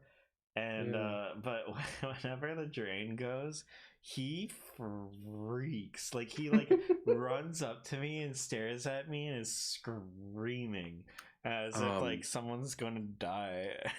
I saw a photo the other day that gave me a new life goal, which is apparently it is extremely common in Japan for people to have what I'm gonna call old people hot tubs, Okay. which is to say hot tubs, or sorry, not hot tubs, bathtubs. Which are the tubs that are like a little bit more square and taller, that you can like sit in and very easily have water be like right up to your shoulders, you know? That's epic. And I'm like, can you imagine being in a bathtub where you can actually Sit. fit? Yeah. All right. So we're getting into it. We got a Zach ban, probably a Maokai ban coming in soon. Did we draft LOL, or is this actually just happening in client? No, I think this is happening in client. Irelia ban coming out once again. Very, very good champion. Good sustained damage. Zach ban's interesting. And Moon ban comes out. I was reading a little bit about Radiant Virtue, and some people were saying that like it's good on champions like Zach who want to be ulting like in the middle of the team. Zach Mamumu makes sense as well. But a lot of the stuff that I was seeing on the internet also was like, people are like, I don't really understand what this item is trying to be. Yeah, there's a little. I feel like it's a Another little bit dyssynergist to some of the characters that would normally feel like they would like it. Like Vi, I've been noticing a lot of players pick Vi, but you kind of have to have a dive comp for that because otherwise, like, you know. Yeah. I'm wondering. Yeah, I don't know. It's like you almost need to trim some of the tank stats and give it like support stats or something. Maybe. Ivern ban once again. This is just in general. This is just a general ban that has been happening against all teams, I guess. We've seen Lulu's be pretty impactful, I think. Yeah, I think maybe it's just something that I don't understand. Maokai getting picked up. Maokai actually gets left open for second pick as well, so BBB ends up getting the Maokai. Or as the newly renamed enemy team, they've just they all named themselves enemy 1, 2, 3 right before the game started. That would actually be really funny if everyone paid, what is it, it's like 1,000 RP or something, isn't it, to change your name, just like mid tournament. Yeah, you just, while you're all in a lobby, you just turn it to the inverse of your opponent's names, like for your enemy laner. Just name yourself the same as your enemy laner. It would have to be like slightly different. Oh, that's true. Yeah, that's easy enough to do though. Like, you know, an L is a capital I, vice versa. I really, really like the set here. Set's great against melee characters. He's great. He's a juggernaut, right? So he's really, really, really good against any characters that are short range or don't have a lot of mobility. He gets kited really easy. He has great sustain. He has decent ultimate, and his ultimate does more damage based on how tanky a character is. So, you know, if you have this Maokai go tanky like we have been seeing, rather than the AP build that we've been seeing from pro play, then that Maokai turns into a weapon against his own team. When it's used by Set. Also, Set has some decent synergy with a little bit of practice from Elise. He pulls everyone into him. Elise shoots him with a cocoon. Bingo, bango, boom. Gangplank pick in the top lane. Gangplank knows now that he is dealing with a melee unit, is able to stack his gold and be able to do the Gangplank things. Set also is going to have trouble trying to hit those barrels without just running into the barrels. So that's also another thing that Gangplank gets to thrive off of. Grass procs are going to be pretty easy. If Gangplank ends up going grass, we get a Swain ban, and I'm very, very upset because I do really want to see him. Yeah, we've been seeing some very strong Syndra games. Yeah, Syndra is incredibly strong. Makes a lot of sense. The one thing that's interesting is I'm wondering, Elise pairs best with AD top and mid. And then you kind of have like maybe like a slight AP threat in the support, or you want to have something that is like Cassiopeia or Victor, which are both banned, that just scale incredibly well, because then when the Elise starts falling off with magic damage, then that character kind of takes over, right? That's what we saw in that EG game last night, where it's like the Elise started falling off, Cassiopeia starts, or sorry, no, like one character starts falling off with the Elise, and then the other character is able to take over. I believe it was the Rise, and hand that kind of over. So a Rel pick is really fun. Okay, I really like that. I think Rel is a really interesting and engaging champion. Maybe some people don't agree because when she was released, she was a little I wouldn't say buggy, but not overtuned. It's just like her interactions kind of sucked, and they had to change some of them. And it was also very inconsistent. Xayah, nice pick. She's gonna have a lot of control here. She's the only pressure that she really has right now is maybe an Ash Arrow or a Maokai engage. I guess with Rel as well. So Xayah has like good options right now to deal with kind of just a setup that would just kill her. Like an Ash Arrow. Yeah, it's a really good panic button. Yeah. It's a really good no you button. Yeah. There's 3 marksmen in this composition, by the way. This is a really interesting. I mean, okay, so we're getting 2 marksmen bottom. Yeah, it looks like Creamy Pie is playing Kaisa top instead of Soraka. Kassadin would be no, actually Kassadin's an insanely powerful champion in this patch, like absolutely stupidly strong. Watch SKT last night. However, if you're going against an Elise and then 3 marksmen, Kassadin doesn't exactly translate as well as he would normally do. So we will see. I love Rumble. Rumble is one of my favorites to watch. Rumble in the jungle. I actually don't know where any of these people are going. Yeah, me neither. It looks like Set. Yeah, Cream Pie is going to be playing Set. Is this jungle? It's jungle. Their jungler was Kit, I believe. Oh, it is. On Elise, left because they were playing Viego. So it's Forest Med, yeah. Man, that would have been... Which is like that's not that unreasonable. Yeah. Yeah, it has poke. Also might have a good matchup at Gangplank. Oh, spectator delay. I forget about it like all the time. And I was like, oh, this is interesting. Let's see how it goes. And it's like, no, we still have 3 minutes to sit around and talk about it. Yeah, it keeps it like it's obviously like it's needed, right? Like it is needed. Yes. Even if Riot didn't do it, then people would have done it, right? Because it's just... yes, it makes a lot of sense. It's the correct thing to do. Mm-hmm. I'm still gonna complain about it. There was even like early streaming with League of Legends was hilarious because engagement didn't matter as much because it was early in streaming, and so people would just have a 3 or 5 minute delay instead of having one of those overlays over their jungle. And so they would just have like a 5 minute delay, and then they would just respond to chat with that 5 minutes. Yeah. And so it'd just be like, oh, why did you do that? And then 5 minutes later, they'd be like, why did I do what? And then even so like, and that happens in chat all the time with like the 10-second stream delay or whatever. But it was even worse because some of the chatters would have just forgot what they were even talking about themselves at that point. So yeah, I'm really curious. I kind of want to like look into it later why Ivern's like permabanned in this tournament because I thought it was like a specific person thing, but if it's actually some we saw it get banned out last game, and last game we had leftovers, right? So it might be specifically for like Kit. Maybe Kit mains Ivern, right? Maybe because I've seen it banned 3 times. I think we've seen it banned 3 times now. So we'll see. It might have been, yeah. I can't remember. But yeah, these are a lot of characters that I like aesthetically. So I'm pretty happy.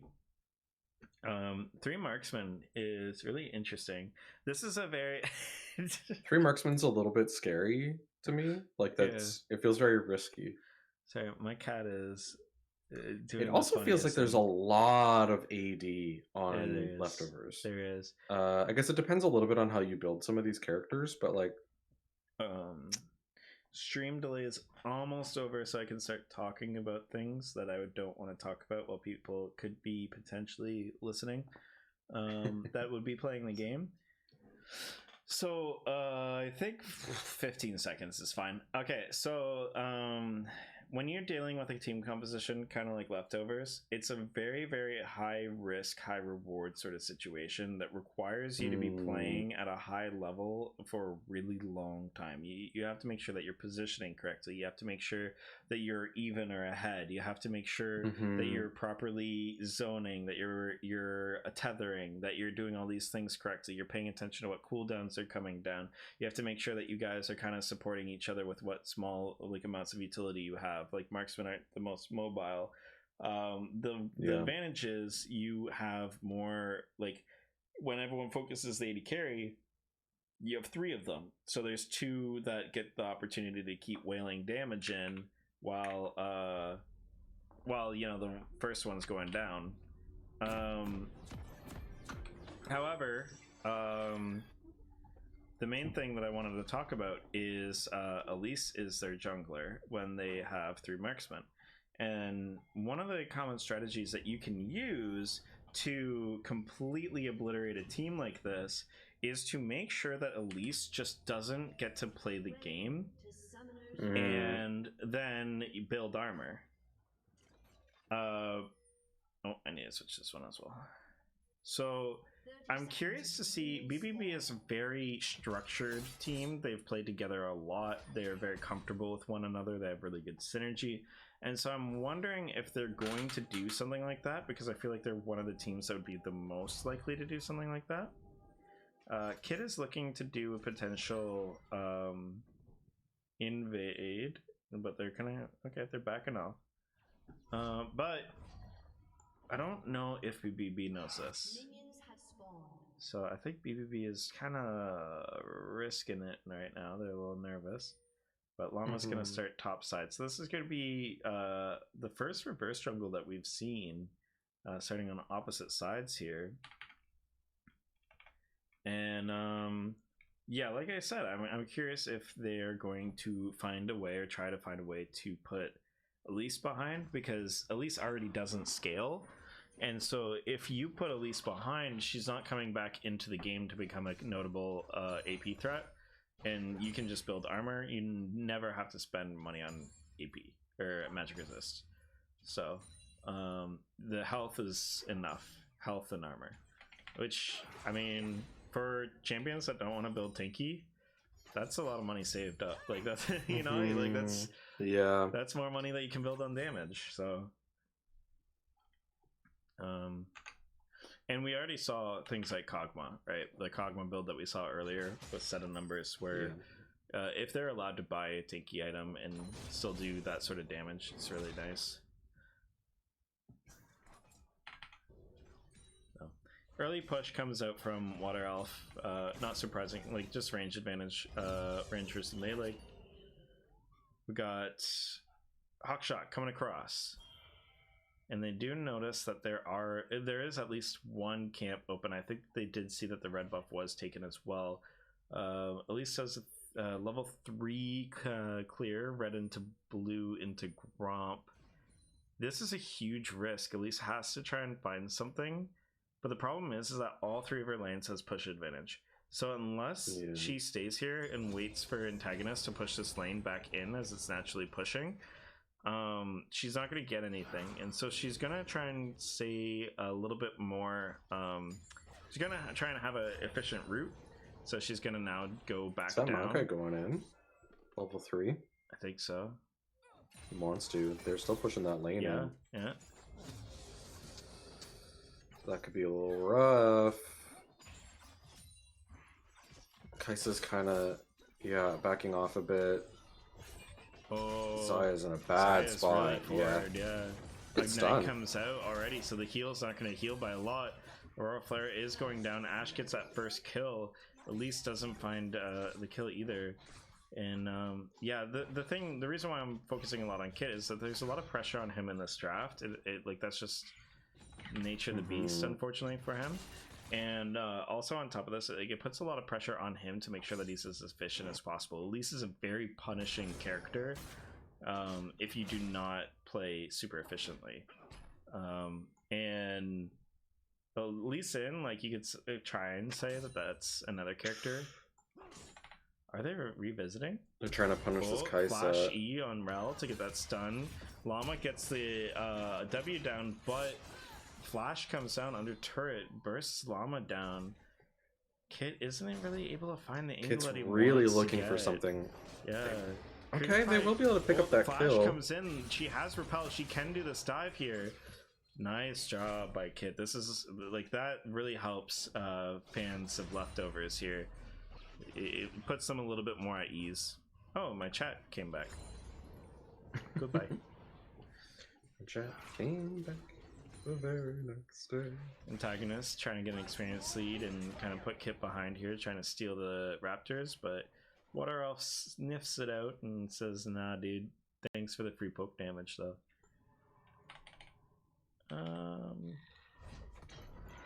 And we got a tempo reset coming out. Oh, just kidding. No, we got a tempo reset going on to Ash, potentially. Ooh. KHS is just putting a lot of pressure on. Trying to prevent them from recalling. They're even trying to, like, predict an angle where Kaisa might be able to get a burst, like, another burst proc on Ash to stop her from recalling again. Elise looking for an angle here. How close was Varus to 6 here? Oh, he was 2 minions. I think that would have been a really, really good play. I just feel like they might have wanted to communicate that level up a little bit better. And if Elise knew, she could have waited those 2 minions, so then Water Elf would just throw his ultimate out right away and guarantee Elise to get that guaranteed gank off. We got a roam off here. Gets a little bit of damage off by KHS on Antagonist. Yeah, I think Antagonist was dead to rights there. It's just a very, very small, minute detail.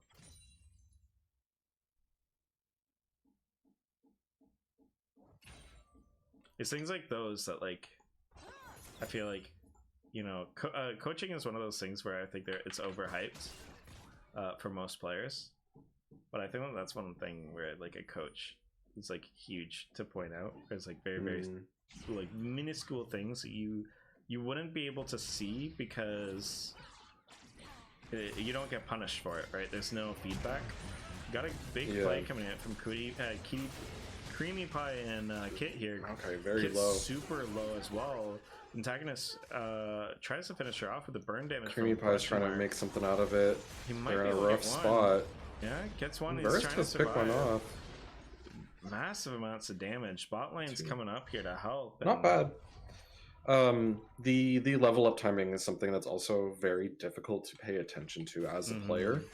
Yeah. Unless you're like very high level, I'm sure pros pay attention to it. Mm-hmm. But keeping track of your experience and when you're going to level up, especially like, I mean, maybe it's more important for that level 6, but it's very hard to watch and like coordinate and communicate. Mm-hmm. So it makes sense. You're also in a room with 4 other people who are probably all saying things as well. You don't They're wanna all interrupt also them. trying to coordinate things, Yeah. especially like anyone who's in a lane with someone else, you know, like bot lane's probably talking about stuff. Oh my god, It's bot laners and in a tournament, man. No, kidding. Don't stop. Classic bot lane. Yap, yap, yap. I'm gonna last at this minion. Okay, I'm gonna last at this minion. Watch out. Dodge that. You need League of Legends with proximity voice. Yeah. Like, God. unironically would be kind of fun. That would be actually... If you could hear the other team. That's some content right there. Anyone want free content ideas? Right there. That could be so fun. Like, proximity someone's chat invading and you both hear them, teams. like, you, like, hear them as they're, like, sneaking into your jungle. Yeah, proximity chat for both teams would be great. Yeah. Proximity, like, all chat. Yeah, like Among Us. The Among Us Yes, thing. exactly. That'd be amazing. Wow, Kaisa's a very vulnerable position here. He gave away their position. That Why is rumble. Antagonist here again? Yep, that's why.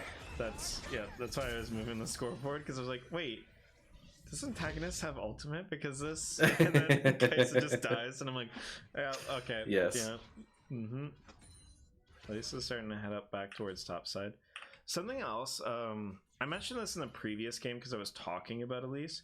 Another reason why Elise like is more prominent in Eastern leagues rather than more so our side is because Elise is phenomenal at playing off of top side of the map and like playing off of top, getting top ahead, playing a more top focused game, where the Western regions do not play top based at all. They play very, very bot mid like synergy.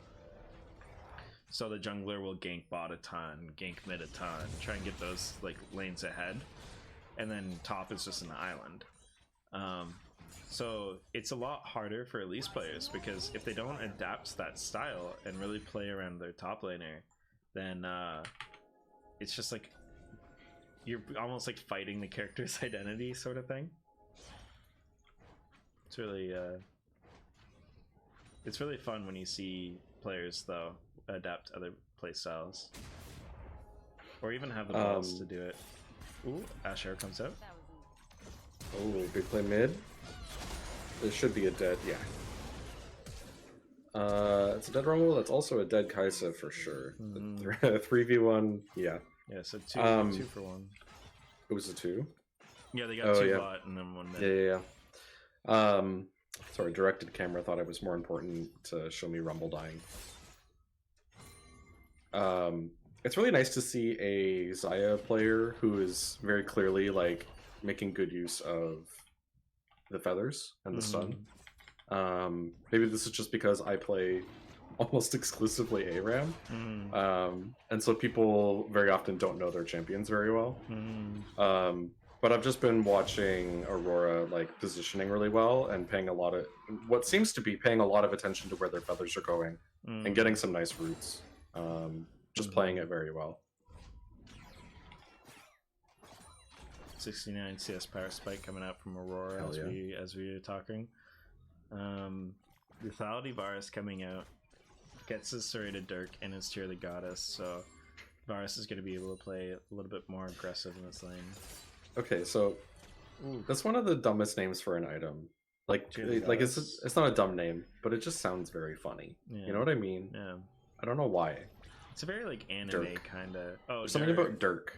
I thought you meant like Dirk specifically. No. Like serrated Dirk. Yeah. Maybe it's just because I'm 14 years old and it sounds like a bad word, but. Ooh. Oh, I didn't expect that. Okay. I didn't think they were gonna just run into that bush. I don't think they do have numbers on the Maokai. Oh my. The flash gets him out. Yeah, that's. Wow. That ultimate damage is nasty. I think they just gotta give control here. There's not a ton that they need to do here. Antagonist going up, clearing out mid lane, pushing this wave in, completely denying these minions. I think, yeah. So if I was Kit here, like I said, a lot of pressure on this player because of the circumstances in the draft and everything. Has Rift Herald, so I think that right now I would probably try and put that into top or mid lane. Okay, so there goes the mid lane. And try and get Varus to be able to get those that gold. Does not end up getting that gold though, unfortunately. All the gold goes down to Elise. It did seem like that's what they were trying to do. They dropped it and ran. Yeah. I think that's like getting that onto one of these two players, trying to get them ahead as Llama tries to prevent that from happening. Oh, nice ultimate flash. Going great escape. Yeah. This is why I adore set mid lane, is because when the jungler comes, I use them to get out. I just say this lane is so much shorter, right? So I don't have to use that flash. Taxi! Yeah, like, thank you. Yeah, you get some damage out of it, like it's kind of a win-win. Yeah, you lose the cooldown, but hey, you're alive. Yeah, cooldowns are there to be used. Yeah. I don't think the cooldown on his ultimate's too bad anyway. Well, it's like 1:45 seconds right now. Yeah. That's not too bad. I mean, it's not too often. Like, I'm not some of my friends in mid lane where they get ganked by everyone and their Ooh, good. Rumble Burst will go damage. down. Flash comes Elise. out. Oh, This might be a the trade. ultimate has to save her. Good. Repel Yeah. comes back down. I was gonna say I don't know how much damage that carpet is doing right now, but Yeah, I don't know if it counts as Elise. I hope it doesn't count as Elise sitting in that ultimate while they repel. no, but she still takes the burn damage. It's She'd still be burned. Yeah. it's initial damage and burn damage over time that you take when you are in the ultimate. So she would still. Does take it the burn damage even over while you're time. repelled though? I'm Yeah, you curious. take all damage over time while you're repelled. So You're just untargetable. you would just So what would happen is Yeah. Rumble deals initial damage by getting hit by that Yeah, ultimate, yeah. and then You're there burned is for a like burn. 5 seconds or whatever. Yeah, there's a burn shortly after leaving. You get like 1 extra tick or 2 extra ticks.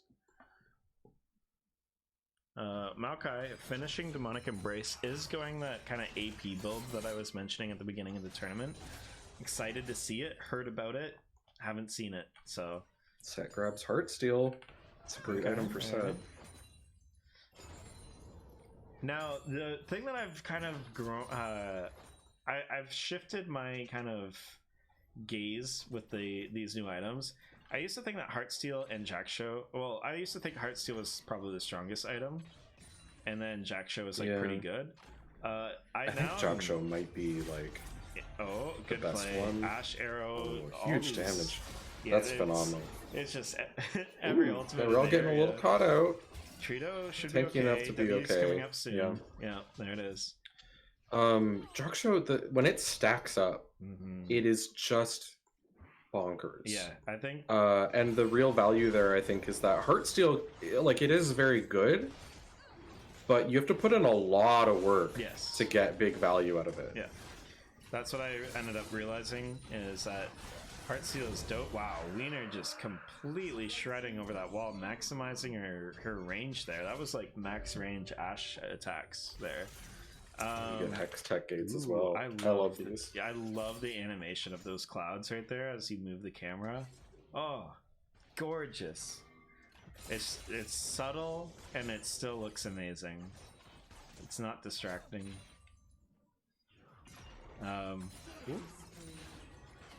Kill on bot side. Rumble. Yeah, nice. This is very interesting so far. I'm honestly not really sure. Like, I know that BBB's a little bit ahead right now, but I can't quite tell where this is going. Ooh, Diamond under turret. Set will go down. Yeah. A little too much manpower up there. Gets an extra proc on Heartsteel though. So they should get this turret, no problem. Hashtag worth, you know? Are they grabbing that Herald as well? They are. Leftovers is kind of saying maybe not. Varus is able to. Whoa, wait, what? Did they not see? They might not have seen them. They might have been in behind terrain. I think that's what was happening. Yeah, I'm not quite sure what just happened there. Were they not aware? I think they were hugging the walls there. Yeah, they might not have seen them. We might. Wow, Kaisa almost got that. That was really good. We might need you to go back and check the tapes, but yeah, no, I'm pretty sure by how everyone was moving, it almost looks like there was no vision and Varus was confused and was like trying to find an angle to see. They might have been hugging that vision there. So, no, blue team sees all 3 of the people there. Yeah, I'm not sure. I mean, the gangplank all kind of came out of nowhere, but maybe yeah, I'm not really sure. I'm maybe not sure it what was that disconnect or something, or maybe they didn't. It could have been. It could have been a miscommunication. Yeah, where someone was like calling for the play without complete information, or someone was calling for the play and someone else was saying to back off, so you had some people trying to go in and some people trying to back off at the same time. Yeah, which also ends up being worse than like any other option when it comes to like coordinating team play. If you're not coordinated, if you're gonna make a bad decision, you need the whole team to go in on it, because at least you commit to it. Well played by these two on top side. Nice, really well done there. Good synergy between the two of them too. That's what I was saying about Elise, making sure you have good synergy with your top laner, and they're proving that. So really well played. Yeah, also another thing is like you might not have expected some of the damage coming out. Like, this Maokai is going AP. They melted pretty fast. You might be thinking that he is a lot more tanky rather than damage. So yeah, you might be thinking that you're taking a lot less damage than you are, and then suddenly the world changes.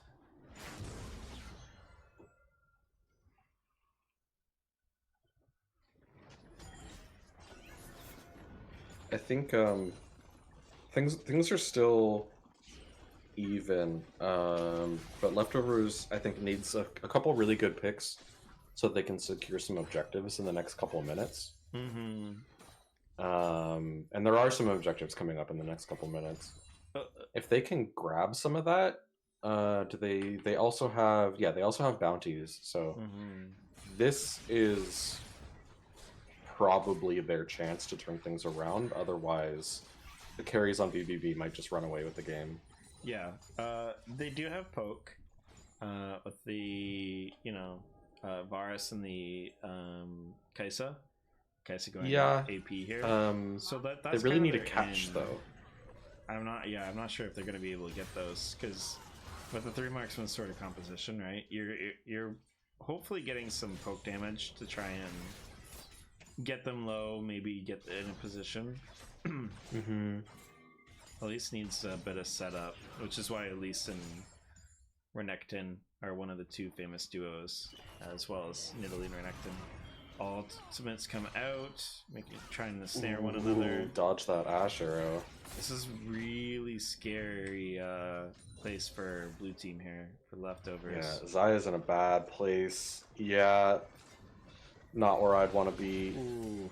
The burns too much. Yeah. At least the ultimate is used though from Rumble, so that is one thing that they don't have to worry about now if they want to try and contest this. But it's looking like with there are a how lot Kid of is ultimates moving, down, they but don't wanna, with their numbers, they might not be able to. They don't want to do anything about this dragon. It'd be a very risky thing for them to push in here. Red team has slain the dragon. Oh, question mark is just an unfortunate spot. They almost walked right past each other. I love it when that happens. Just walking by, having a good time. I'm just trying to change my...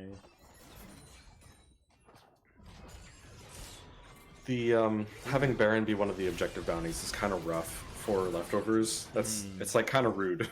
Well, all of the objectives are objective bounties. It's not like Kindred. Well, I mean, like not all the towers are. Yeah, they're just low, so it's not. It doesn't look as top towers, huh? Yeah, it is. It's covered in yellow, or it's coated in yellow. No, it's not. Well, not on my screen. It isn't. That might be a bug. Creamy Pie is in an unfortunate position. And yeah, this is gonna be Baron coming out. Yeah, it's a little rough. I think, like we were saying, even back in the draft, this was a pretty risky draft for Leftovers. And those last couple minutes were probably... Wow, we all almost went down there. That's a little scary. Those last couple minutes were sort of, I think, their last chance to turn things around.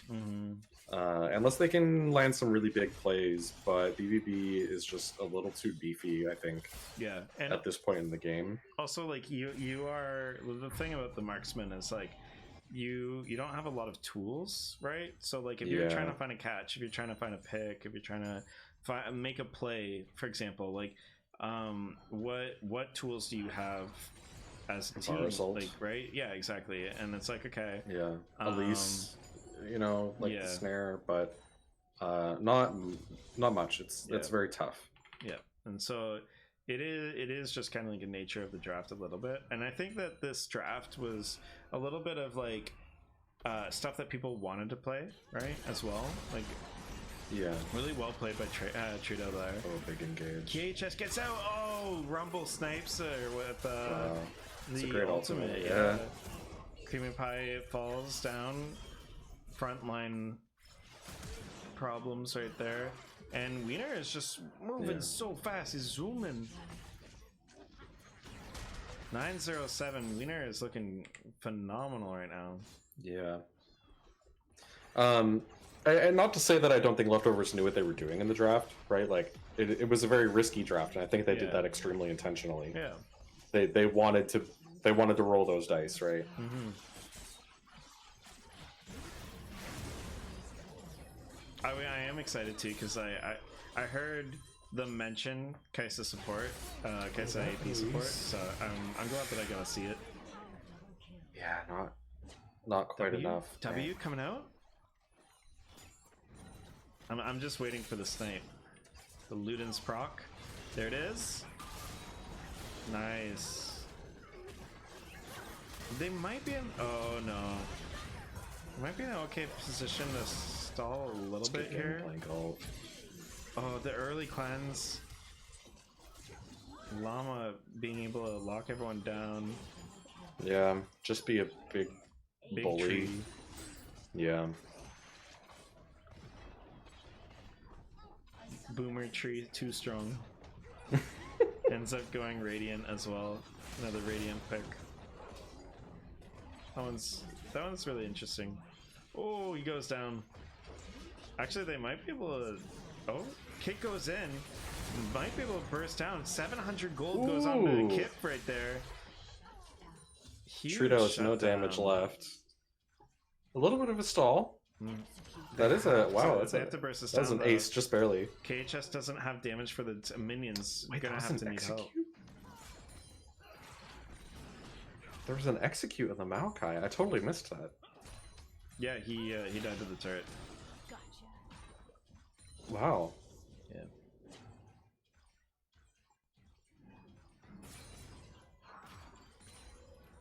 All right. So this is a tree situation. We do have procs coming out. Infinite scaling from the set. It's a very tough situation. I mean, with 2 inhibitors down, they're really on garbage collection duty. Mm-hmm. At least Baron buff is gone. But BBB can just pick up objectives whenever they want. Mm-hmm.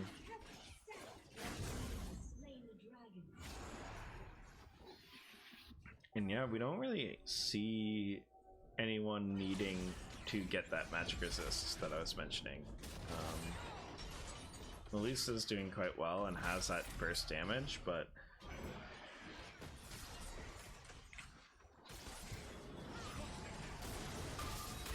that the dunk from Set is not doing as much damage as I would expect. Mm-hmm. Yeah, like I said, Llama is going more so damage, right? He's not going that pure. Well, he just dropped Trudeau into the rest of his team, and it didn't really seem to. It didn't seem to you know, do the burst that I am used to seeing from Set. I'm not really sure what the cause is there. Oh, that would have been a sick play. I respect it. KHS is trying to look for a way to even just draw people away. Oh no, walks into a sapling. And meanwhile, question mark, tryharding, trying to end this game. He's that ARAM player like Sean that doesn't let them respawn, just wants to win. Yeah. And yeah, BBB takes the win. It's heading to finals. That team, by the way, Leftovers here, all of their damage is almost like perfectly in sync. Mm-hmm. Yeah, it's a really interesting comp. It's that game could have gone a lot of ways. They just weren't quite able to make a carry. Mm-hmm. Which is too bad.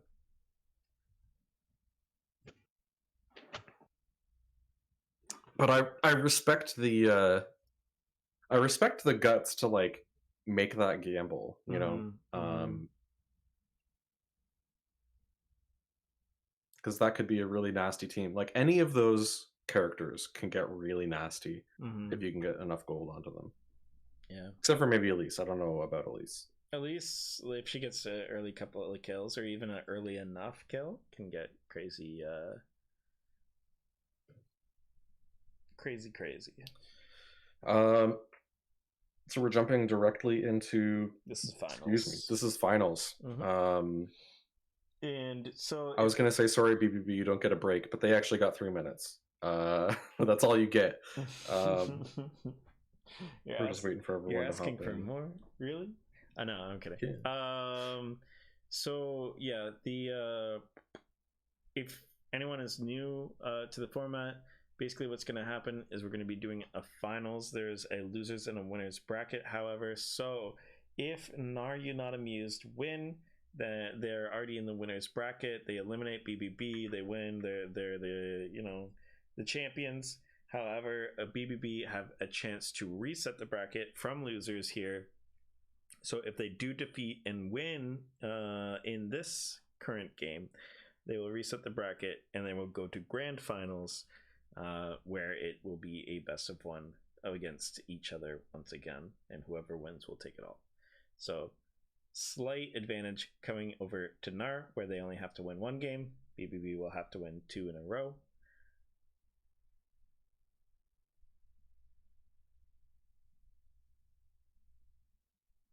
It's looking like they want to do a draft.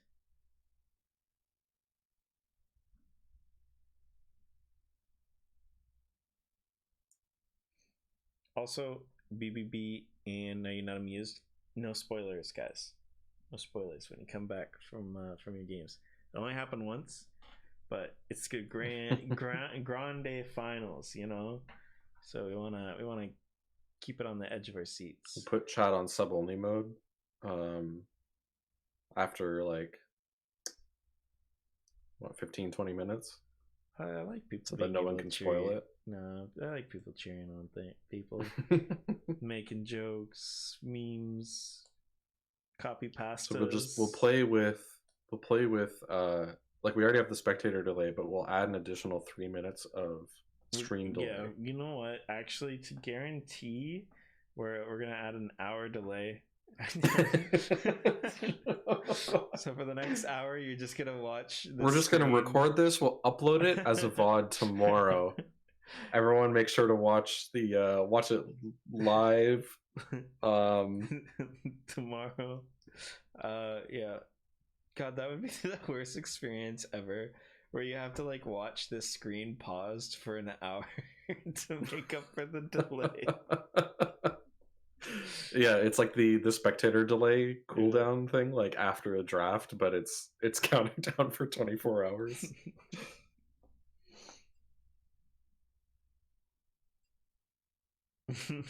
Rule book them.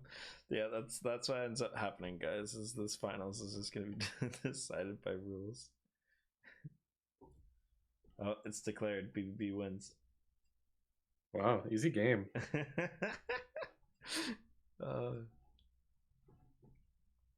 We need a daft lull. Alright, so I'm gonna get this set up, guys. I would normally do this professionally, but or semi-professionally, because there is still jank in my normal streams. But yeah, for those who have been watching the other stream, my switching stream keys and everything else like that, so then we can stream on the tournament stream, for some reason has made Streamlabs very angry. And it's very weird. Yeah, it's like it only has the basic functions right now. Everything else is great, not even visible right now. So here we go. It's very peculiar. It just said, oh, maybe I have to click this. I'm nervous. I don't want to click it. I wouldn't click things. You know, not whenever like this is fine. It's just finals. Click it after finals. You know, it's like it's just finals. Then you just get the like Twitch disconnect, like yeah, screen. Offline screen. Yeah. What's the worst that could happen?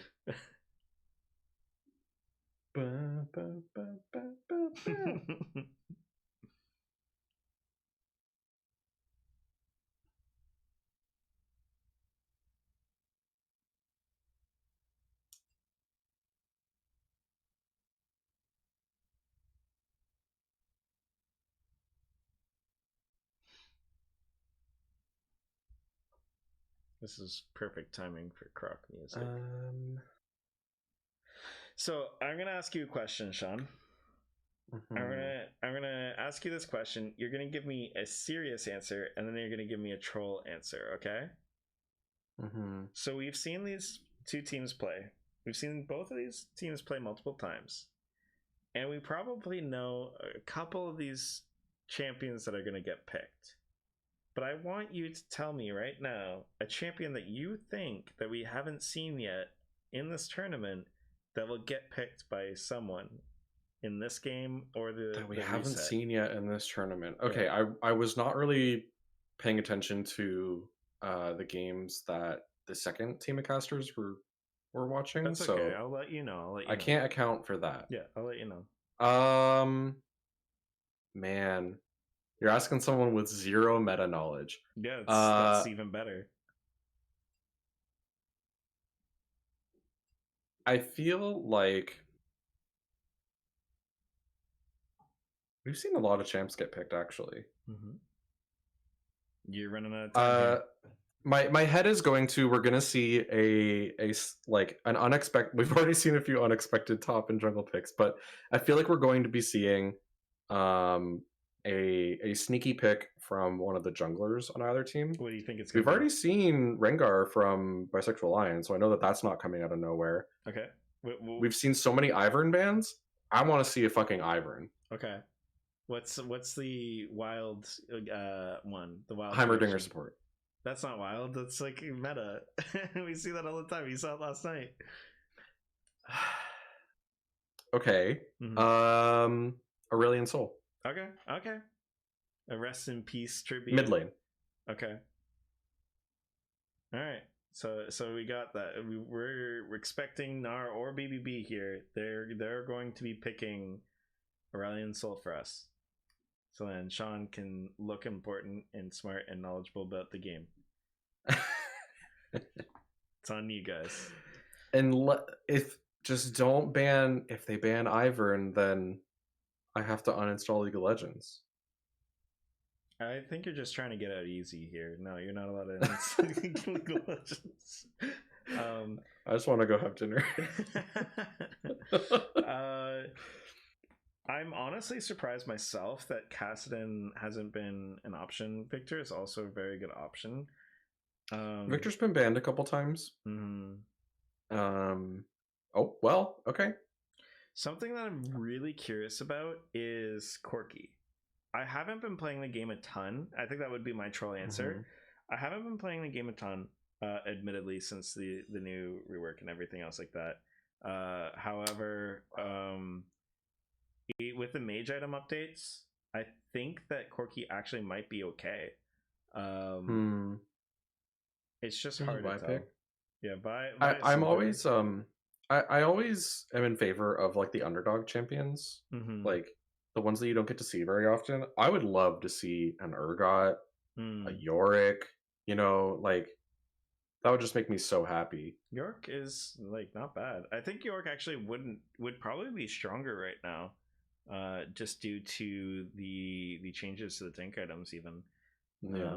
But one day the stars will align and Alawi will be a viable champion. I mean, one the day stars will eventually align with if League of Legends is a game forever, as time goes off into infinity, eventually Alawi will be a meta. I mean, the stars are getting remastered and reworked, right? So maybe if anyone's curious, I'm not doing like a high level analysis right now of no, that's just an Aurelion Soul joke. Yeah, no, right? I know. Yeah. Okay, yeah. I'm not making like super analytic analysis. Yeah, because analytical. Yeah, I'm not being analytical right now because I'm gonna save that for the streamer delay because I don't want to give unfair. Yeah, the draft is live right now, so we don't want to it's like a 5-10 too serious second delay. about it. Yeah, Misfortune and Caitlyn, those make sense to me. I like Nautilus. The Nautilus pick, I don't know if it's good, but I just like Nautilus. I think he's a great like support and top lane. Nautilus is... although Orin's probably our top lane, but yeah. I mean, Nautilus just in general for support is just not going to be. You would have to like do something incredible to make him not at least like relevant. Neil, yeah, he's got a good enough like kit and good enough values that he's. I feel like he's almost always going to be playable. Yeah, exactly. Right. Same with like to some degree Leona as well. It's like yeah, those two champions will always be somewhat relevant. We've already seen Azuri today, I think. Hasn't been locked in yet. We'll see. Callista support, lethality, Sivir. And Sivir makes way more sense here. Ash, Draven. Okay, so we see Ash again. I want to see a Gnar. That's what I want to see. We've already locked in, I think, our like top and stuff, so we won't. But like, that'd be awesome. Unless it's Gnar mid lane. Gnar support. We already saw Victor versus Syndra. Sivir gets picked up here. Sivir's spell shield allows her to kind of like use Ash's poke system as a healing system to some degree. Well, no, they messed with her spell shield, didn't they? Yeah, so it heals. Oh no, it used to restore mana, now it restores health. That's right. Yeah. Darius is getting picked up here. Okay. So it's Darius jungle or possibly an orange jungle here. I would say most likely Darius jungle, just because Darius jungle was a thing towards the end of last season. I don't know if it still is this season.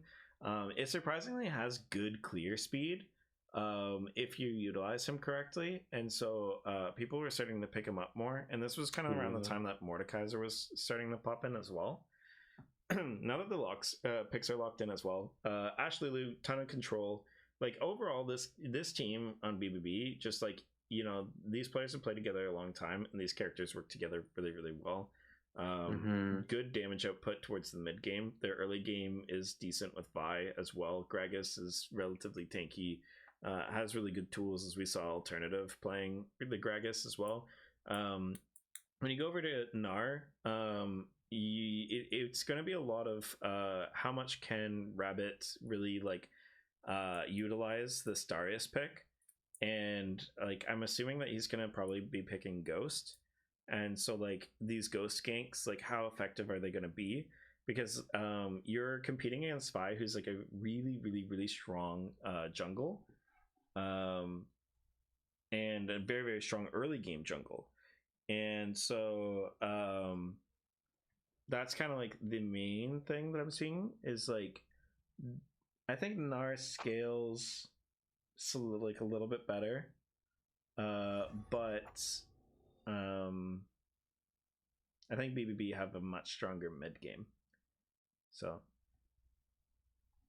still kind of fun to watch though. Like this, as far as drafts go, like if we, you know, you play it out like TFT or something where it's just auto battling, it is still an entertaining enough draft, because mid game versus late game is not that far away from each other, right?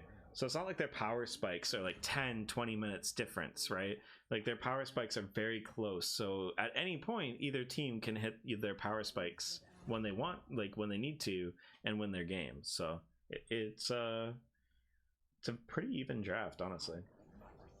And I saw the old quirky build with Manamine is really good with the Ravenous changes. Yeah, that's what I was wondering, is like there's changes to mage items. Like I'm wondering if Archangels is actually decent on Corki, and then also the Ravenous changes also synergize pretty decently with him. And Ravenous and Manamine aren't mythic items, so you could still do like you could do wild stuff. Like you can probably do Ludens would probably be the best thing, and then go into the Manamine Ravenous kind of combo. Or you could end up doing just full mage, maybe. It would be really amusing to see how Rod of Ages is on him, because he just like needs that mana, right? So like I don't know, we'll see. But yeah, overall with this team composition, it's interesting. Like they have all, like BBB have all the tools that they need to deal with Gnar's characters. That's something that I'm like seeing now, right? Like Darius wants to get in on the enemy team. They have Ashalt, they have Syndra knockback, they have Gragas barrel. So as long as Gragas doesn't ult Darius into their entire enemy team while he's charging up a Q, you know, they do have a lot of tools to deal with Rabbit, which is one of their like really, really good players. Like Rabbit has been playing phenomenally the past few tournaments. Seeing Sesame Oil on Victor, like Sesame Oil has also been playing mages incredibly well. Usually it's like one of their highest damage dealers. And Victor does well into Victor does well into Syndra, if I remember correctly. So wait, what is happening? Is Llama I think someone is Llama just spamming Is Llama just spamming a lot of people Tournament King's message? It's because Tournament King sent it twice by accident, and so everyone was just like copying. I also copy and pasted it. Okay. Yeah, I think someone DC'd there. I think I saw before the copy paste spam. I think I saw the words "our support," and then it disappeared.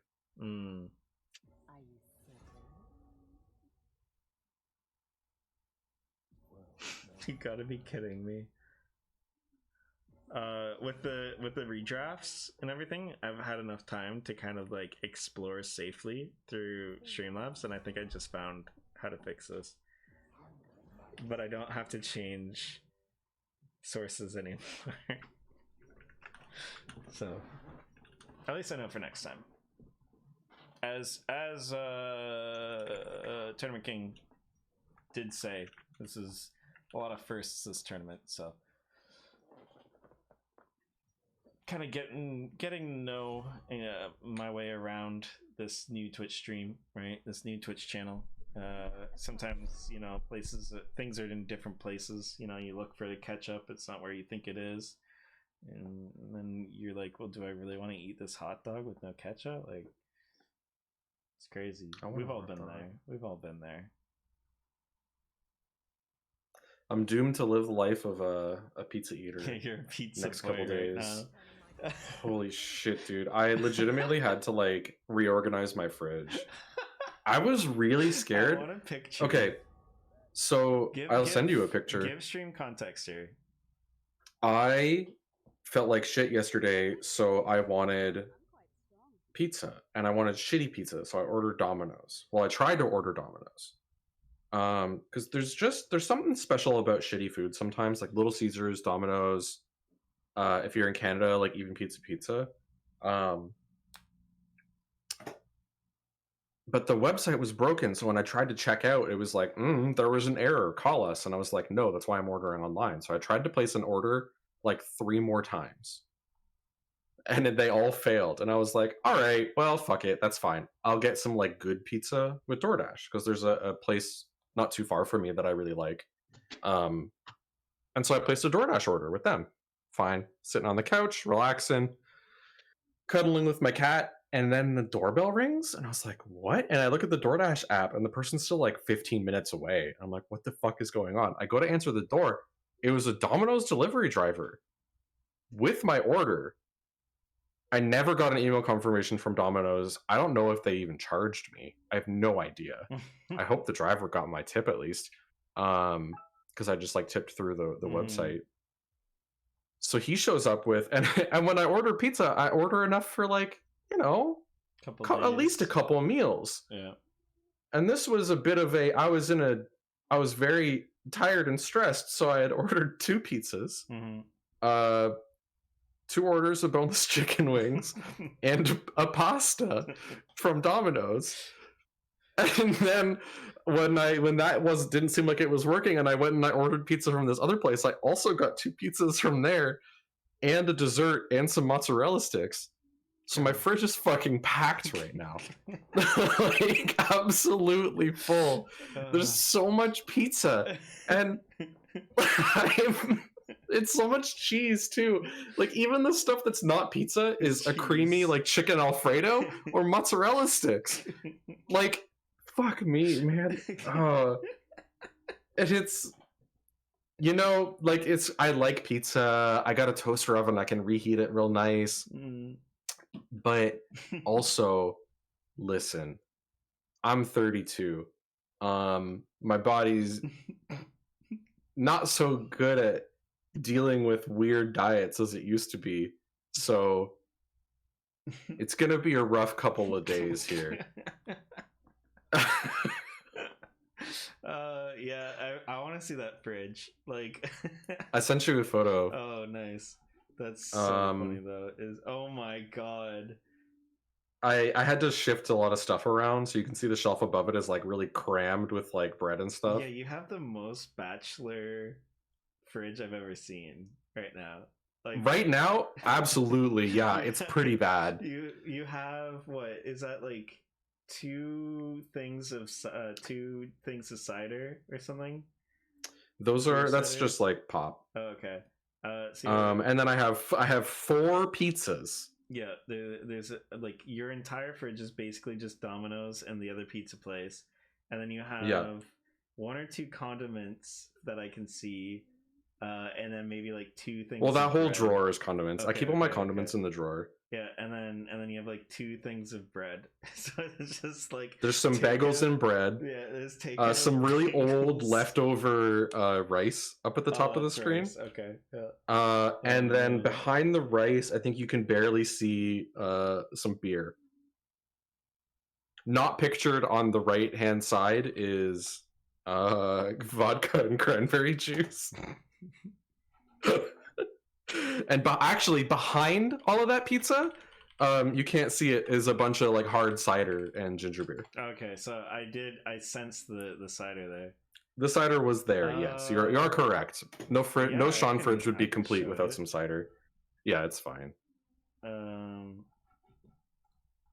He doesn't have any bodies in here this time, so we're okay.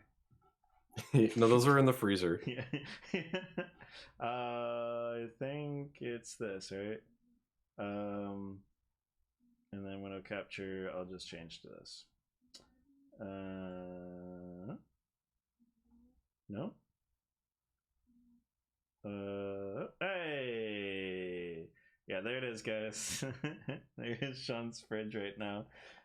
And I'm also like, I don't want to let it go to waste. I paid for it. Yeah. Well, actually, I don't know yet if I paid for the Domino's. I need to like check my bank. Yeah. But I'm like, I can't just not eat it. You could send it to me, honestly. I don't know if I can. I don't like. How long does it take to get? Can you imagine? Like, okay, you can do like overnight shipping, right? Like, you can do airmail. I could pay more than I paid for the pizza to ship it to you. But like, I do not know what would happen if I walked into the post office and was like, "Listen, I need this pizza. I got this pizza. I need to send it to Ontario. How much is it going to cost me to get it there like tomorrow morning?" It would get there and be disgusting. Like, there's no way that food would be safe anymore. Like, no freaking way. Because it would be just like controlled. Sitting at room temperature. Yeah. Like the most food unsafe temperature possible. God. But we could say that we did do it, though. It would be funny, yes. All right. In a way, I would have delivered a pizza to you. Yeah. Beautiful Nautilus skin. I really like that. All right, so we get into the finals, guys. Everyone say who you think is going to be the winners here, or who you're cheering for, so then you can say I was right at the end. Most important part if you're not competing yourself. So can we do like a poll? You might be able to, yeah. I don't know if channel points are set No, I don't up, think though. I can. Yeah. Well, no, not channel. Like the channel points is a prediction. They have the numbers advantage. Shut up. Well played. No, there's a prediction uses channel points. A poll's just like a poll. Okay. But it might not be. I don't know. I don't know channel stuff very well, so it might just not be turned on. Ooh, we have what is it? First strike? I can't remember what this thing is called, guys. Hey, first strike. We have first strike on Gragas. I've been literally a casual player since that rune came out, so I've been casting life instead of competing life. All right, so we are seeing a bot side start from both junglers. And we're gonna see this clear speed. I mean, I'm gonna be focusing, guys, because like I don't know how many of you guys have seen the Darius jungle. So I'll show you guys the first clear, and unless something crazy starts happening, we'll check out, come back in. But look at this! Look at this! Like, it's surprisingly fast. This breaks. Q. Boom. All right, he's going. All right. I'm seeing a decent amount of damage. Double range versus one range, one melee usually means that they get the double range get early poke level 1, but they also get level 2 advantage. The most important thing, if you're a support player playing the ranged advantage, you want to make sure that you're hitting minions to kind of like get them into good range, so then the ADC can control their level 2. So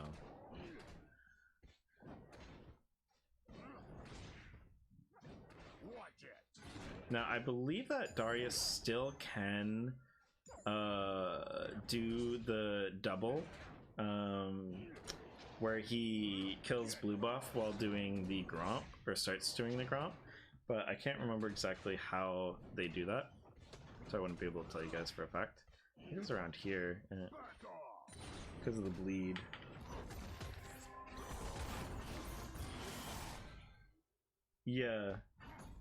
Yeah, but you can see, like, to some extent he is, like, because there's a delay and he has the long range of his Q and the bleed, that he has a little bit of time to play with. A lot of junglers still have that, but yeah, you can't quite literally do both. Oh, we got junglers coming in at the same time, but Juggernaut powers. First blood comes out.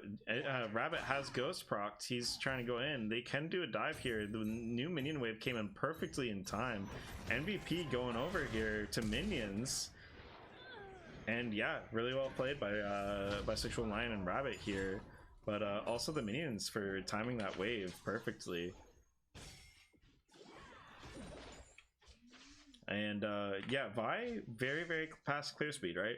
She was like one of the junglers versus Rek'Sai, Lee Sin, like these sort of characters in metas like in years past, and it's because she has that early game power, she has that clear speed to be able to keep up with fast junglers. And you just saw Darius like literally meet her at the same time, and he still has this he still has that sort of inherent power of Ghost and being a Juggernaut. This is not best of 3, it's a double bracket, so essentially if winner's side, aka Gnar, win, then it is over and Gnar are the champions. However, BBB have a chance right now to bracket reset and take it to a grand finals.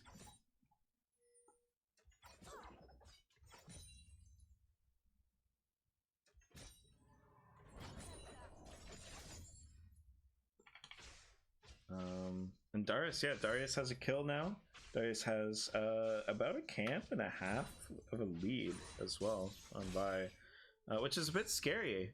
And also, like, it starts making me think that this might actually be like a decent counter into Vi. But ooh, I didn't realize I was muted. I don't like the changes that they made to the patience meter in the jungle. But again, I think that's because I like stuff that's kind of like off meta. Like I really liked it when Morgana was jungle and she could do these really nice like double camp clears. The Fiddlesticks Morgana double camp. Yeah, I think that stuff's really cool, and it like adds a lot more versatility and like viability to champions that may not have it otherwise, which is cool and interesting, and it keeps the meta fresh. But then they basically said like, nah, we don't want you here. Yeah, it's a, I would say it's to some degree a controversial issue, because yeah, for sure, their goal in those changes is to try and even out the playing field of the jungle itself for all champions, and then that way they can fine tune things a little bit more. But yeah, I mean that's why they added the little Pokemon, you know. Yeah, The problem is that a lot of people play this game to have skill expression, to have kind of like that feel of mastery and achieving things. Yeah. And you kind of like a lot of the changes were just kind of taking that away. So we do see Rabbit coming in here. Ooh, ultimate coming out. Ultimate already came out from Gragas. So Double ultimate. Gragas has no way to get away from this Darius now. Darius still has his. Yeah. Vi can't fight this. Vi Darius has his does not passive have her procs. ultimate yet. Yeah, she's just gonna get out of there. Yeah, that's what I mean with the fiddle changes. She has to be really careful. She has to try and CC bisexual. Bisexual is down. Ornn will go down. It's a 1-for-1. Yeah, got stuck under that turret a little bit too long.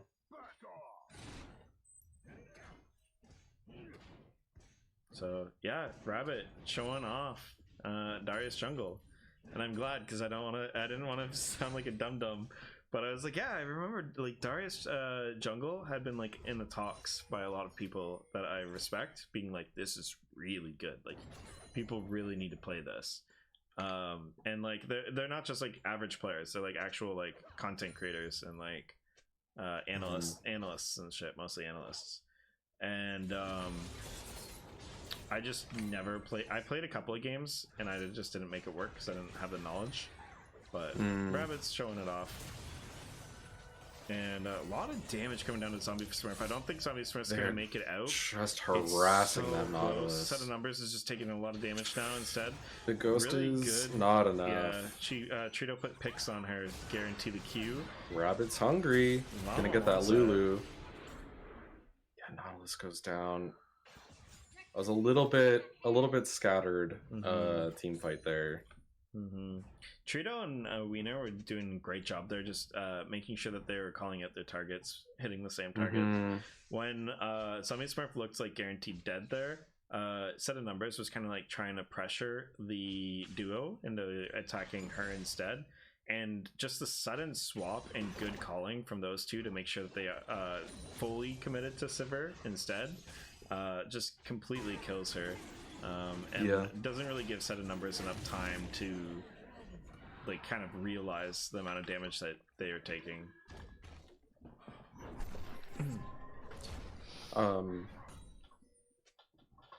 Yeah, the best of 3 thing, it's like the stream's already been live for there was an hour-long pre-recorded video at the start, so at least we weren't casting there, but we've been casting for 4.5 hours now. Which is a lot. And so if this was a best of 3 tournament, we would be here for another 8 hours. It would probably be a multi-day thing. Right.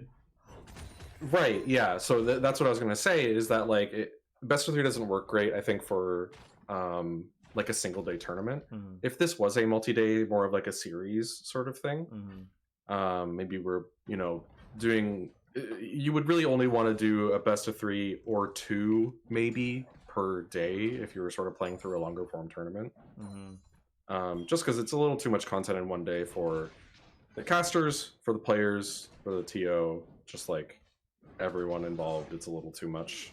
Yeah, I really like best of 3s personally in general, but even if like in professional formats, like even then, if you look at LCK or LPL, they only play 3 games per day.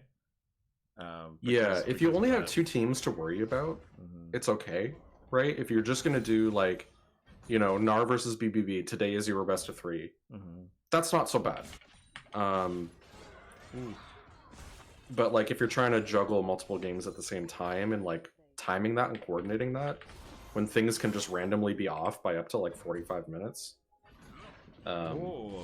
Turns into a bit of a nightmare. Rabbit having a longer E range than I seem to have. Like, damn. how do I upgrade that E? Oh, you didn't. It costs you a little bit of RP, but I think it is pretty worth it. Yeah, dang. Oh, doesn't Ornn got a little caught out. Rabbit's getting. Oh, that bleed? That bleeds. The burn. Yeah. Yeah. Still Ornn got pressured out of that very early. Victor is going Rod of BBB Ages is build. continuing to just absolutely harass in the bottom lane here. Like, just just poking Gnar until they can't really like do anything, shoving them under tower. Yeah, it's tough. Oh, I like that recall a lot. It's a cool recall. I like that. Sorry, I'm just watching this Nautilus Halloween skin. I can't believe it or not, guys. I can't afford every skin that's ever been released, so it is always fun to see skins that are good that I haven't seen before. Well, it's only thousands of dollars. After I spent my first 1,000 on League, I was like, alright, I'm good.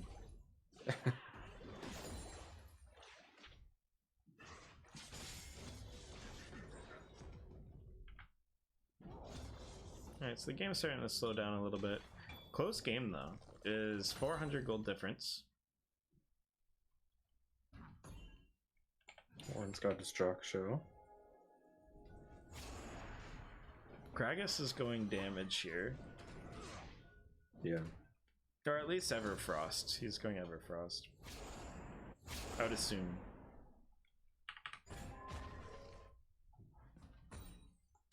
Well, he's got that stopwatch. Is he gonna grab the hourglass? I don't think so. Not right away.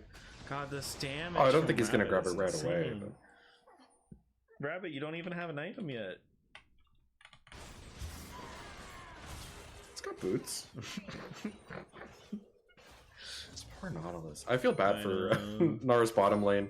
They're just getting shut down. Yeah, the Trito's W on Ashe, while Ashe has her Q up, is just absolutely shredding. And with Hail of Blades on top of that, it's just like you're ripping them apart. And Sivir did lose a little bit of her kind of like early game in favor of like a little bit more scaling with the crit changes and kind of trying to pull her away from the lethality route. Which I do see that she's going early collector, so we'll see. But yeah, so like this build that they're doing, like when they when Riot changed Sivir around, it made it so this is a little bit less beneficial. So the nerfs are kind of being felt here, or the changes, I guess. But Directed camera's going crazy right now. really, because is it because it like isn't sure what to look at right now? Because it's just like Yeah, small so bits of like trading when and- the game's a little bit quieter, yeah, I think it's looking at like actions, Yeah. like the number of actions per second, mm, and probably weighting that a little bit by like damage inflicted and like kills. mhm. And so when people are just like clearing wards, killing minions, directed mode goes crazy. Well, it needs to cover all the wards going down. Yeah, I got some great vision on like Ornn heading a minion and also Nautilus clearing out a couple wards. Oh, Oh, huge. playing with his emotions here. That Vial did almost nothing to Ornn. Yeah, I mean that was a solid like 20 to 30 seconds. Uh-oh. I'm sorry, Ashe. Yeah, That's with exhaust. not coming out of that.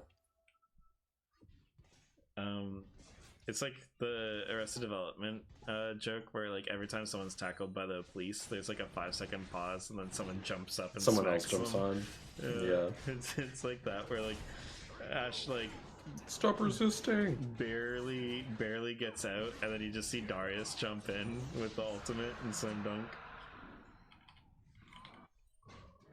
Devi gets a little bit of an invade here, tries to get something out of that play. Mm-hmm. Counter jungling is a little bit less effective just by some of the changes to Smite and like how jungle camps work. I believe that your bonuses apply only to your side of the jungle or something. That's what I've heard. Weird. Yeah, so that's one thing that I think Oh, should nice change. flash. Yeah, it is really well played. I think that's one thing that I wouldn't mind changing, is making it so then counter jungling's good again. But Yeah, because that feels like a very important part of how some champions play in the jungle, mhm, where they practically want to be in their enemy's jungle instead of their own. mhm.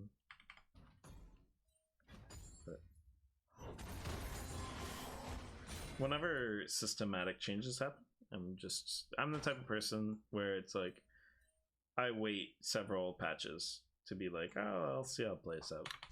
Yeah, they have to smooth out the wrinkles, right? It's really hard to make big changes like that without fucking over a couple of playstyles.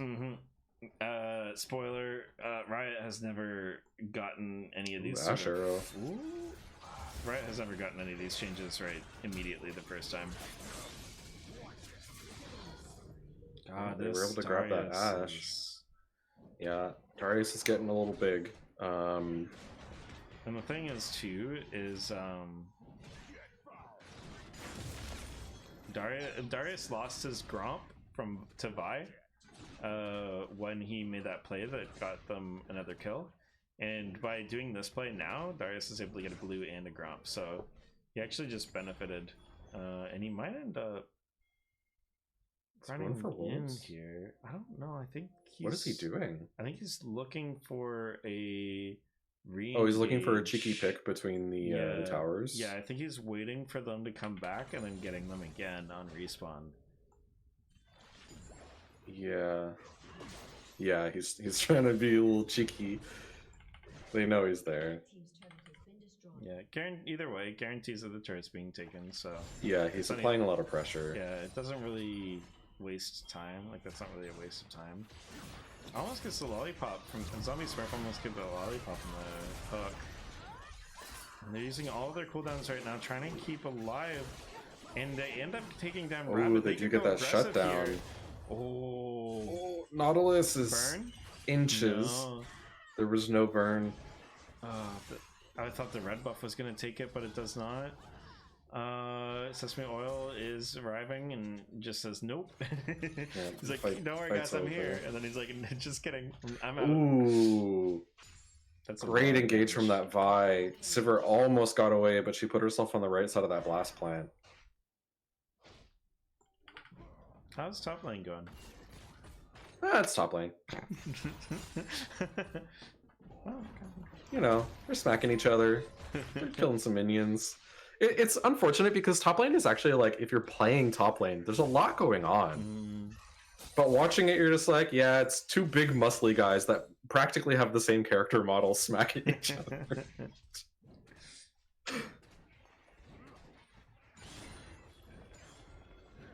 It's like watching Street Fighter. I won't lie. Actually, no, that's tangent, not for the finals. Oh, well played by that Gragas, though. Actually, that's really interesting. That Gragas was able to interrupt Ornn's dash, so he didn't get knocked out.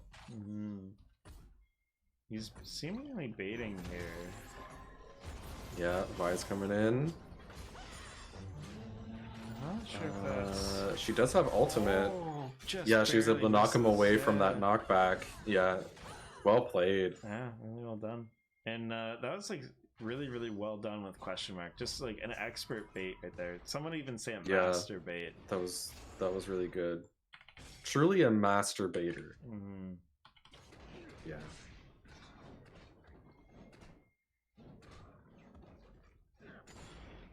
BBB looking to reset the bracket. Looking to take this to a game 2.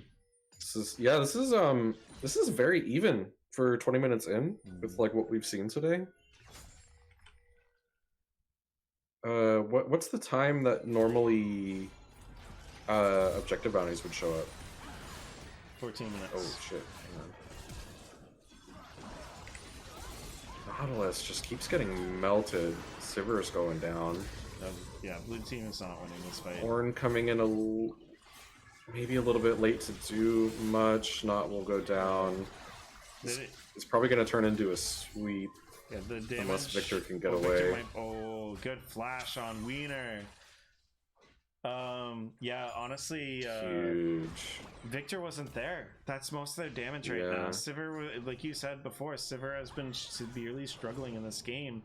Nautilus is super poor right now, right? So like without this Victor, without that mid-game spike, you're only relying on the Darius, and if they're focusing on that Darius, knowing that the rest of the team isn't going to be doing that damage, then it's just not a one fight, even if it's 4v5. Like 4v5, Gnar was already at a disadvantage, but also one of their biggest damage dealers wasn't there either. So it is unfortunate. Hopefully for Gnar fans, that like makes them realize like, hey, wait, we did this, sesame oil wasn't there, that was a mistake, and from now on they're like, you know what, we got to make sure of that now, we're cognizant of that now. Because I do feel as though when I still think this is an even team fight between the two teams, but if Gnar gives up one or two more fights, I do think that BBB can just completely take over this game. They have that momentum, they have that mid-game power spike, so their team's power spike comes first, and if they're in a winning position, then they're allowed to they have permission to end the game, right? And it's a matter of, can Gnar stall them out until they outscale and get ornaments and everything. So there is a like, there's a bit of a, I would say like almost like a checkmate position for BBB here against Gnar, and Gnar just has to like kind of realize here like, okay, you know, we have to be really careful, be cognizant of that kind of mistake, because if they're gonna fight, they really need Victor around, and I think that's happened twice now in a row, so they have to be really careful.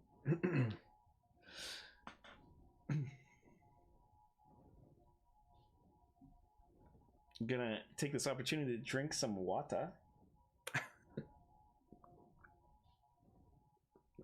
Who knew? But talking repeatedly for a long period of time, you know, dry mouth. Yeah. You gotta keep a nice full water bottle nearby. It's a water bottle. I'm so clumsy with like glasses of water that I only like all day I just carry a water bottle around with me, because if I use cups of water, I or my cat will knock them over. So it's just like not viable. As time and I can just carry it around and throw it on the couch and whatever, you know. Yeah, you do bottle challenges. Honestly, as time goes on, I've noticed that that's just been more and more commonplace. Like, it's just more of like a thing. Like, people just have like water containers or canisters or bottles or whatever, and it feels like people drink water more now. I don't know if that's true or if it's just I see think so. People having water bottles. Yeah, I think people over the past, like, I don't know, I'll say 5 years, I feel like people have been a lot more conscious of like how important it is to like get enough water. Yeah, it's just like there's so much water on this planet, guys. It's 75%, and if we don't drink it all, then it's just gonna like, it's gonna completely swallow us. The ocean levels are rising. Yeah, which means that everyone has to up their water intake. Otherwise, places like Florida, California, New York are gonna get flooded. That means that I won't have a house, and maybe not even a job. So if you guys want to make sure that Sean isn't homeless, make sure you drink water. Make sure that I can continue to live the life of luxury. Drink water. My client is very confused right now. Yeah, it's the end of a pause. It will do this. Oh, that's right. Okay. Yeah. So also, audience, we say this every time, but yeah, after a pause, it does do that for a moment, and we're back. Yeah. We'd already see one ornament. Jock Show upgraded into the Unspoken Parasite. Ooh, that's cool. I like that. Yeah.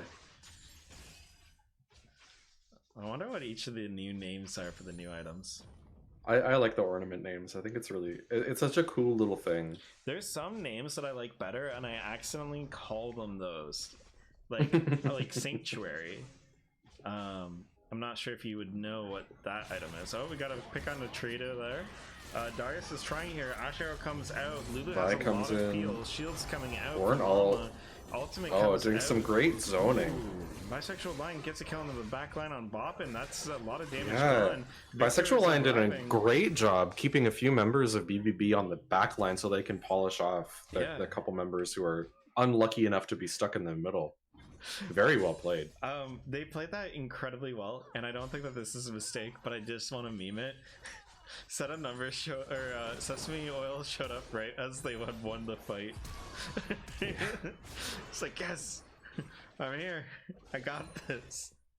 It feels really bad. Like I've been that player a number of times where I'm like that player all the time. you're like 5 seconds off of the rest of your team.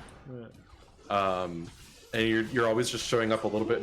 He's not showing up late right now. Yeah, no. That's the damage I'm talking about. He might be showing up a little bit early. That's kind of scary. Yeah, no, that's He was able to hold them off though. That was well played. that damage that they just did to Lulu all almost went 3 of those characters by himself is like what I mean, Yeah. right? That is the damage he can bring. Him and Darius, ooh, that might be the entire team right there, like between the two. Yeah. of them. If we look at those damage graphs, yeah. Like they could probably. I wish we could see that in client. That would be really nice. Mhm. I just mean like I think that those two doing their combos could almost wipe the entire enemy team by themselves without anything else. And Sesame Oil perfectly timed Rod of Ages, getting him a level 16 spike. So that is now happening. So this is actually prime time for Gnar. Gnar got out of the checkmate position, found a really good opportunity, and now with Sesame Oil hitting this level 16 spike, having a 2-level advantage on antagonist, if they fight with Victor, which is kind of, you know, the meme that I kind of created here, if they fight with that Victor, they could completely end this tournament right now as Victors. Sorry, there's so many layers to that. I'm so happy. Red team's turret has been destroyed. Freak goes down, but I remain.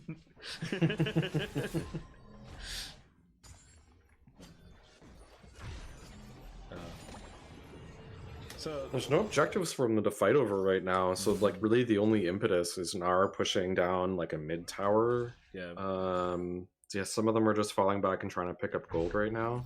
this is something that's kind of hilarious. So if you're in this situation, the proper way of playing this game is to maximize gold value by, you know, clearing out the jungle camps. As you can see, almost every jungle camp is dead in the field because these are 2 good teams. Or playing off of multiple lanes because you have Baron and you count as like 1.5 person pushing when you play with Baron. But the problem is that Gnar knows that they want to be together. They want, because set of numbers, for example, right here, as soon as they split up, yeah, BBB's just gonna jump on that. Like they were waiting for exactly that to happen. And now Gnar's sort of caught on the back foot. This late in the game, turrets melt like they're butter. and you could see by the Gnar's movements, they were so hesitant about that. They knew. Yeah. They were like, well, what do we do here? And they were trying to figure out that puzzle that they had. And they just, for a moment, went, okay, you know what? We're going to set up for Dragon. We're going to have Sivir kind of get mid lane advantage or mid lane prio. And that little bit of time that they hesitated and was like, you know what? Let's do it. Let's just do it. BBB was like, we were waiting for you to do that. Yeah, here's the objective trade. Yep. Gnar's gonna grab that tower, BBB is gonna grab the dragon. And honestly, this puts BBB at soul point, so they're more than happy to take this. Losing 1 turret. Gnar, not yeah, I even. think Gnar realized that. They're coming in now. I don't think they're gonna be able to do much about No, the they're going to dragon. force a fight if they want to do anything. So they want to fight post-dragon. There's the ghost coming out, polymorph onto Darius, but Darius isn't able to take up too much damage during that. Victor and Sivir have a really good position here, and they're able to knock up Llama getting destroyed. This could be a Darius is front to owning back. out bot lane. Oh no, they're splitting up here in half. The damage is coming out. Trudeau Sivir is going not down. able to do as much damage as Victor, so they might not be able to win this top skirmish. Oh, so close wow. to being a knockoff. Yeah. And yeah, Antagonist is able to kite away and might even be able to kill them with this. I don't think Bisexual Alliance has the... Oh. Bisexual Lion almost was able to pick up a kill on Syndra there, I think. Darius is not in the best spot here, very alone. Oh, okay, that's the range I have. Yikes. That's the range of the E I have. I take it back.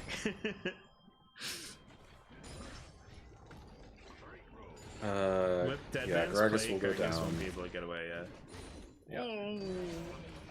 Conqueror, yeah. Darius needs to reset, man. He's scaring me. So I was hearing Ornn like make an ornament, but he's in heaven right now, so I don't know. I don't know where that sound came from. He's making ornaments in heaven. He's fixing the gate. All Orns go to heaven. He's like, I've been noticing the gate squeaks when it opens. I'll fix that for you. And they're like, oh, you don't have to do that. He's like, I got nothing better to do. Ornn would be a great namer to have. Oh yeah.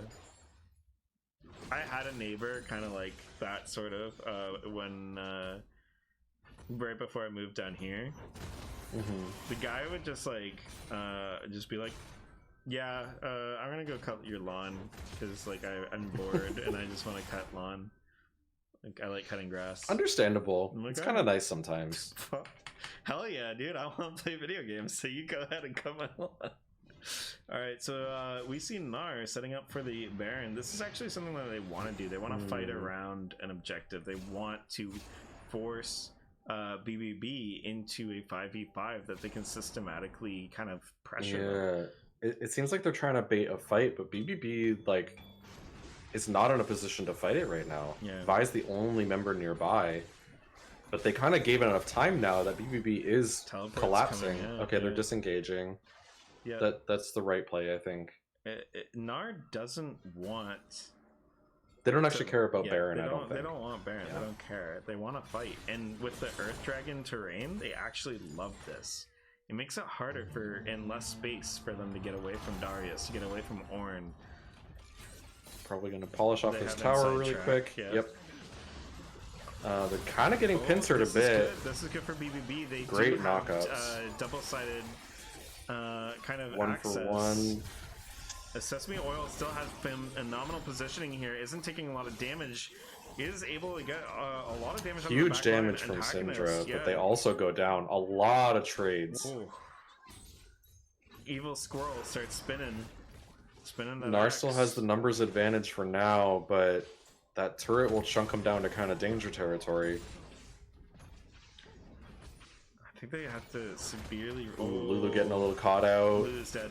Yep. She has no way of escaping that gravity field. Yeah, with the Darius and the Victor, yeah. Sorry. You got a stew going. They'll probably They get back top. off. Yeah, they get top here. That's scary running through that turret. But funny enough, the two tanks An take Ash the Charo least could, like... ruin their lives. Well, Yeah. let's see. There it is. Vi's trying to take advantage. She The might ult. ultimate coming in, Yep. yeah. Ooh, Gravity Victor Field, well comes out, done. though.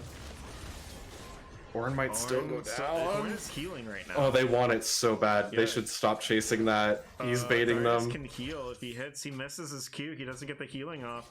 Darius is looking for the Ashe and forces my Vi to come God. back. Kills Wow. Ashe, but Llama Flash doesn't have play the from the damage Victor. now.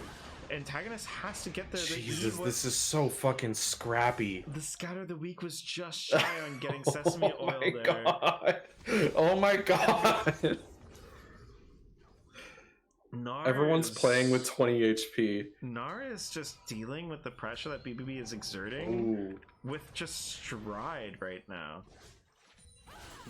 They're completely welcoming this scrappy nature, and the minions are pushing in. Sivir is taking the dragon, so this is like Yeah. and Nautilus is That's taking a good bot lane. point. This is like, even if Victor dies here, he does have a big bounty. They're still securing a lot on the other side of the map right now. Mm-hmm. And they're also denying a lot. All these minions are dying in Yeah. the bot lane. Yeah. They might even get close to taking the spotlight turret. And Are they they're doing a gonna, Baron? yeah, they're gonna start it up because there's so many waves that they have to respond to here. And Yeah, Victor that's has true. set up a slow push in the top lane as well. Yeah, So they're on garbage duty. this minion wave right here in the top lane that's passing the second turret, that's gonna join up with the other minions in the top lane and actually like start pushing that out. And so there's just no response in about There's 10, that 15 Baron. seconds. We might see a yeah, everyone's doing a bit of a reset, and we might just see a march down mid. Yeah. And it's just getting harder and harder for BBB to kind of deal with the kind of front to back play style that they're playing here. Because Victor now has the Banshee's Veil. Like, you know, Ornn is even tankier. With like he's got anti-healing now, he's got, you know, no magic mantle. His resistances are probably insane right now if we look. 331 armor, 244 magic resist. Trinity Force ornament is Infinity Force. I like that. I want to know what the new items are called. Look at that damage. Vi comes to the other side, doesn't even get a knockup because of the Banshee's Veil or the Spell Thieves. And Sesame Oil just is gonna one-shot this Trito. Oh, Trito survives. Trito! Oh, Trito! Hanging on by a thread. The hero. Damn, Trito possibly able to turn this entire game around and win the finals. No. That's a tough position. Go Lulu, go! Lulu's the only one that can carry this game right now. Yeah! Oh, they didn't get the kill. Oh well. GG, that was very good. That was very good. That's Gnar Not Amused, winning the third, as they said in the interview, 3 tournaments. And you know, Tournament King did not see the future. He didn't know that this was the third one he was talking about. All right. I believe Tournament King is going to be setting up an interview with one of the players here. Yeah, I think we might just need a minute. Although I guess they've had 3 minutes. Well, TK hasn't. True.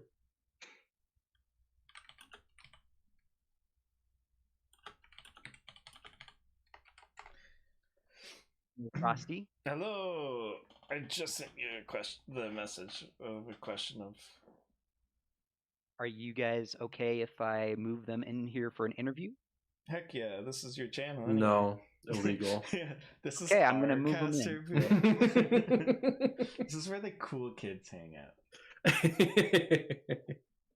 All right, let me get in there. Quick. What's up? Oh damn, it's crowded in here. Yeah, we all 5 agreed to do it, which I was surprised by. I thought there would be some no-showers. Oh wow. Well, Oh, congratulations tonight for winning the January 28th tournament. How do you guys feel? Pretty good, dude. Ecstatic, I would say. Riveted. Absolutely fabulous.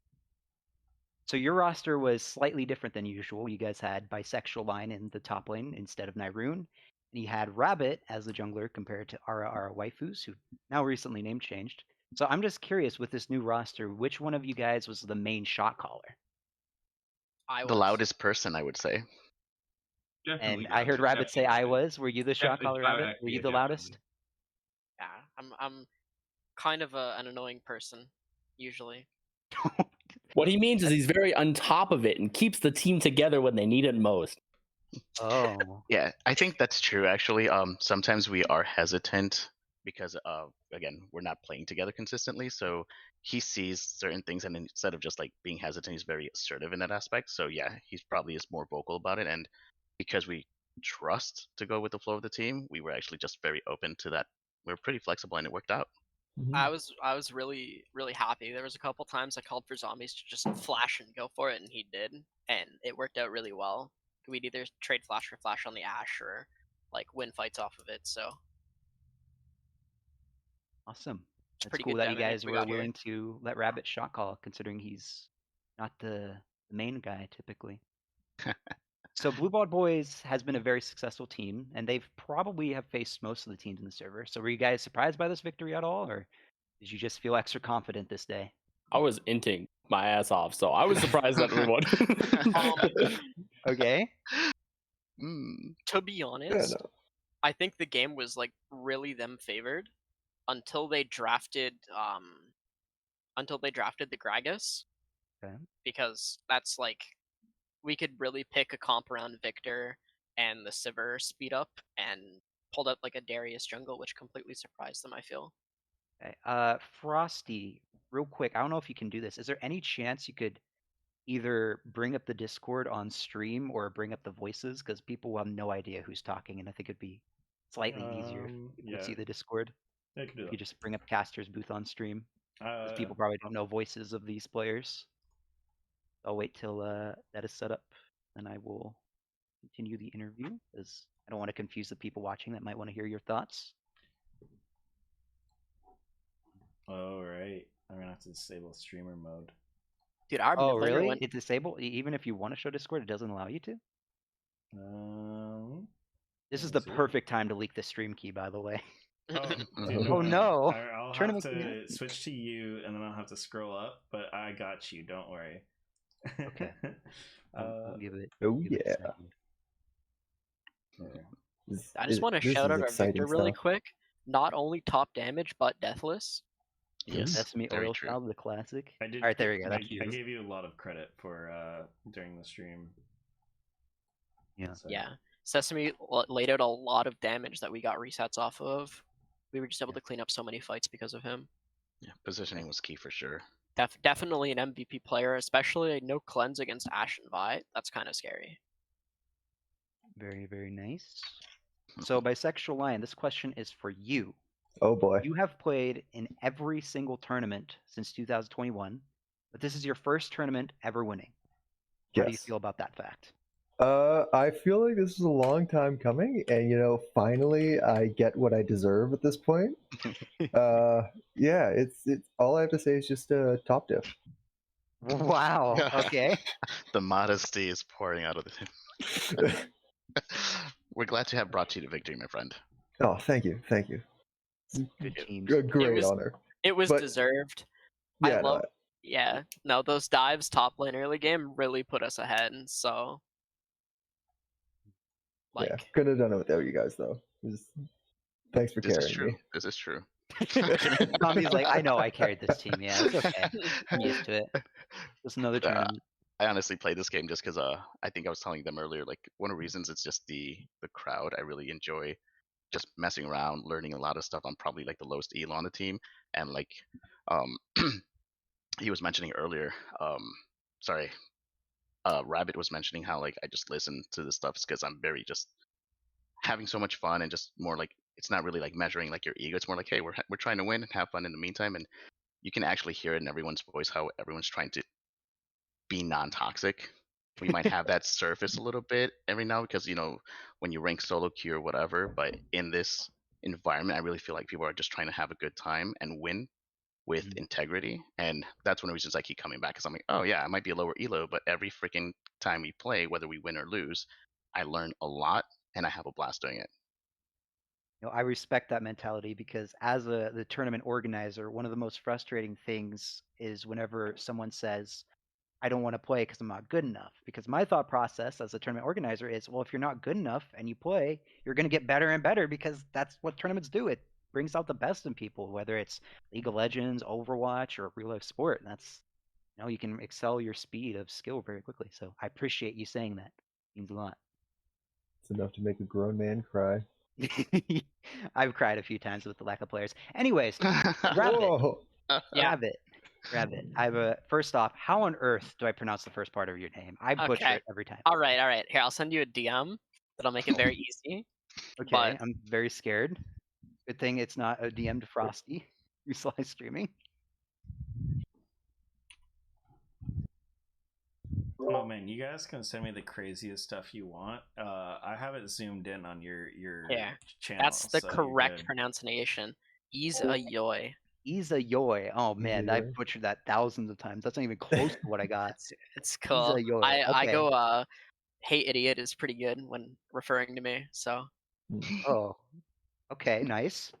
yeah. Okay, so idiot. Thank you This very is much. your first tournament win ever. Yep.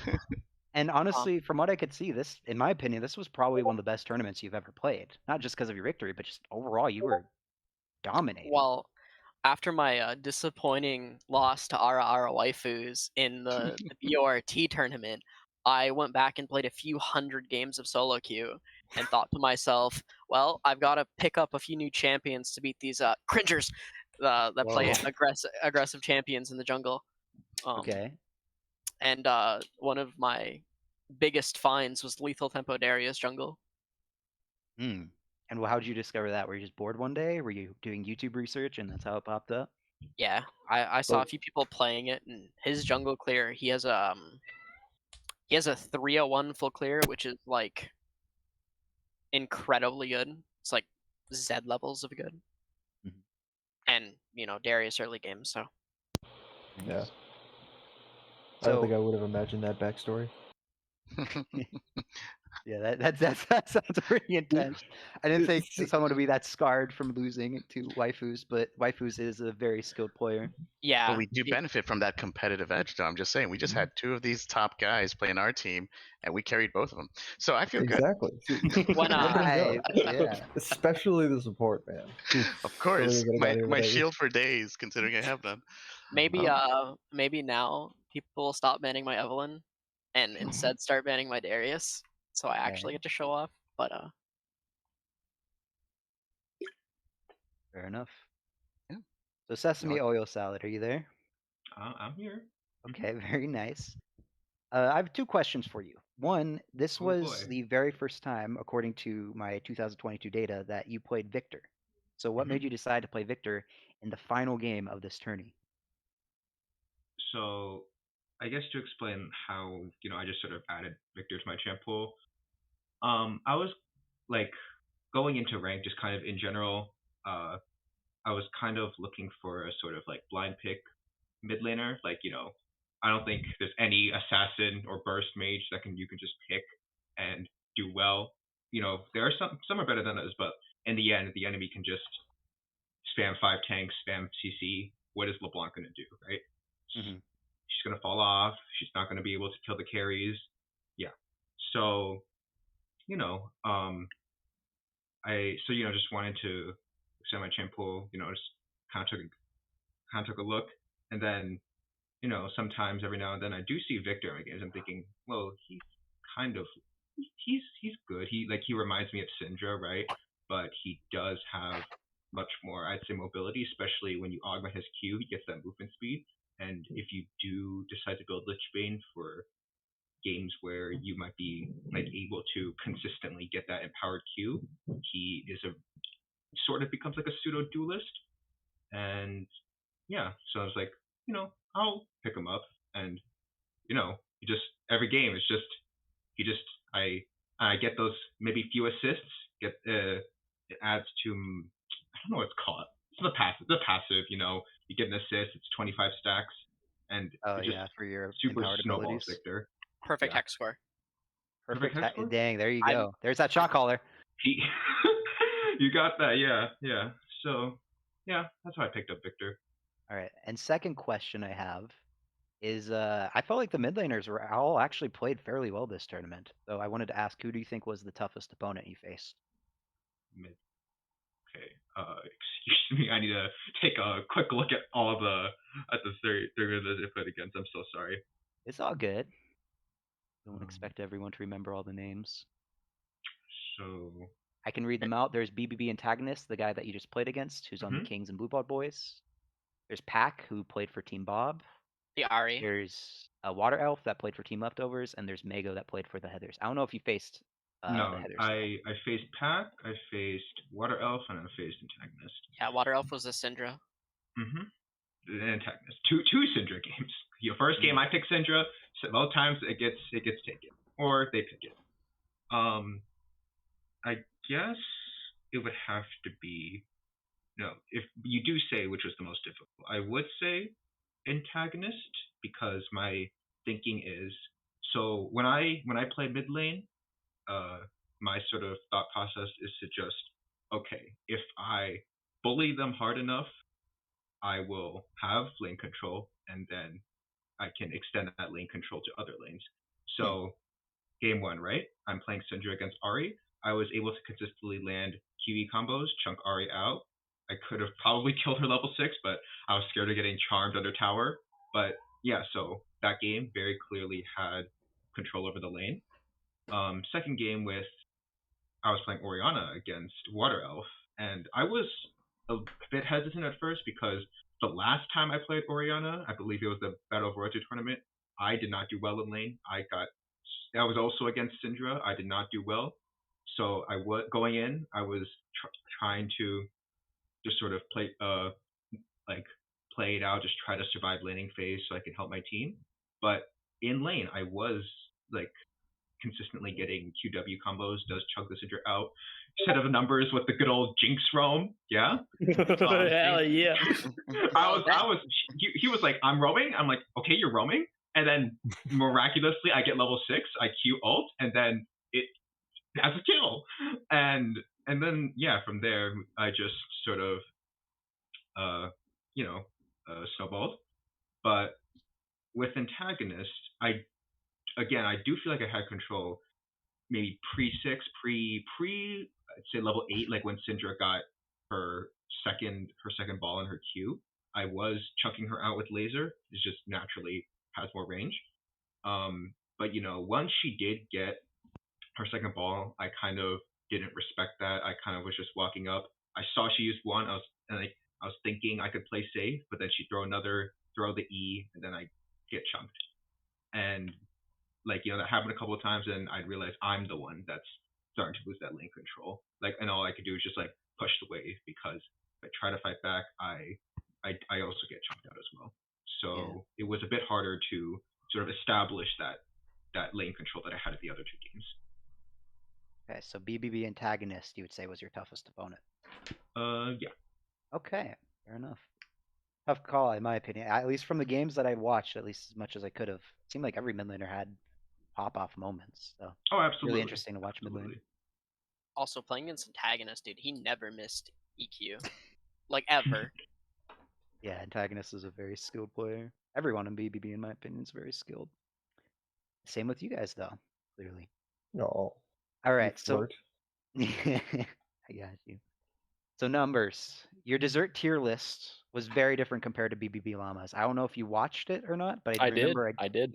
Okay, so I wanted to ask BBB Llama, who's the captain of, for those of you that didn't see earlier in the stream, BBB Llama, who's the captain of Blue Ball Boys. I had the captains rate a tier list of their favorite desserts, and it was vastly different compared to said numbers. So I wanted to ask you, numbers, how much did that impact your motivation to want to win this game? I'd say at the point of seeing it, yes. But the thing is, I kind of sort of have short-term memory, kind of. So in the game, I wasn't thinking about it at all. But at the time, it's Fair enough. I was gonna ask BBB Llama that question, and I just felt like he would have just gone in on you. But I'm curious. Hopefully we'll get another tier list, and then I can ask him that same question. Yeah, it was fun. All right, and then Zombie Smurf, I need to ask. In the pregame interview, a set of numbers said that you were partially the worst player on your team because of your PC. So I'm wondering if you upgraded your PC or you're still rocking the old setup. I'm actually still rocking the old setup, but you can't get rid of it now. You're winning. Oh yeah, no, it's been quite interesting because this was the first time we did not have to pause because of me, or in fact was it Sesame? I think at one point we had to also pause because the internet went out. I'm trying to remember. No, it was the top laner in there. We don't talk about that. We don't talk about what happened in the finals. That was definitely the most tragic pauses in Tournament Kingdom history. It was so tragic we had to change rules, if I'm not mistaken. Yeah, I made a pause adjustment rule based solely off of that pause. Yeah, no. But no, this setup actually works. What I ended up changing was I upgraded the Ethernet cable, Wi-Fi router, and modem. I swapped them out, so I did some thrifting, if I can call it that. I actually traded some of my guitars and upgraded some equipment, just not necessarily the computer, because the computer works fine. Okay, well, I'm glad that you got it working, and I'm glad that it's official that his son numbers thinks that he's the worst player on the team, since you don't have that PC holding you back. True. All right. Frosty and Sunlis, do you guys have any questions, or are you all good? They're even here. Maybe they FK'd. No, Maybe he's eating no. pizza. I'm right here. Okay. Well, Sunless is probably eating pizza. No, I wanted to meme fact check. I think Scout of the Week missed once in your crazy fight top lane when you guys were all just like going at it just ruthlessly. It almost hit Victor. It was like a Teemo away from hitting him. Teemo. It was so close, man. It was insane. But yeah. What was I gonna say? Set of numbers said in his interview when he said the worst player, he said sometimes I enter something like that, and then that was the first thing that you said when you came out of this game. Which I thought was kind of funny. No, really well played. It was a super fun game. Honestly, that like 5-minute period, like when you cast a lot of games in a row, you start feeling like this fog in the back of your eyes and stuff like that, right? Because your like eyes are like focused that whole time and you're like on top of things. And then like that 5 minutes was just such a slugfest that I was just like, it just went away. I was like so hyped. So it was a good time. Yeah, I think we could have definitely, like, we had I guess a slower start. I felt personally that we were kind of struggling, at least bot lane, a little bit. I know that there was moments where I'm like, man, am I getting caught out? Like, is my positioning just off? And eventually it was just like, let's play it safe. And everyone was doing their own thing. We were all communicating, and somehow we started slowly coming back really, really strong because we were just kind of like measuring our steps a bit more. Honestly, Zombie, I think it was because you weren't clear on what we should be doing bot lane early on, so you kept like wanting to go for all ins because you're thinking, oh, we can go for like little short trades, little all ins, but like doing that just kept getting you killed. And then as soon as our nice shot caller, the jungler, mentioned that you should play it safe, play it back, wait for me to come bot, and then we can do it. Then we just it was all good, sales, It works, right? Did you say sales? What did you say numbers? That last Yeah, word? I was gonna say like sweet sailing, but like I just said sales. Oh, It it's worked. okay. Yeah, that's usually the whole game. I meant sales Which, like by the we're way, making money. it's true Yeah, though. that In works, terms that of works. communication, right? Like sometimes, like numbers specifically, I think he has a certain threshold on his microphone. So sometimes you'll say something, we're like, yeah, okay, sure, but no one understands what the hell he's saying half the time. Like, he's like, guys, okay, Dad, no. Wi-Fi, damn it! Like, we're like, just go in, man. Good times, and we win.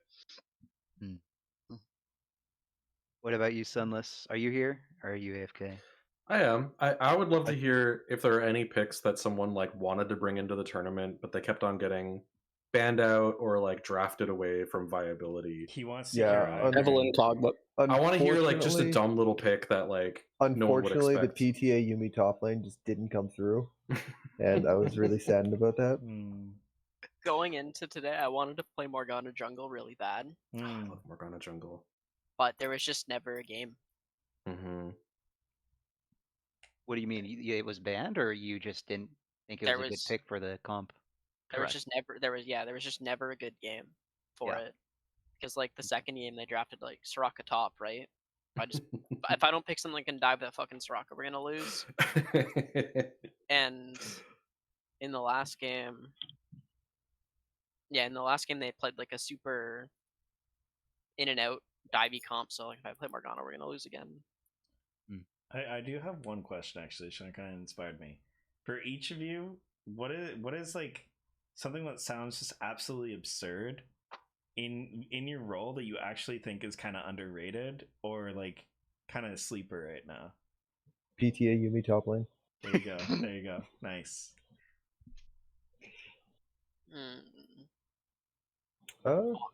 Honestly, duelists taking lethal tempo in the jungle. Yeah, that Darius lethal was very lethal. The Vi, when she face checked me level 4, did not expect me to just be able to full on ghost her and stand between her and the wall. So is there like a duelist that people would not think of being a jungler that you like? Darius and Mordekaiser. Take that shit on them and gain elo. What about the rest of y'all? Bisexual. Well, bisexual line said Yumi, but I'm assuming that wasn't fully No, true. no, absolutely not. Like I had that in one game, did not work out well. I mean, he did in fact solo kill a Jax top lane that one time, but that's neither here nor there. But honestly, I'd have to say, against like the champions that I play, a really good pick would probably be like Malphite. Malphite Max W. I do no damage to you. What about you, Sesame? Is there any picks that you think are secretly OP? Okay, secretly OP. That so like, if I use this, I can like you can climb. Like that's what you mean. Something that sounds goofy or wacky that actually is kind of like sleeper is what the main thing. So like, it's not troll basically. Yeah, it seems troll at first glance, but it actually is pretty good. Okay. Like a couple months ago, Frosty was doing Vi mid, and it was working. Okay, so I unfortunately don't have anything super spicy, but I do have two things I want to say. So first is my experience with Zac mid. Okay, rank game. I'm like, okay, trying out that Victor, and they lock in Zac. I'm like, okay, Zac, probably just try to poke him out, like just farm with first strike, and eventually gets a double kill. And I'm like, okay, he has 2 kills, no big deal, and he's building Proto Belt. I'm like, oh, okay, no big deal. And I'm in lane. I'm like, okay, farming. And then I hear like a loud woohoo, you know what I mean when I say that? There's woohoo, big circle under where I am. And it's like, okay, I got Zac E'd. That's kind of a problem. Probably going to get chunked.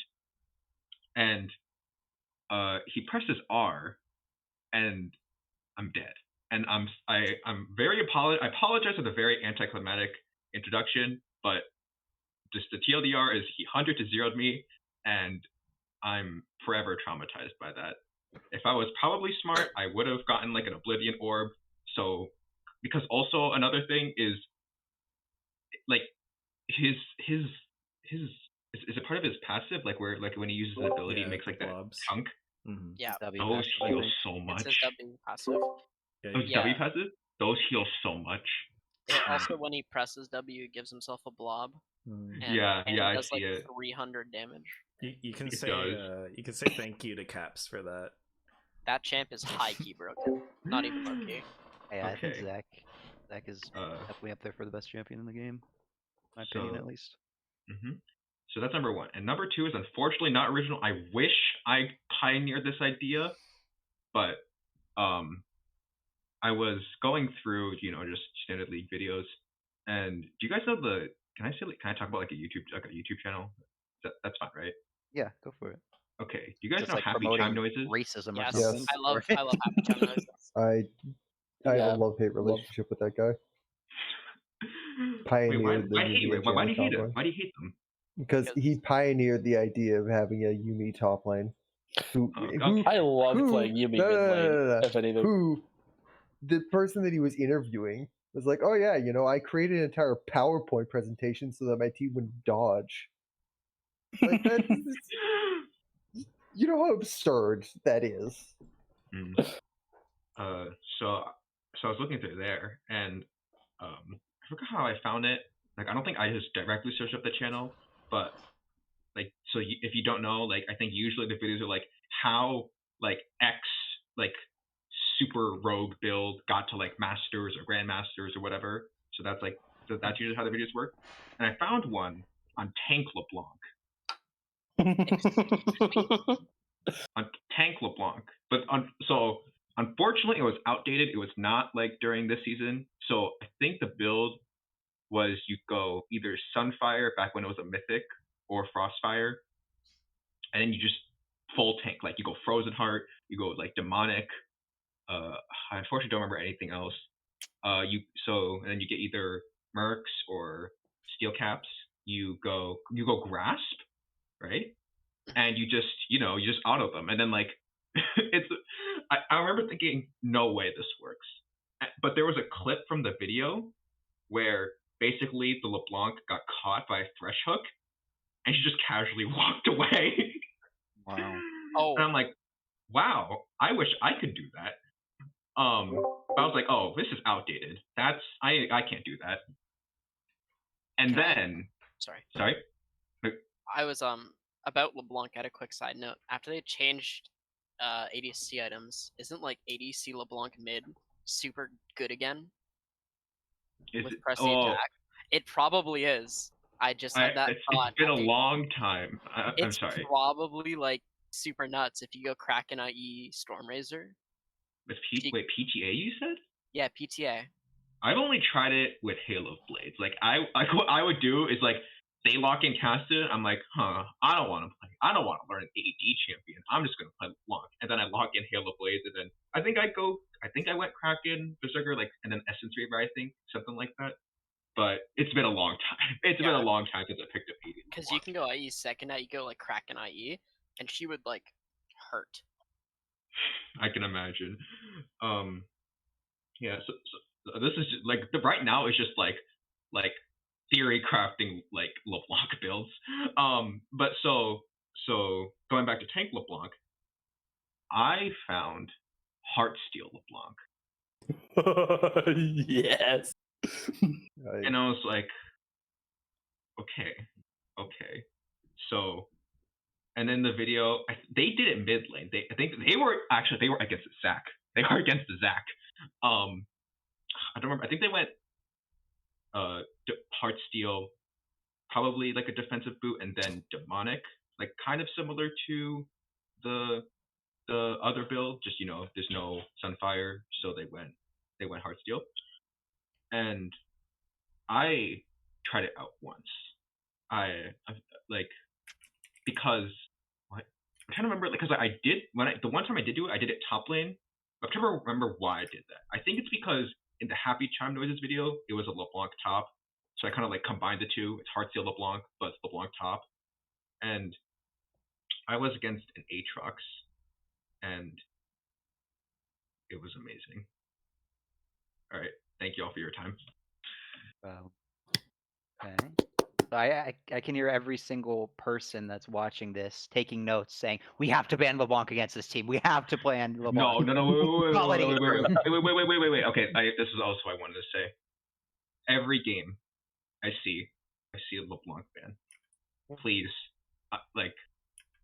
I know this is like on like Twitch, and I'm actually doing this. Like, please, just one game with LeBlanc. I guarantee you, I will not carry. Let me I'm looking back at the pictures. 9-2 Syndra, okay. 5-4 12 Ori, and then like this game I went Deathless as Victor. That will never happen if I pick LeBlanc, okay. So please, just help a poor soul out. We just want to play our mains. Okay. Give me Cog, please. Gavit wants Evelyn. Numbers wants Kog'Maw. You saw it. Darius jungle is the problem. Victor is the problem. I don't want to ban him. Please don't ban Victor either. Mordekaiser jungle's OP. I'm sure Rabbit knows how to play that, man. You guys gotta ban those things. Dude, I've felt like I've wanted to let Maokai through the draft phase a few times just so I could punish some Maokai abusers with Mordekaiser.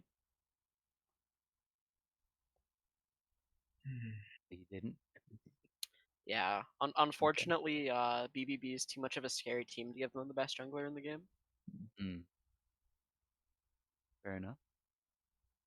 What about? I don't think you've said anything about what is sleeper OP as Frosty able to do as zombies or numbers. What do you guys think is sleeper OP? Let's start with you, numbers. Oh, me. All right. You know, my Kog'Maw one trick, right? So of course it's gonna be Kog'Maw things. So there's two things I really like as Kog'Maw, right? Especially specifically bot lane with this the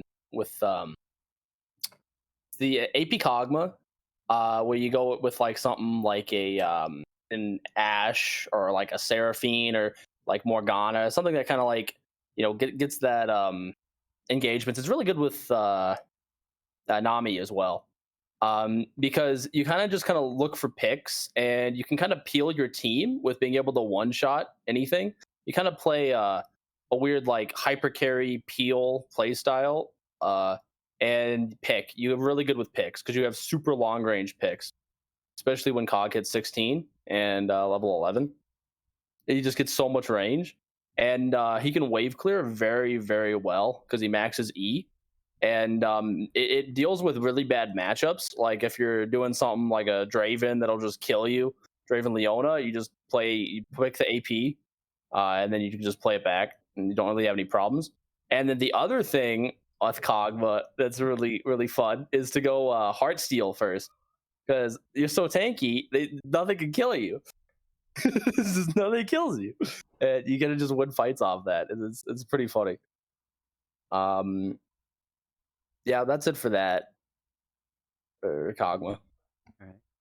Sounds like you and Sesame need to build their Heartsteel items on your mains. Yeah, I think like we can all agree like I almost said Hearthstone. Heartsteel is like it's like the seed to like the most goofy builds. It always starts with Heartsteel. Yeah, you start with Heartsteel, and then like it like branches out, and then just like creates the most goofy builds. You know, we got Heartsteel LeBlanc, we got Kog'Maw, probably like 10 million other horrifying creations that involve Heartsteel. Maybe I'll host a tournament where everyone will be forced to build Heartsteel first item. Do it right now. Were you in that? Yo, You? the Heartsteel Evelyn, you will Heartsteel full tank Evelyn with the demonic embrace. You will not have seen damage until. Maybe one day. Then Zombie Smurf, I believe you're the last one. Is there any sleeper OP picks that you like?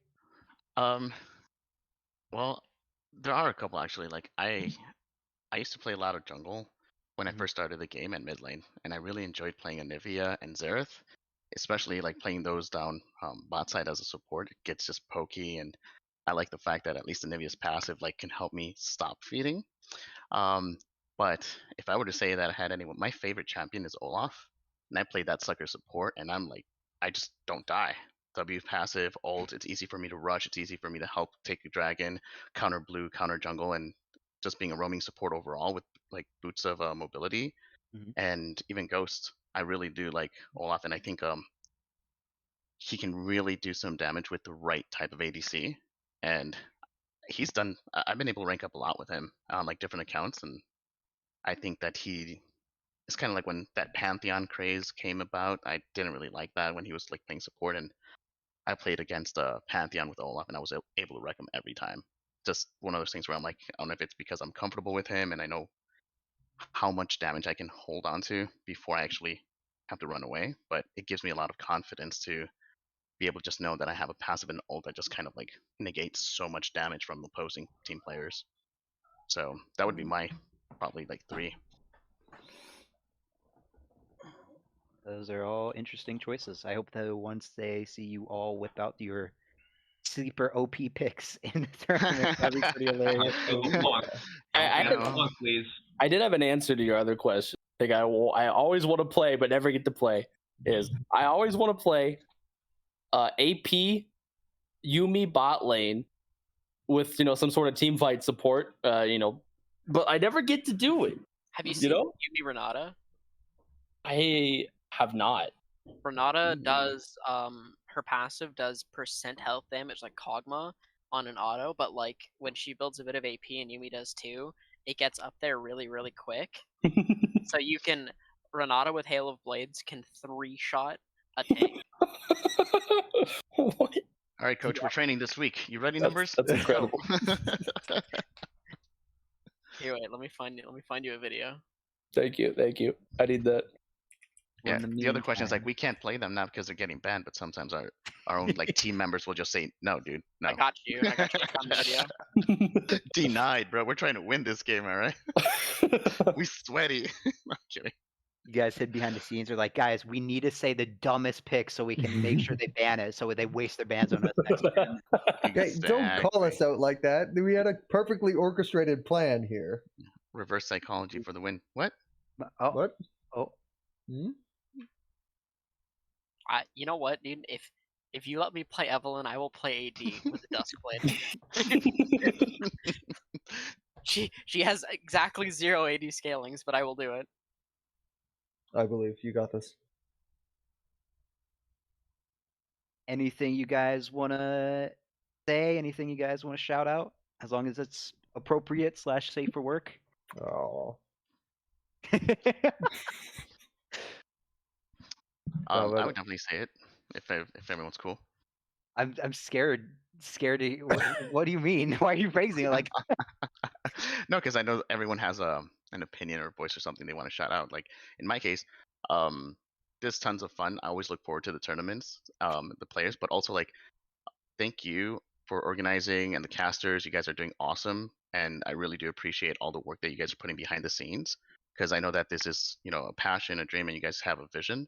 But also just including us all the time and trying to even say hello every now and then, just popping in, kind of chatting. That's really awesome, and I know that maybe goes unnoticed, but I want to voice it that it is not unnoticed. I really appreciate you guys. thank you. The casters are incredible, especially the first-time casters. LaRue and Miguel did well, and Frosty and Sunlis always doing a fantastic job as usual. Uh-oh. Any, I think what? of poison numbers. Oh. Like, it's incredible. You showed me the UV Renata thing. It's stupid. His brain broke. Wouldn't be the first time, guys. He said lag, but it's mental The lag. Really. Cho'Gath. They 3-shot Cho'Gath. What the?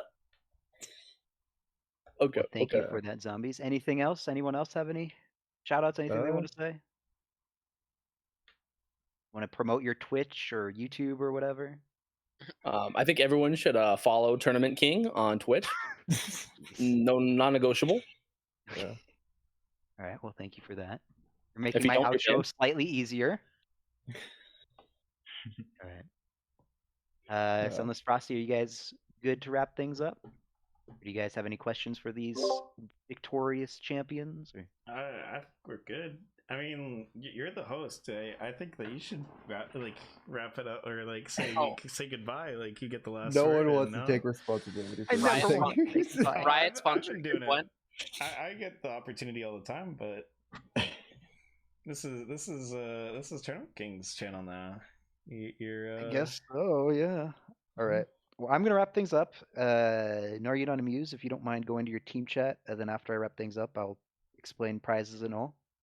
Because there's a slight update, a good one in my opinion. But yeah, if you guys want to make a team chat, unless you just want to awkwardly sit here and have me do the outro live, whatever you prefer. Spoilers. I'll awkwardly sit here. It's I'm allowed to sit here. It's $1,000 each for each of you guys.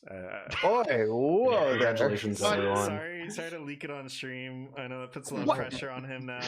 Yeah. Did you know that if you cross 10 viewers on Twitch, you just receive like a huge check in the mail? They deliver it right to your door. Yeah, and I'm not gonna pay the casters. I'm just gonna pay the winning team. So it works out. Perfect. This American dollar is not Canadian, right? Yeah. To be clear, I don't want my own Monopoly money. Well, I'm gonna do the outro. Oh, if you guys are gonna stay here, that's okay. Thank you all so much for watching. Congrats to Gnar You Not Amused for winning the first tournament of the 2023 season. I will be live on this channel on Wednesday, February 1st, and I have a YouTube series on my YouTube channel where I'm attempting to get Mastery 7 on every champion, and I'm going to be grinding Cassante on the live stream this Wednesday, February 1st, because I'm not Mastery 5 with them yet, so probably be grinding that. And if you're only here for the tournaments and you don't care anything about me, the next tourney will be a duos tournament on February 11th, the weekend before Valentine's Day, so if you want to participate, make sure to bring your best friend. Sign-ups for the 2v2 tournament will be open on Wednesday, February 1st on the Tournament King Discord server. The link to the Discord is down below in the Twitch panels. And the next 5 vs 5 tournament will be on March 18th, and details on that will come later. If you're interested in supporting me, or more importantly, supporting the tournaments, a follow would be very much appreciated. And if you want to check out my YouTube channel, like I mentioned, that is also below in the Twitch panel. Anything you want to add, Frosty and Sunless? Anything you want to shout out? Do you guys want to promote your social media stuff? I'm okay. I think a lot of the people here already follow my Twitch channel. It's spelt the same as you can see on the stream right now. Discord. Yeah. But besides that, I mean, like, I don't play League of Legends though, at least on stream anymore. So if you're only here for League of Legends, it ain't for you. Do a lot of Pokemon or weird challenges and dumb stuff. So that sort of stuff. That's pretty much it. Fun stuff to watch. What about you, Sunlis? Are you there? Anything you want to shout out? Are you good to go? Pizza. You can follow my Twitter if you want, but it's all just pictures of my cat. I think she's people pretty love that. cute. So Twitter.com/Sunlis, correct? Yeah. All the same as what's on screen of the Discord. Yeah. Nice. All right. Again, thank you all so much for watching. I also want to give a shout out to LaRue and Miguel Bloomberg for casting the Tournament Kingdom Twitch channel. If you scroll all the way down on this channel, you'll notice that there's links to Frostygut's Twitch, Sunlis's Twitter, LaRue's Twitter, but I didn't link Miguel Bloomberg's because I didn't know what he wanted linked, but after talking to him, he wanted Twitch, so I'm going to put his Twitch link in the chat if you guys want to check out Miguel Bloomberg's Twitch. Did an amazing job, in my opinion, casting. That was their first time ever casting together and first time casting on the Tournament Kingdom, so I believe at least Miguel might have casted a long time ago in the past. But shout out to them. They held the fort. All right. Thank you all so much for watching, and Frosty, you can cut it off whenever you're ready. See you guys soon.